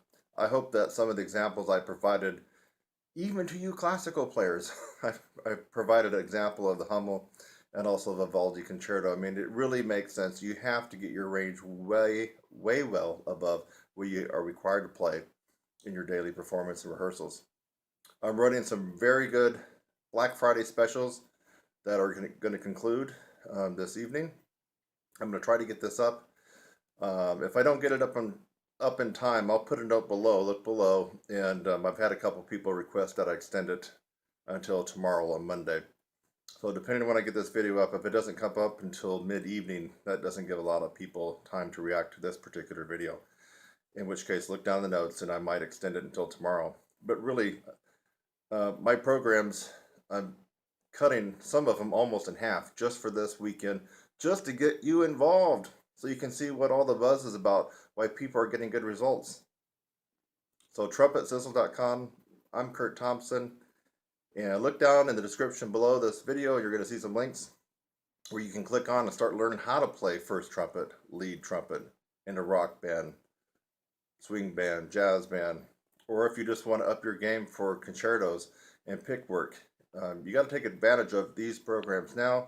They will resume at their normal offering price probably late tonight or late Monday night. You'll have to look down in the description to see what I decided to do. Bye-bye for now. So you want to play like Maynard, huh? Yeah, you and about, a million other people do too. So we're going to talk a little bit about the desire to play like Maynard, and then the reality, and some people's very close attempts to play and sound like Maynard, and some people's attempts to sound like Maynard thinking that they do, but they really don't. And we're talking about some of Maynard's most famous lead trumpet players. And some of these guys are some of the A-list players in LA and New York and Chicago. We're going to find out what the difference is. First of all, if you're listening to this and you don't have your range up to a pretty good level, I would stop this video and immediately go to my website, TrumpetSizzle.com, and get enrolled in the 16-week upper register program. You're wasting your time. Maynard is about having the acumen and the facility and the power in the upper register. And if you don't have that, then this video is just a waste of your time. It might motivate you to get busy and start working on your range. But frankly, I'm talking to people that either have already developed their range, or thinking about playing lead, or they already play lead, or they've already even tried to play some Maynard before in rehearsal or at a concert. We're going to be talking about some of the things that cause people to not sound like Maynard. In fact, I guess it was about a year ago, I had some hater idiot that said that you sound like Maynard, but why don't you play your own way? Why don't you be yourself?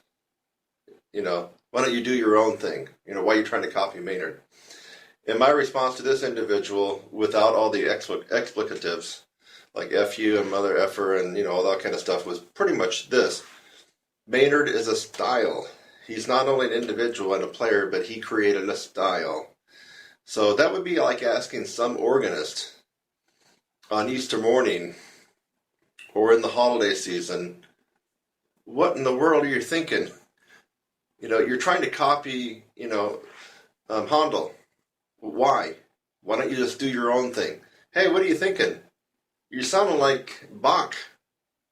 Hey, what are you thinking? That symphony's, No, it sounds like Beethoven. What are you thinking? Why don't you just play your own way?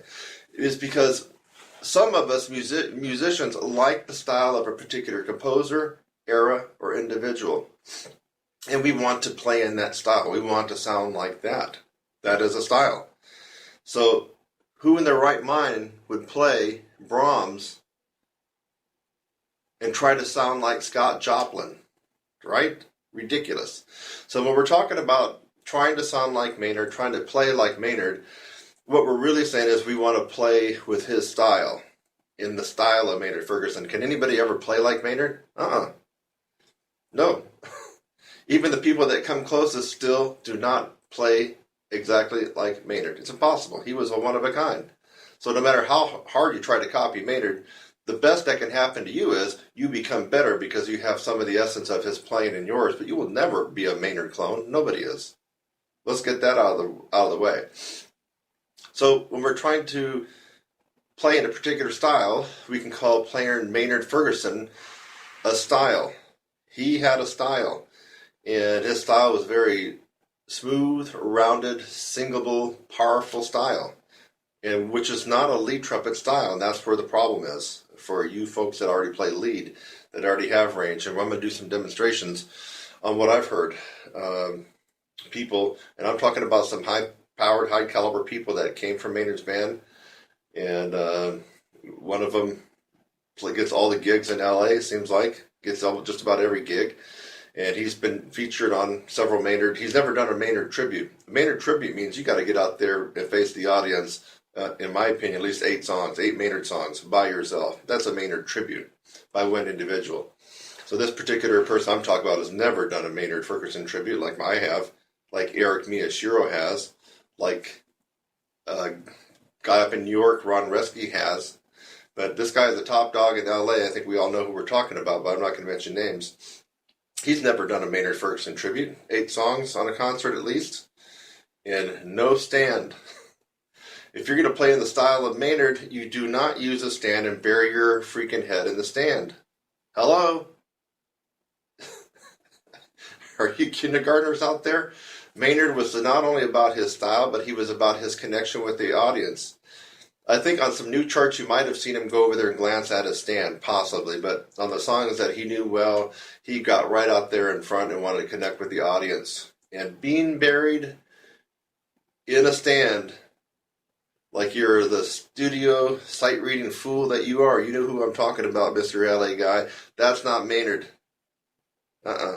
If you have to have your eyes locked on every note on a solo that you've been playing for 20 years by Maynard, that's not Maynard. Okay, you just totally missed it.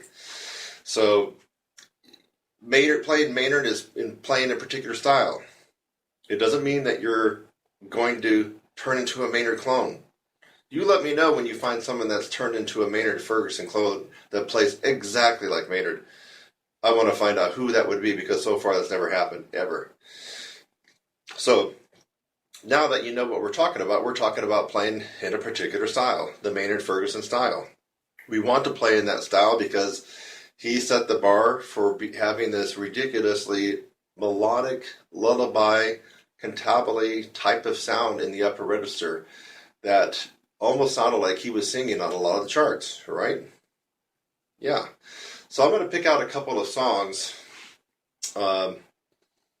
that are well known, not some of his more obscure ones, but they're well known and people try to play. And I'm going to try to differentiate on how the style would be correct for Maynard, the Maynard style, and how it would be incorrect if you're playing it as a lead trumpet player. There's a difference. So let's try to find something. I have no music in front of me. Look around. I'm in a practice room. The only thing I have in front of my stand, I got some Clark, baby. So I don't have any Maynard music in front of me. It's going to have to come from my head. I got Herbert L. Clark there, but that's not going to help us out with a Maynard. So we can take what I consider one of his easier charts, and this is one that a lot of people can start working on if you haven't worked on Maynard Ferguson and the style, which would be My Funny Valentine. Now, we're not going to go through the easy ballad stuff in the beginning. We're trying to capture the part where people really screw up. Not necessarily screw up the notes as far as missing notes or accuracy, but screw up the style, and they end up sounding like a lead player. So nearing the end, it's kind of like the push. Let me see if I can get my bearings.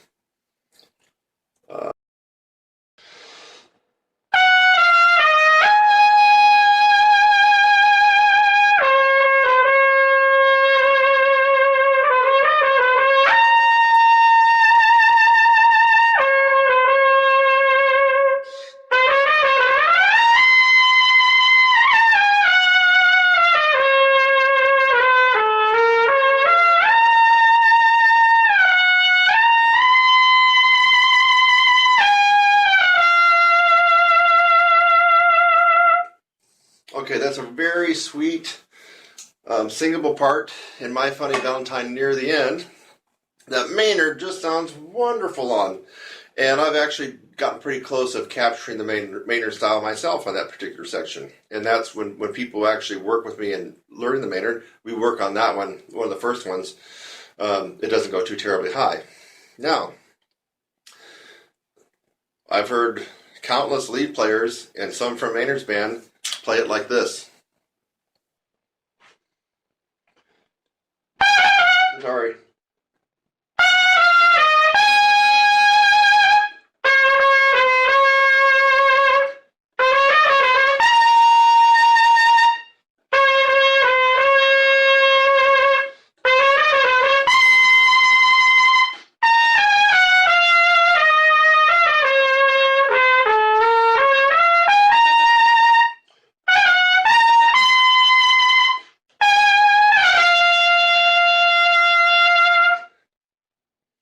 All in all, they're hitting the right notes, right?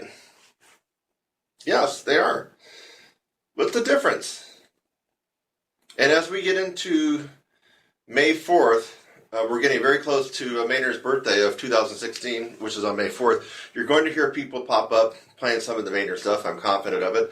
In fact, I heard there's a big shindig in LA with some of the Maynard's alumni. Now, I want you to use this tutorial and listen to what they do. You're going to notice almost all of them, except for probably Eric Miyashiro and maybe one other person, is going to sound like the lead trumpet player trying to play in the Maynard style, not playing the Maynard style.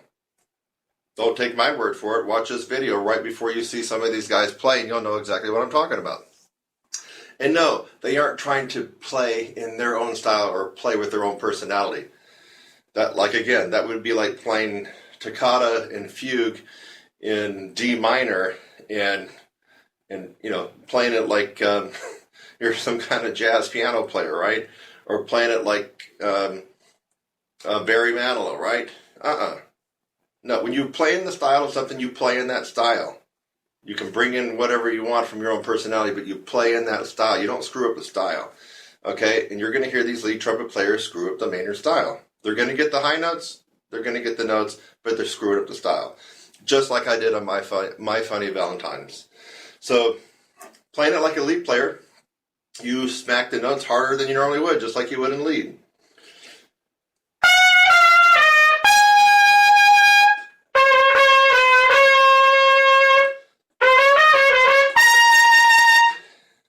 That's a lead player mentality. Lead playing the Maynard Ferguson solo. No, you've just totally screwed up the entire style, my lead playing friend. So that's one example about why even people that are the top professional level lead players cannot seem to play like Maynard and play in that style. They're playing like a lead player, right? Lead player.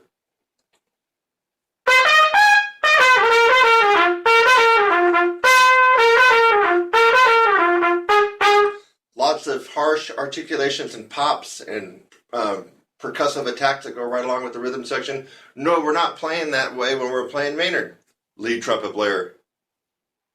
Turn on a light bulb. Think. Let's go on to a harder example now. What would be harder? Okay, a lot of people try to attempt this particular song, and most crash and burn on it, but the ones that actually get through it are not sounding like Maynard. So, again, I don't have the music in front of me, and I'm having to do this off the cuff. I'm just trying to get the song in my head. Let me see if I can get it.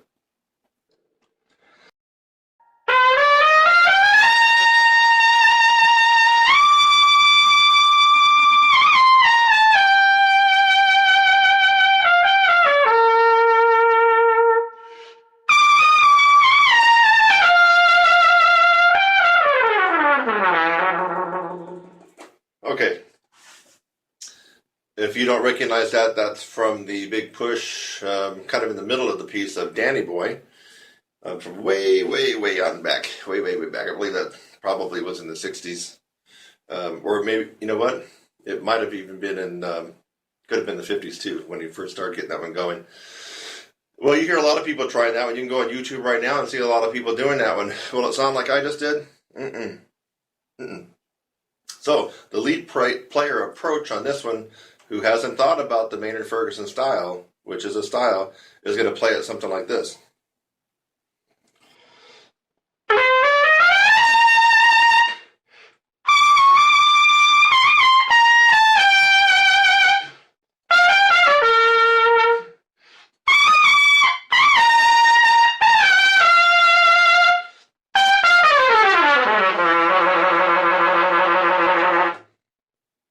I got pretty much all the right notes, didn't I?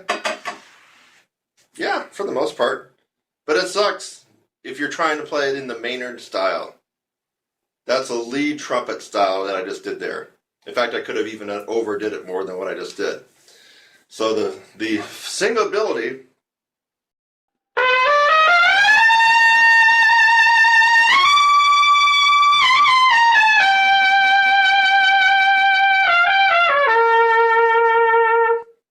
in the Maynard style makes the solo.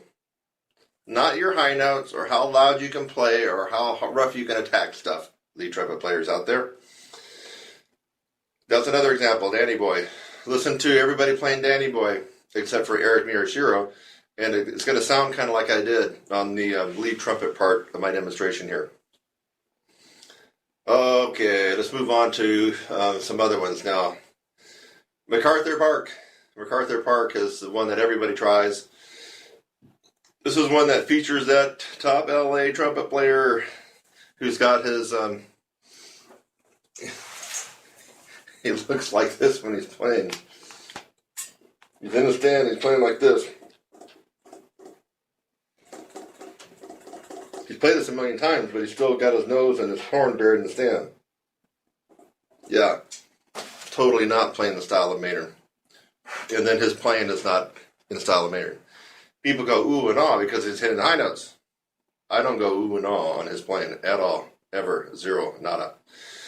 So, what is he doing that's not in the appropriate style of playing Maynard? Well, let's see, what part of MacArthur Park are we going to pick? Let's see here.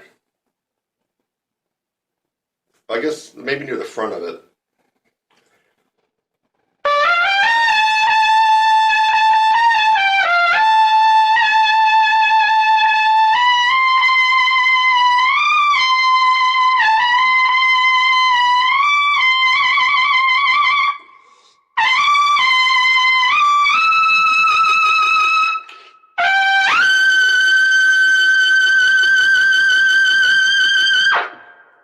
Okay, quite smooth, quite flowing, quite connected, right?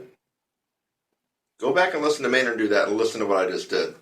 It's about the same thing, right? Except when you watch some of his live stuff and he's getting a little bit funky. And sometimes he does when he's doing some of the live stuff, like the Maynard Ferguson stuff. Okay, so now how would you screw up the Maynard style on that one and make it sound more like a lead trumpet player playing that particular song and not playing correctly in the Maynard Ferguson style? You would do it like this.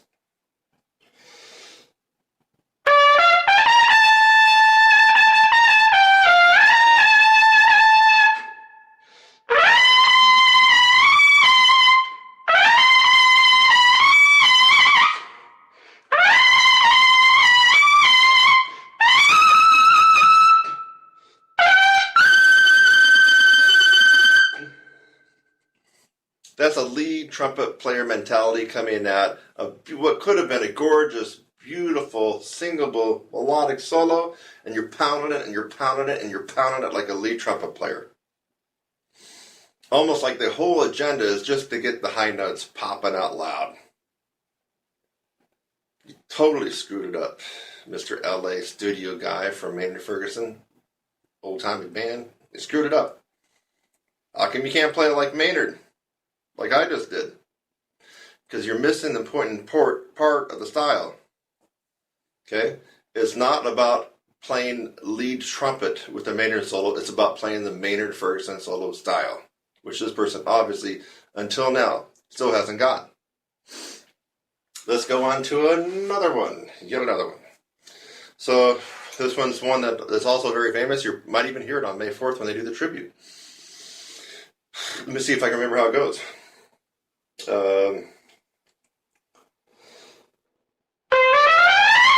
Yeah, that's it.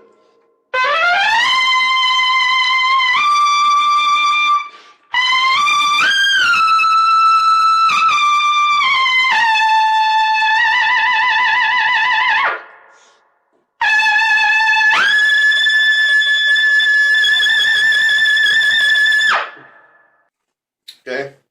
Now, in all fairness, the Gonna Fly Now theme and the Rocky theme does have a little bit more punch, percussive, articulated attacks than, say, some of the other ballad solos that we were talking about earlier. So the lead players that are playing this, that were in Maynard's band, can somewhat get away with having that lead player mentality because that's just kind of the style, part of the style of this one. But still, there should be a flowing, effortlessness and connectedness with the solo. So how can I make this solo less like Maynard and more like a lead, more like an LA top tier, world class A group lead player?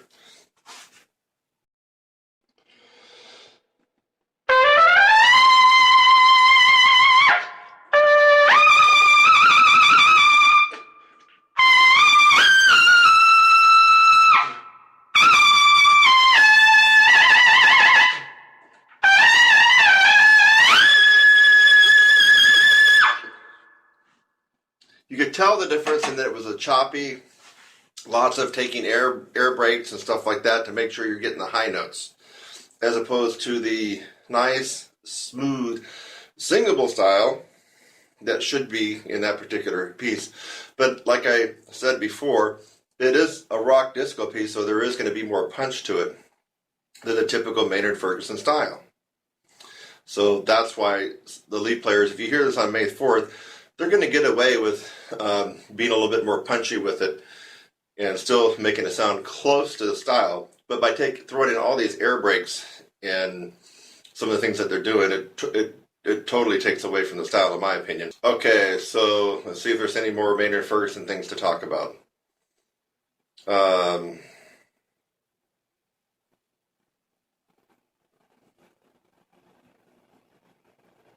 maybe the Gospel John thing, right?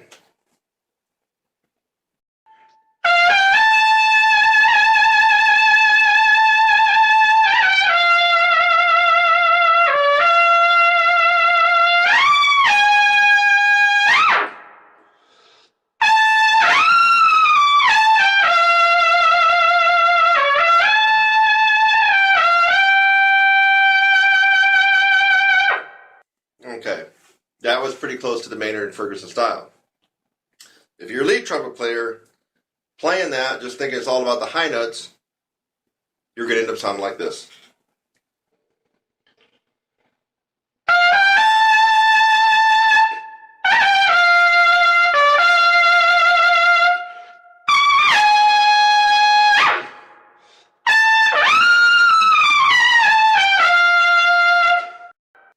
Okay?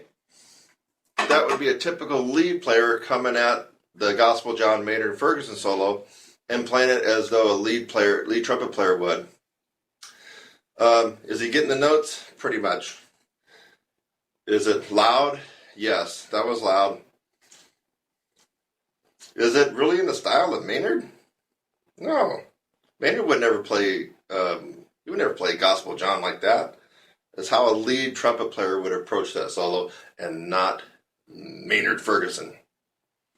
So anyway, I hope I've turned on the light bulb for you lead trumpet players that have thought about playing Maynard, or you already have, and then you go back and look, and you're thinking there's something missing in my performance. Why? I just don't sound like Maynard. I just don't got that style. What's going on? So just forgive yourself, because you'll never be Maynard, but you can sound and get the style like Maynard, because that's what we're after. Again, if we're going to play Fur-Elise, da da da da da da dee da da, right, by Beethoven, we're not going to play it at da da da da da da da da da. Those would be the right notes, but the wrong freaking style, because we're trying to play in the style of Beethoven, and here we're trying to play in the style of Maynard Ferguson. You're trying to play in the style of Maynard Ferguson. By God, play in the style of Maynard Ferguson, and not some lead trumpet player that's chopping it up with a big old hacksaw. Okay, that's my tutorial on playing in the style of Maynard Ferguson and trying to play like him, versus just going for the high notes as a professional lead trumpet player and being satisfied and all smug with yourself that you got the high notes. No, you missed it. And then this stand, if you got the stand in front of you and you're playing a Maynard Ferguson tribute or solo and you got your eyes buried in that stand, you have so freaking missed the point of Maynard and the connectedness that Maynard had with his audience. You just totally missed it. Watch on May 4th, if there's a tribute concert, watch how many people that played with Maynard, bink, missed it. Missed it. Maynard never came out hunched, with his eyes and his horn buried in the stand, playing a solo. Never did that. I mean, come on, folks.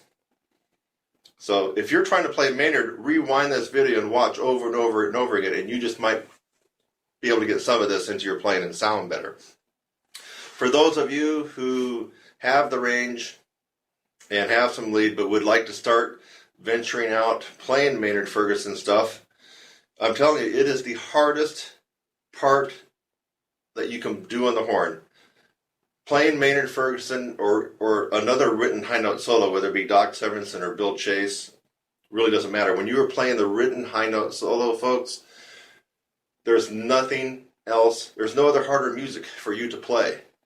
And I know this for a fact. I got a video I'm going to put up where I made my living playing the Carnival of Venice all summer long, 5 shows a day. Okay? I've done that. I played all the toughest Empire Brass and Canadian Brass Quintet music. I've done it all. I played all the hardest piccolo pieces, Michael Haydn, Brandenburg, the toughest Vivaldi piece on piccolo. I've warmed up on the Hindemith. I played the Hummel and the Haydn. I've done the Tomasi. I played Alan Vizuti's Cascades. I've done it all. And then I played the hardest lead trumpet parts known to man. What's the hardest thing? None of that. The hardest thing is to stand up, pick up your horn, walk out in front of the band. It's you in the mic or you in the audience, and to play that known written high note solo that everybody knows. So second book jazz players, there's no finger wiggling your way out of this one, my friends. There's no taking the horn off and listening to the rhythm section do a little something while you're resting your chops. When you play the written high note solo, it's game on. It's you play to the end. You make it or you don't. It is the hardest. I've done it all. It is the hardest. Don't believe me? Let's put you to the test. I'll pick 2 Maynard Ferguson solos for you. We'll go to a rehearsal big band and we'll make you step out front and play it. Got to play it from memory too. What's the point of burying your nose in the stand? That's not Maynard. Then we'll see what you think. It's tough love, baby, and you need it. Ever feel stiff? Not in that good way, guys. Come on now, get your mind out of the gutter. Do your lips ever feel stiff, is what I meant to say. You know that you felt better before, the day before, a couple days before that.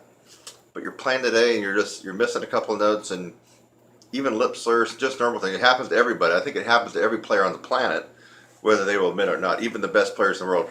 You know what happened to Maynard, because you can watch some of his live performances where he actually was having some trouble. So yes, your lips do get stiff from time to time. You lose your flexibility from time to time. And have you ever noticed that on some mornings and some afternoons you're playing and you got this kind of fuzz and you're airing your sound?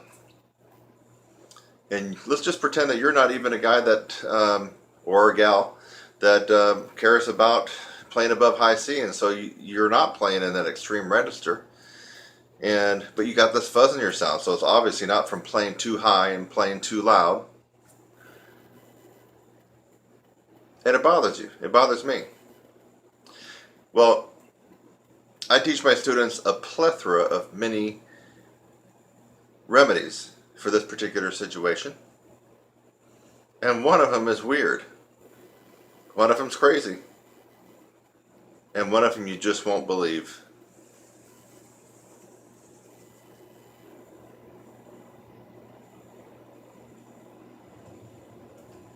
You know what this is? Who can tell me what this is? Take a wild guess. No. No, it's not that. It's not a shepherd's crook or, a modern shepherd's crook. No, it's not a telescope. Well, kind of. Yeah, it could be a telescope. No, it's not any kind of weapon. Maybe you're thinking of it, but you can't spit it out on your tongue. What is this? Still can't get it?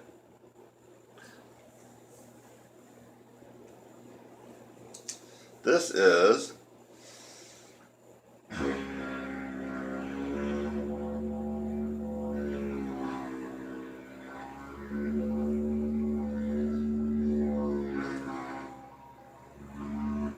a didgeridoo.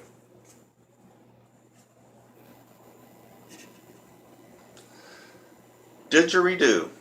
Indigenous to Australia, but you can order the plastic PVC pipe version in many parts of the world. And obviously, if you want the real thing with the real wood that comes from Australia, carved by the indigenous aboriginals from Australia, of course, you're going to pay about $1,000 for it. We don't need to do that. We're not trying to learn how to play this guy. This is a didgeridoo. We're not going to learn to circular breathe, and we're not going to learn to play this instrument correctly. We are going to use it as a tool to dissipate tension, brittleness, and stiffness in your lips, your chops, and to help get rid of that fuzz and extra air that's in your tone that is not normally there. But on some special occasions it is, and usually it tends to be when you've played too much or had a gig that went overboard, or there's other reasons. Maybe you didn't have time to divide your practice out, and you had to practice 2 hours at one pop and then get on the plane or something. So there's a lot of reasons why your lips might get stiff, and why you might get that air in your tone, and why you might find yourself having difficulty doing things that otherwise would be easy for you. That's happened to me in the Clark book. In case you didn't know, I kind of know, my way around the Clark book a little bit. And but sometimes, especially after I've done a lot of lead work or a lot of jazz, you do 2 hours of improvisation with the Jamie Aebersold stuff, and let me tell you, this is going to about fall off, and it can stiffen you up. And so I have got to the Clark book in the morning, kind of warming up, and I'm going, what the hell's going on here? I mean, I can't move across the horn easy like I normally can. I'm all stiff. Well, my go-to tool, this is just crazy. You're looking at me and you're going, he's got to be crazy. Well, I am a little bit crazy, but I also am crazy like a fox. This guy, get one. If you got $25 or $30 US dollars in your pocket, or you can beg, borrow, or steal it, get one of these guys. You can order it offline, from what I've been told from some of my students. Now, I got this at a exotic musical shop in San Francisco in Chinatown, where they have zithers and African congas and congos and you name it, maracas and shakers and stuff, and they had some of these. So I got mine for about 50 bucks in San Francisco, but you can order yours online for $25, $30. So I'm not pulling your leg on this one. I'm not. I'm being serious. Very serious. Little dab on this one a day will do you. So did I say that right? A little dab per day will do you. That's right. So I like to do it 1 minute, 4 times a day. Now some days I don't do it. I don't have the time. But definitely if I feel something sneaking up on me, like my lips are starting to stiffen up, I'm playing all of a sudden, where's that air coming from? I will get this guy out. Make sure I do it 1 minute, 4 times a day. Do not use your normal embouchure. So this could work for all brass instruments. If you're a tuba player, baritone, trombone, French horn, cornet, trumpet, doesn't matter, but you can't come at the didgeridoo like this. No. That's going to make things worse, folks. You're coming at this soft, relaxed. Look at that. Lips, relax. Like your lip flapping. Watch.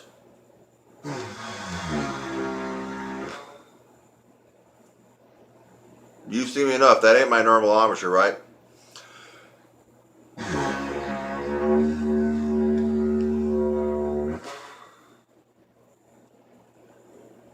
No. So, pay heed. Do not use your normal embouchure, and don't get goofy and cocky and try to think that you're going to invent some kind of new way to build high notes or range by blowing hard on this and using your normal embouchure. You will destroy your chops. I'm not kidding you. Some brass players actually, or brass teachers, will actually have you tear down your chops if you have a really screwed up embouchure. And the way they do that, especially for high brass players, is to give you a big tuba mouthpiece or a baritone mouthpiece and just have you buzz on that mouthpiece, totally obliterate your chops and the sensation and the feeling of where your normal embouchure was. So you don't want to be playing this guy in any kind of embouchure. We're just doing it.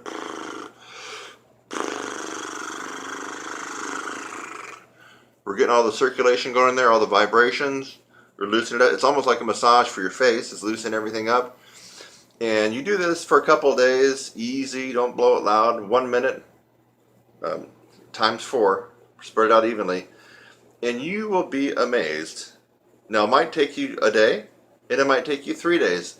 But you don't have to go longer than 3 days to have your problem of stiffness and air in your tone remedied. And guess what? You got this all from me for free, right? Amazing. But I gotta plug my course, right? You know I do. I gotta plug my course. So you should have thought, wait a minute, how is he coming up with all this stuff? And guess what? There's a ton of stuff like this that's a little bit quirky and wacky that I got in my 16-week course. Stuff you've never even thought about. Stuff that even the masters, Gordon, Caruso, Stevens, Reinhardt, Adam, Clark, and on, they didn't think about either. It's in my course. I got some really wacky stuff that works. This is one of them. But now some people do know about the didgeridoo for dissipating tension and stiffness, but there's a lot of stuff in my course that they don't know about because I'm the one that actually discovered it, invented it, or created a hybrid of two techniques and made a unique technique. So of course I'm going to plug my course. I'm giving this to you for free to build some goodwill and value. I hope that you can see the value in this right here. It's just amazing. Go out and spend your $30 on a didgeridoo. And the next time that you find yourself not feeling quite normal, or playing, you got that fuzz in your sound, or maybe you had to play a big band gig until 1 a.m. at a wedding reception, and things are bad the next day, the next couple days, get this guy, get it out. Yes, you can thank me right now. Here, I'll shake your hand. There you go. You'll be wanting to thank me when you get this out and it solves your problem in a couple days. Cool? All right, about a pound. There we go. Kurt Thompson. You should have my site memorized by now, but it's trumpetsizzle.com. Trumpet sizzle, all one word. Trumpetsizzle.com. Go there. You're going to be surprised at all the stuff that I got there waiting for you. tongue-controlled embouchure, TCE, spit buzz, Jerome Kallett. And I know I'm leaving out, I think, a couple of German people. Sorry about that, German folks. I think there's a very influential German trumpet player. His name is just escaping me right now. He might not have actually taught it, but I think he was employing the TCE, and he sounded pretty spectacular. I can't think of his name right offhand. I believe the guy I'm thinking of died at an early age of early 40s due to alcoholism. But he was a pretty good player, and I believe he's associated with the TCE, tongue-controlled embouchure. So, if the TCE is the holy grail to playing brass and trumpet, why isn't everybody doing that? Forget Claude Gordon, forget Stamps, Maggio, Reinhardt, Stevens, Adam, Caruso, on and on and on. They're just balanced embouchure, pops, everything else that you've ever heard of. Forget it all. Why not do tongue-controlled embouchure? The reason is because the tongue-controlled embouchure really doesn't take you through the process, in my opinion, and you need to go through that process. It's kind of a radical, different approach to playing a brass instrument that could work for somebody who's tried other possibilities. That's how I'm going to say it. So I don't recommend anybody go out and start doing their spit buzz and the tongue-controlled embouchure and changing their embouchure to that. But I do recommend the tongue-controlled embouchure and checking it out if you've tried everything else. I mean, this hasn't happened yet, but if you go through my course and it still didn't kick your butt and make you where you wanted to be at physical-wise, then try the tongue-controlled embouchure. But I haven't actually had to point anybody in that direction, because the people that go through my course go through the process and they come out very strong and usually getting what they're after. But I would recommend the TCE if you've tried other things and have failed or fallen flat on. It seems to work for some people. I can't remember the guy's name now. You're really going to hate me on butchering these names. I think Mac, he's even a friend of mine on Facebook. Mac Gallahan. Sorry if I'm not getting that exactly right. I believe he uses that and with tremendous success. But again, I don't see it being the holy grail to brass and trumpet playing. I really don't. I've tried it myself. I tried switching my embouchure over to it. You know, they uses no tongue arch and the spit buzz, and it's kind of weird. You're kind of using part of your tongue as your lip. It's just, I'm not going to go into it all right now, but it didn't work for me at all, and I don't think it's going to work for most players. But I think it will work possibly if you've tried everything else. I mean, this is a good last resort routine and technique to get into.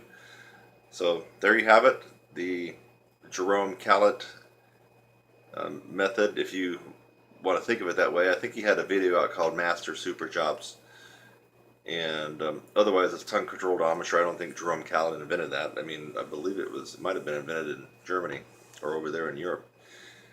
So that's my story, and I'm sticking to it on the tongue-controlled embouchure. Hi, I'm Kurt Thompson, and welcome to my channel. That's youtube.com/your brass instructor. Thanks for just watching the video that you did. Maybe it's the first one that you've watched, or maybe you've watched tons of my videos. In fact, as of June 2016, as a brass player and trumpet player, I have the most tutorials free on the planet. I have over 600 videos on my YouTube channel currently, all free. So again, thanks again for watching this video. I hope that you got something out of it. Sometimes I make a video just to make you laugh. A lot of times I make a video to educate you on something and maybe even help solve a problem. So I hope something like that occurred for you in this video. And while you're at it, again, subscribe, click on my website link, and go on to the next video. It's lovely out here. Have a great day.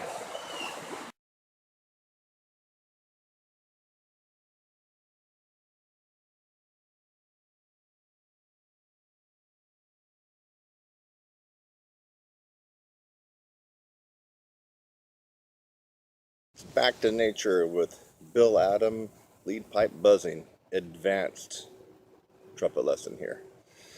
Kurt Thompson, I'm going to expose you to a very, very useful, powerful, and efficient practice technique. And this is actually going to be more doable and more absorbable if you've already been doing the Bill Adams routines and the Bill Adam routine. I always like to pronounce his name with an S.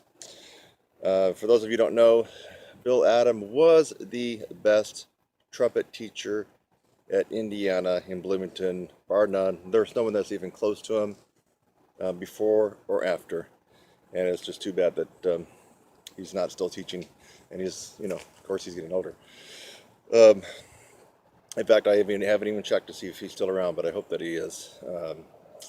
Anyway, even if he is, I mean, he's just the best teacher at Indiana, and he came up with a lot of cool stuff. And I played with a lot of IU guys back in the day, and these guys were all good players with huge, big sounds. And I believe that they got that partly from Bill Adam lead pipe buzzing. And we're not going to go into his whole routine because you could actually spend an hour and a half or 2 hours doing all the Bill Adam lead pipe buzzing. But I tweaked and twisted and manipulated my own advanced version of Bill Adam lead pipe buzzing. It's just a little snippet.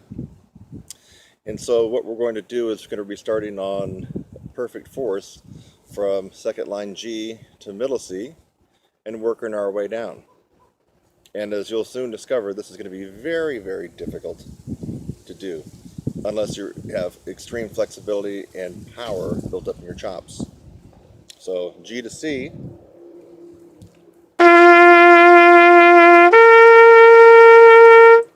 Okay, a little flat. Now I'm pulling out the lead pipe, or the tuning slide, so I'll be blowing just through the lead pipe. The same thing.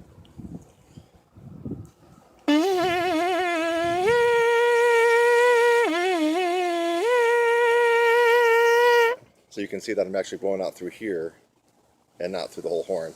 And you probably could tell by the tone quality.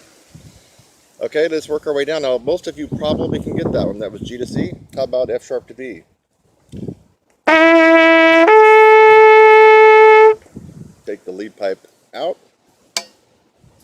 I'll do it like this so you can see what's going on.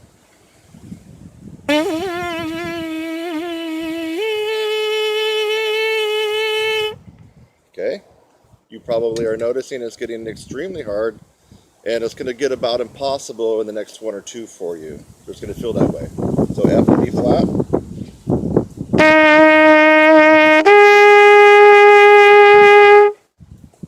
Pull this guy out. F to B flat.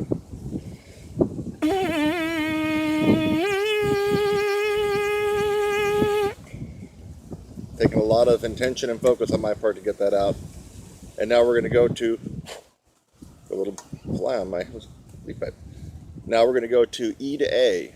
So 1 and 2, bottom of the staff, E to A.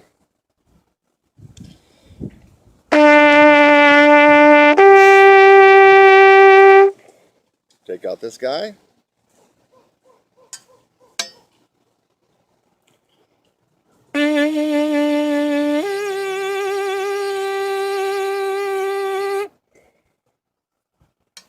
For many of you, that would have been almost impossible. I thought I heard a monkey over there in the trees. You hear that? It is back to nature time with Kurt Thompson, but I didn't know that we got monkey in the trees and chimpanzees. But anyway, if I don't make it, there he goes again. If I don't make it through this video, you'll know what happened to me. I got taken out by a monkey or chimpanzees. Okay, now it's going to get really hard. In fact, this gets hard for me. E flat to A flat.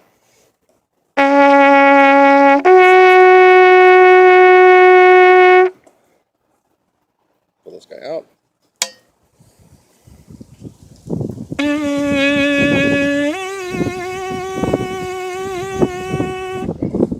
center that note. And the last one that we will do will be D to G.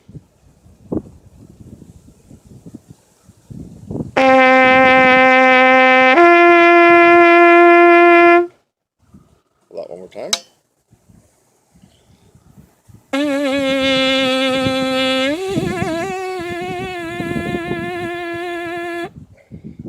And there you have it.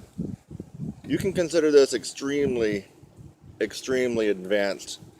And I put this particular technique that I just did to even the best players on the planet. And if you just sprung it on them and made them do it right without even having a chance to look at it, probably 9 or 10 out of them, I don't care who it is, would have difficulty going through this advanced Bill Adam lead pipe buzzing technique. So the physical part of the horn, yes, the high notes, but listen, so many people that can play high have a real shrill, thin sound. And so it's not about just being able to play high. If you have a real shrieky, shrill, thin, falsetto kind of sound, who cares? There were people that were playing back when Maynard Ferguson was kicking butt when he was a lot younger in the 40s and 50s that could also play high. Well, how come we didn't hear about them and they didn't get that famous? It's because they had that shrieky, thin, falsetto kind of sound that nobody wants to listen to. Maynard's sound was thick and brassy all the way up. That's why. So this is a technique here that will improve your sound. So with whatever range that you have, you're going to have a thicker, fuller, maybe even warmer type of sound in the upper register, and then all registers really. Now, if what I just did today on the horn seemed almost impossible to you, there's usually just one reason why that would be. It's simply a lack of embouchure strength. Not really talent here. A lack of embouchure strength. So you don't need to feel like you don't have the talent. You actually got what it takes, but you have to have someone show you the right way to do it in the most efficient way to do it. So if I perked up your interest and you'd like to learn more about the stuff that I do, which for the last 9 years in my online programs, is it 9 years? Sorry, 7 years, has been truly effective for just about anybody that has gone through my courses. It's not a walk in the park. You will pay your dues, you will invest time, and you will invest money. And it will take some hard work and effort, but the results are pretty amazing. And they're long-lasting for your life. So it's something that if you've been thinking about it, you just need to pull the trigger and do it now. Take care of this, get it handled. I'll see you in the next one. Hey, you won't believe this. One weird trick to solve your dizziness problems. I don't know too many tuba players that get dizzy from blowing high notes. It might, I don't know, could be there. Trombone maybe more, but basically it's your lead trumpet players that are playing above high C. They get dizzy. I'm not going to go into the entire medical delineation of why you're getting dizzy or maybe not, but basically it works like this. You have a certain amount of blood in your body, right? Gravity makes a lot of your blood go down to your lower torso. Now, when you blow hard, you see the veins popping out. What's going on? You're blowing, you're spreading the blood away from your brain and your heart. It's going away. Okay? Now, if you happen to have a lot of blood hanging out in your lower extremity, your feet and your ankles and your thighs and your calves, and all the stars line up right, you will get dizzy. And in fact, if you keep blowing high notes, you're going to pass out. Passing out is not a bad thing because basically the body wants you to go prone. It's your body's way of having you actually pass out, to go prone to save yourself so all the blood can immediately be pumped back to your heart and to your brain. So in case you didn't know why you're getting dizzy, that's what's going on. Now, a lot of factors come into play too. Your age, your weight, your height. Chemicals like, do you smoke? Drink a ton of caffeine or coffee, Red Bulls and things like that, 4-hour energy. Your water intake, how hydrated are you? Your stress and your sleep. So these factors all conspire against you and give you that feeling that you want to pass out. In fact, if you don't acknowledge that feeling, you will pass out. So I used to be afflicted by that when I was, well, I guess let me go back one more step. Also, if you're playing loudly and for a long period of time near your max range, that will also tend to want to make you pass out. And when I was a younger guy in college, I did notice on some of the lead trumpet charts that I was playing on that were top tier back then when I was 19 and 20, I would kind of like do this thing. Whoa. After I got done, I was like, oh my God, I'm just about ready to pass out. Well, the reason for that was because back then at 19 or 20, I think I had a good double A, double B flat, double B, double C max range, which is not bad, right? But when you play and butt up against that max range, you're going to probably feel dizzy and pass out, because that was my max range and I was playing at it using the maximum mouthpiece pressure, blowing. And what was going on is the blood from my brain, my heart was being pressed away. And my heart, no matter how good it was, could not pump blood from my feet and my ankles fast enough back up to my heart and my brain. And that's why you get dizzy. Your body really wants you to be forced to go prone. Standing up, prone. So it's not like you're in bad condition, as your body wants you to do that, saving yourself. So one weird trick that solves this problem. Also, I forgot to mention other factors like heat. I remember I drove from Santa Monica to Fullerton to play at Steamer's Jazz Cafe. It was 93 freaking degrees out. And I was stressed out. Took me an hour and a half in crappy LA traffic. Why was I stressed out? I hadn't played in a couple of years. At that caliber. And I got called in to sub the lead chair. And I actually ended up doing pretty good, but it was stressful. I had some anxiety. It was hot. I don't know if I was hydrated enough, but I did take one precaution because he said there would be several Maynard charts on there. So here's the one weird trick, folks.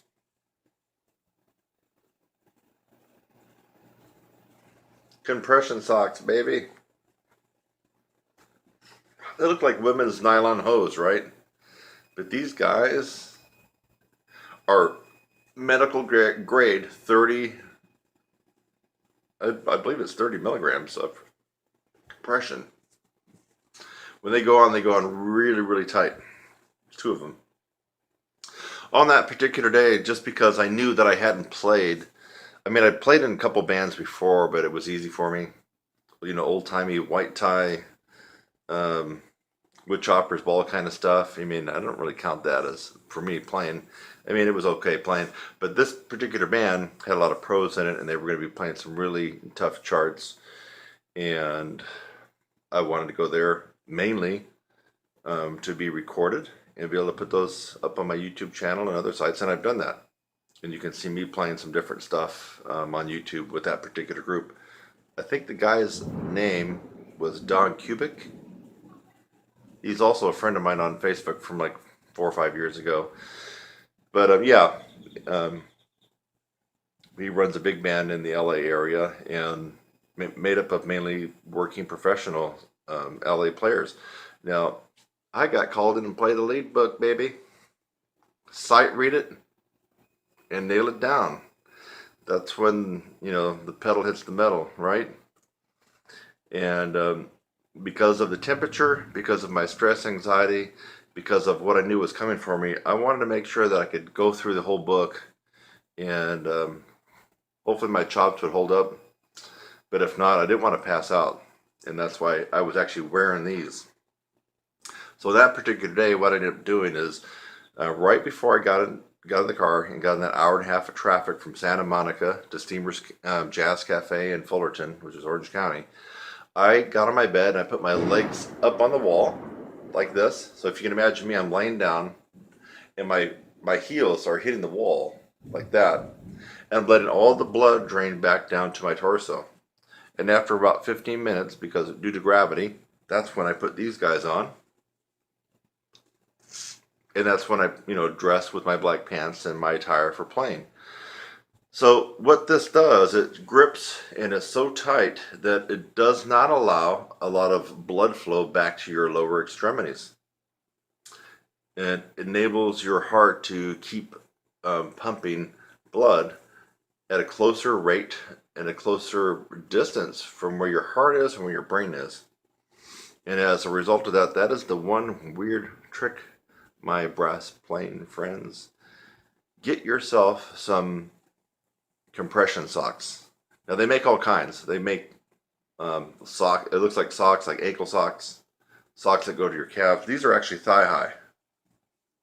So they go up to your mid thigh, and they actually make compression pants that go up to your waist. And I first got turned on to this by ultra marathon and triathlete competitors. Believe it or not, if you see them wearing all black tights when they're running, now that costs a lot more than this, but those are compression tights, and so what that does is it gives them a lot better endurance. Their heart is not working so hard to pump blood from their feet back up here, because those compression tights from their ankles all the way up to their waist is forcing the blood to stay more in their mid torso. And so I got turned on to this idea that if that works that way, what would it do for people who have a tendency to pass out? So there's no site out there telling you that this is working for trumpet players and trombone players that are playing extreme high lead stuff and getting dizzy. You heard it here. Let me toot my horn on that one. You heard it here right now. I'm the one that discovered that. It's a quirky idea. It's a quirky, weird tip and trick and technique, but it works. And you know what I'm talking about. If you get dizzy, it's a horrible, impotent feeling, isn't it? Impotent. You got the chops to blaze away on that note, but dang it, you can't, because you're going to do this. And that's a very impotent feeling. To know that you got this and you got this, but you can't do it that much because you're going to go, you're going to fall out. Now, with this one weird trick, and it is weird, baby. Compression hose, compression socks. Get them online, because when I first checked this out, I bought them at CVS. Man, it was like 80 bucks for these. I returned them when I found out I can get them online for about a third. These were about 28 bucks. So, yeah, you can go to CVS or Walgreens or Walmart or whatnot, and you're going to pay about, it is expensive. You're going to pay about 70 or 80 bucks for thigh high, 30 milligram compression, medical grade socks. Don't do that. Save your bucks, go online, order them, the same damn thing, and just wait a little bit, and you're going to save yourself 50 bucks. You might as well put that $50 and buy a nice trumpet lesson for me. There you go. Yeah, that'd be better use of your money than giving it to Walgreens. You got to give it to starving and low-income teachers, right? You got to give something back. There you go. So try it. If you're a lead trumpet player, or you're just a guy playing around but you can't have that much fun playing because you're getting dizzy, try this one weird trick and prove me wrong. You won't be able to. This is the real deal. Compression medical grade socks. These are 30 milligrams. They come in all ratings from, I think, as low as 15 milligrams up to 50. I would recommend somewhere in the 25 to 30 milligram range. 50 is for people that have had vein surgery and people that really have a horrible, horrible problem with, let's see if I can remember what the term is. Vasal. No, I'm not going to remember what it is. It's a, dang it, I wish I could remember that name of that term. It's a syncope disease that affects some Americans and some people in the world, where they're always getting dizzy. They're not playing trumpet. They're getting dizzy when they stand up, when they go off from bed and they stand up. They're really getting dizzy, and they really do have this medical condition. Oh, I just thought of it. It's vasovagal syncope. Vasovagal syncope. That's when your heart is not able to pump up blood for your lower extremities quick enough and you're getting dizzy all the time. Not because of trumpet or trombone. But for us, we're not concerned about that, and I'm not a medical doctor. It's a weird trick. Go spend $30, $40 on some medical grade compression socks, and you're going to be amazed that when you go out to your gig or your rehearsal, you can blow your brains out and you will not pass out.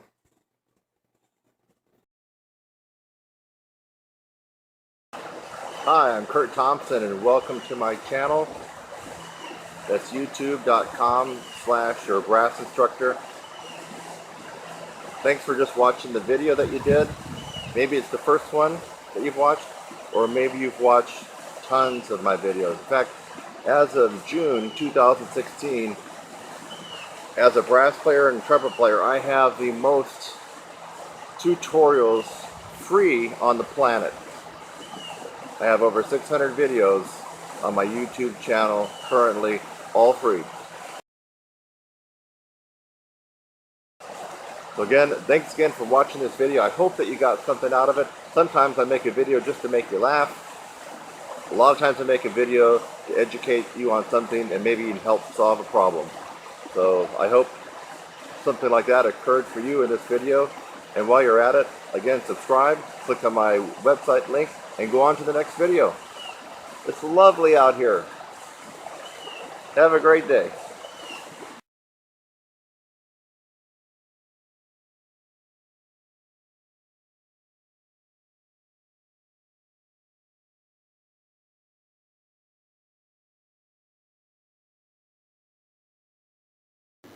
Hey, I'm here going to talk about tongue arch a little bit. Simply because although I've tried to explain it before, even demonstrate it before, people still have trouble actually doing it. Now, a lot of people think that they're doing tongue arch. This is for all brass players, really. Tongue arch, as you probably should know, is a second stage of compression. Diaphragm first, tongue arch and the bottleneck at the throat second, and your aperture and your ability to keep your aperture narrow is the third stage of compression. But it's that second stage of compression which is really important in the problematic area for most brass players. A lot of you think you're doing it, but you're not. I can instantly recognize, I don't even need to hear you in the same room. And that's why I'm so effective teaching on phone and by Skype. I can hear when someone is not doing tongue arch because they have this strained, forced sound that does not come with a tongue arch. It comes when you're not doing the tongue arch. You got the tongue arch, it's free and it's effortless. You can just tell there's a different kind of quality to the sound. I'm going to try to get down and dirty in my mouth. I think you can see it. It's not going to be pleasant. But some of you got to realize what's going on. When I talk about roll in and roll out, a lot of people don't get that. I'm not sure why that is. So first off, you need to understand the concept of roll out and roll in. Roll out, roll in. Okay? When you are going higher, eventually, when you really get an expertise at the upper register, you can do both of this in real time. And you can do it in the form of a glissando. Here's like low A, I'm not warmed up, folks, so pardon me here. Look at, that's kind of a roll out, isn't it?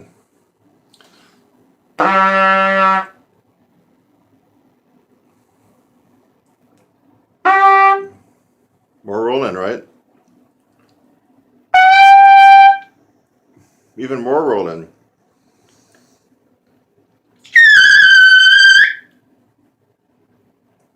Awesome roll in, okay? So I went from here. Sorry, it's flat. Not much roll in. In real time. A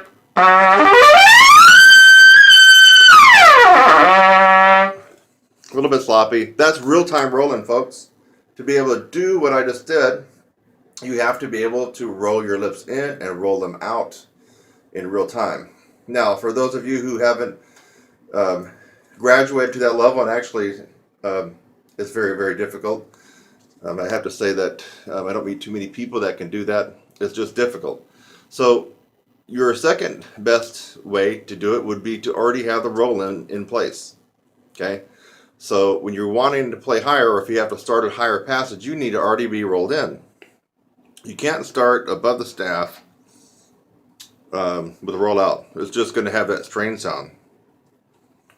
Even with my tongue arch. Let's roll out.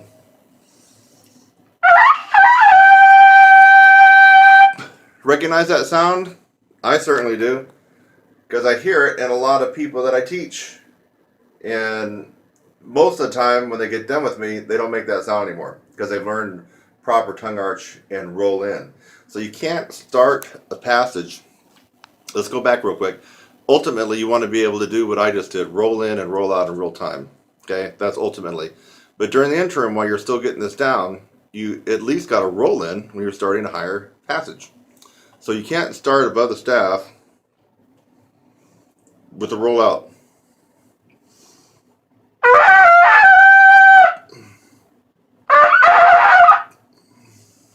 You got to start with the roll in. Roll them in.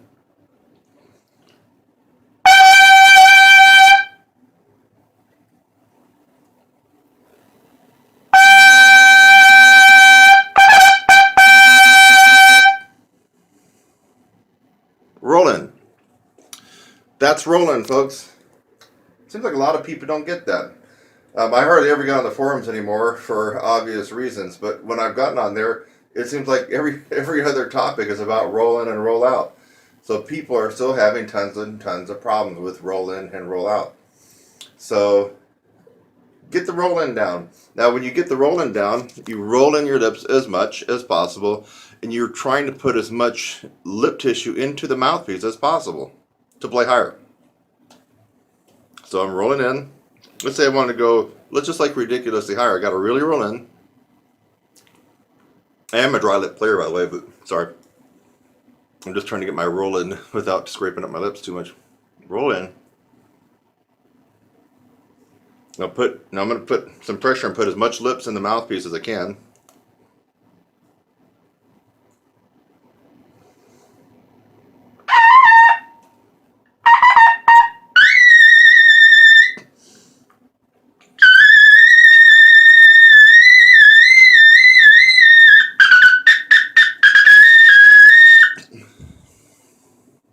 Actually, that wasn't too horribly difficult for me. I'm not really warmed up.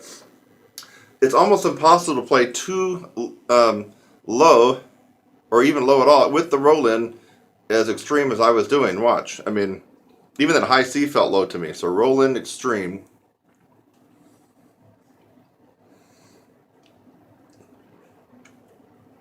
I mean, I'm having trouble getting the high C out practically because I've rolled in so much and I got so much lip tissue that it really narrows down the aperture. Now I'll roll out a little bit. A little bit more.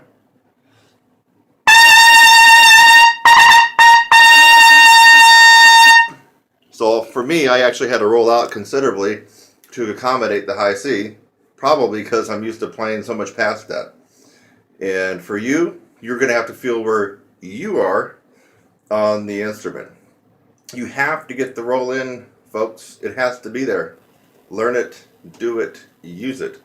Now, if you got the roll in without the tongue arch, remember in the beginning I was doing the roll out on the high A, but with the tongue arch.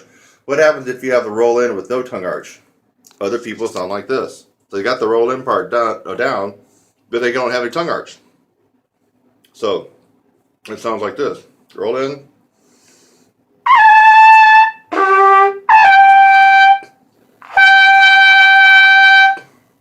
And roll in.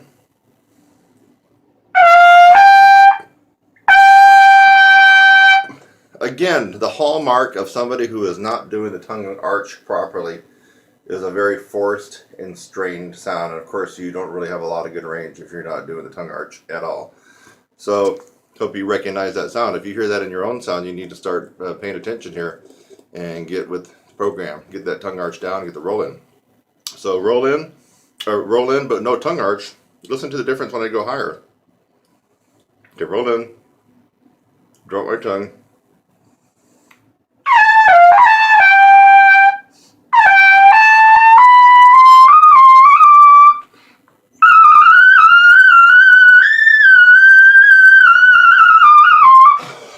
Sounds like crap, doesn't it? It's got that forced, strained, quivering, wavering tone that people get when they're not using tongue arch. So put the tongue arch back on, and I don't know if you can tell this, but I'm one-arming this myself, which is not easy to play and do this at the same time. So I'm actually holding the camera. With tongue arch.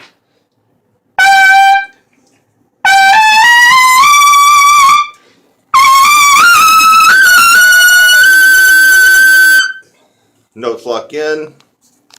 In fact, that almost hurt my ears, folks. That was louder than, okay? Wow. So, and I was one arm banded on that double A scale, right? So now let's go back to what's going on inside your mouth. Low C positioning. Ah. Ah. There you go. You can see my tongue. Ah. So for low C. Ah.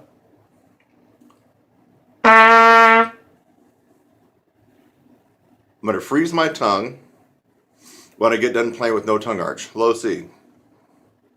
Notice there's hardly any roll in. It's just more of a roll out.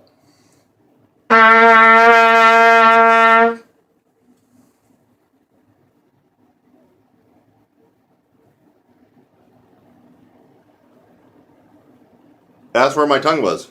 Flat with that kind of dip into it.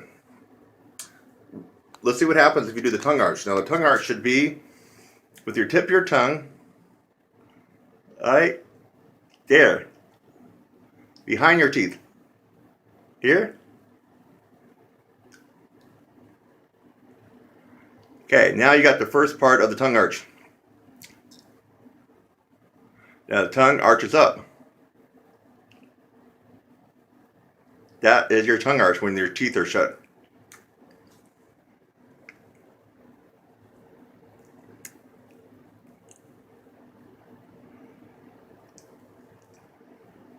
Okay, that's not here. Some people are doing all kinds of wacky crap and it's not going to help you. In fact, I don't even know how some people can do it. Your tongue arch is not just arching up like that. I don't even know how you can play if you're doing that, but some people are arching it up, but they still sound pretty bad. And the reason is you have to have your tongue anchored. The tongue can be anchored at the top of the bottom teeth. Here's the bottom teeth, obviously, near the top. Right there. Or down lower. I'm right down, almost at the gum line.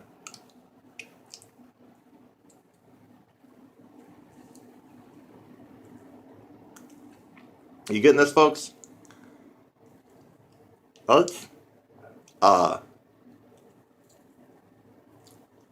Why are we doing this? Because no air is coming around the sides of your tongue.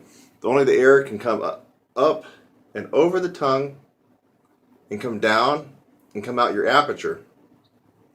That's why just building lip strength and chops is not the be all end all to everything. because you have to have this air sped up at the second stage of compression.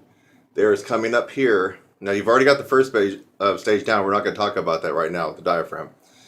But basically it's a bottled up high compressed air. So that's diaphragm. The air is coming up through throat. It comes in and immediately it should meet the resistance of your tongue. Resistance meaning you reduce the space in your mouth. Ah, E. Now it has to travel up and down. When it comes down right there. It comes out your aperture. You got to get that, folks. If you don't get that, you can actually go through my 4-month program and build up chops of steel. And yes, have gain in range and endurance, but you haven't hit that sweet spot. You're still going to be struggling with mouthpiece pressure, even though you have strengthened all this up. You have strengthened up a lot of things during my course, or if you take somebody else's course. But if you don't get the tongue arch, you're really missing that sweet spot that a lot of people that excel in the upper register are enjoying. It just makes life a lot easier and more efficient. So you got to get that down. You need to invest whatever time it takes for you to get the feel down for yourself. Ah. That's low C for me. Ah. Ah. Ah. Ah. Ah.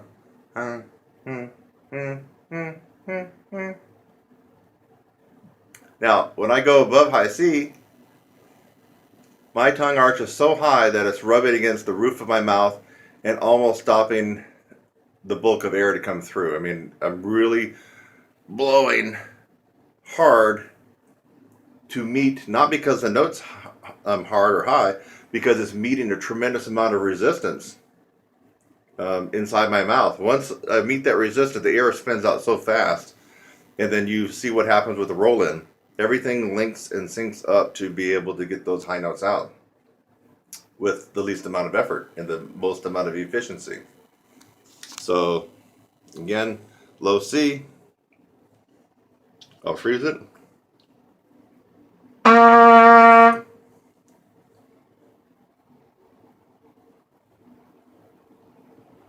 That's where my tongue was, and you saw where my lips were, pretty much a rollout.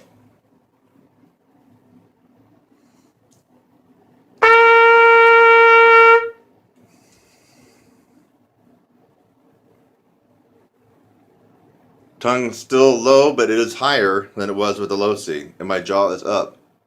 Low C, the middle C is more up. So I think your jaw dropping down when you go lower. I'm exaggerating. And it goes up as high as you can get it when you're really going into the upper register and the extreme upper register. So high C.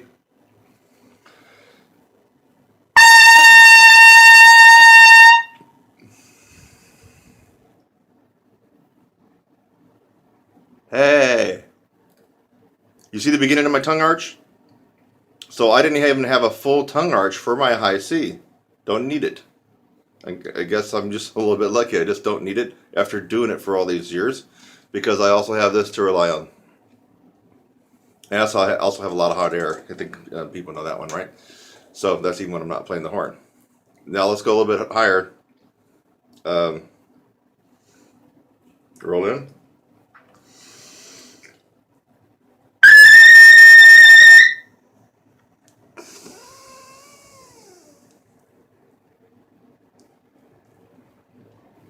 Oh yeah, tongue arch was up there, way up there, and almost probably at the max, but not quite, because my max starts to get, my tongue really, I can feel the brunt impact of it when, for me, when I'm going to my highest notes.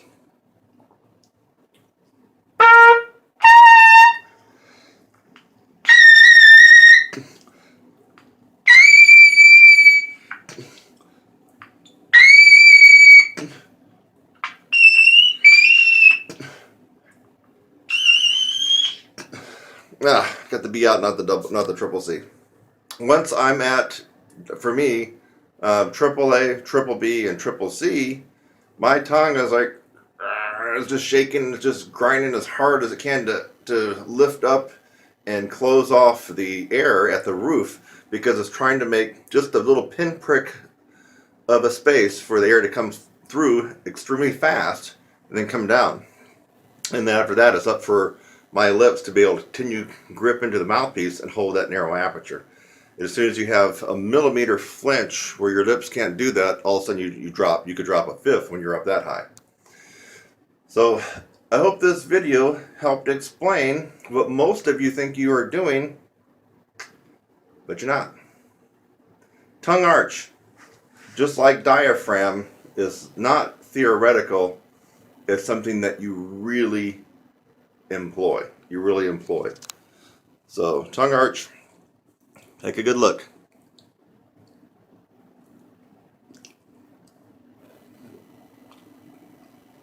Roll in.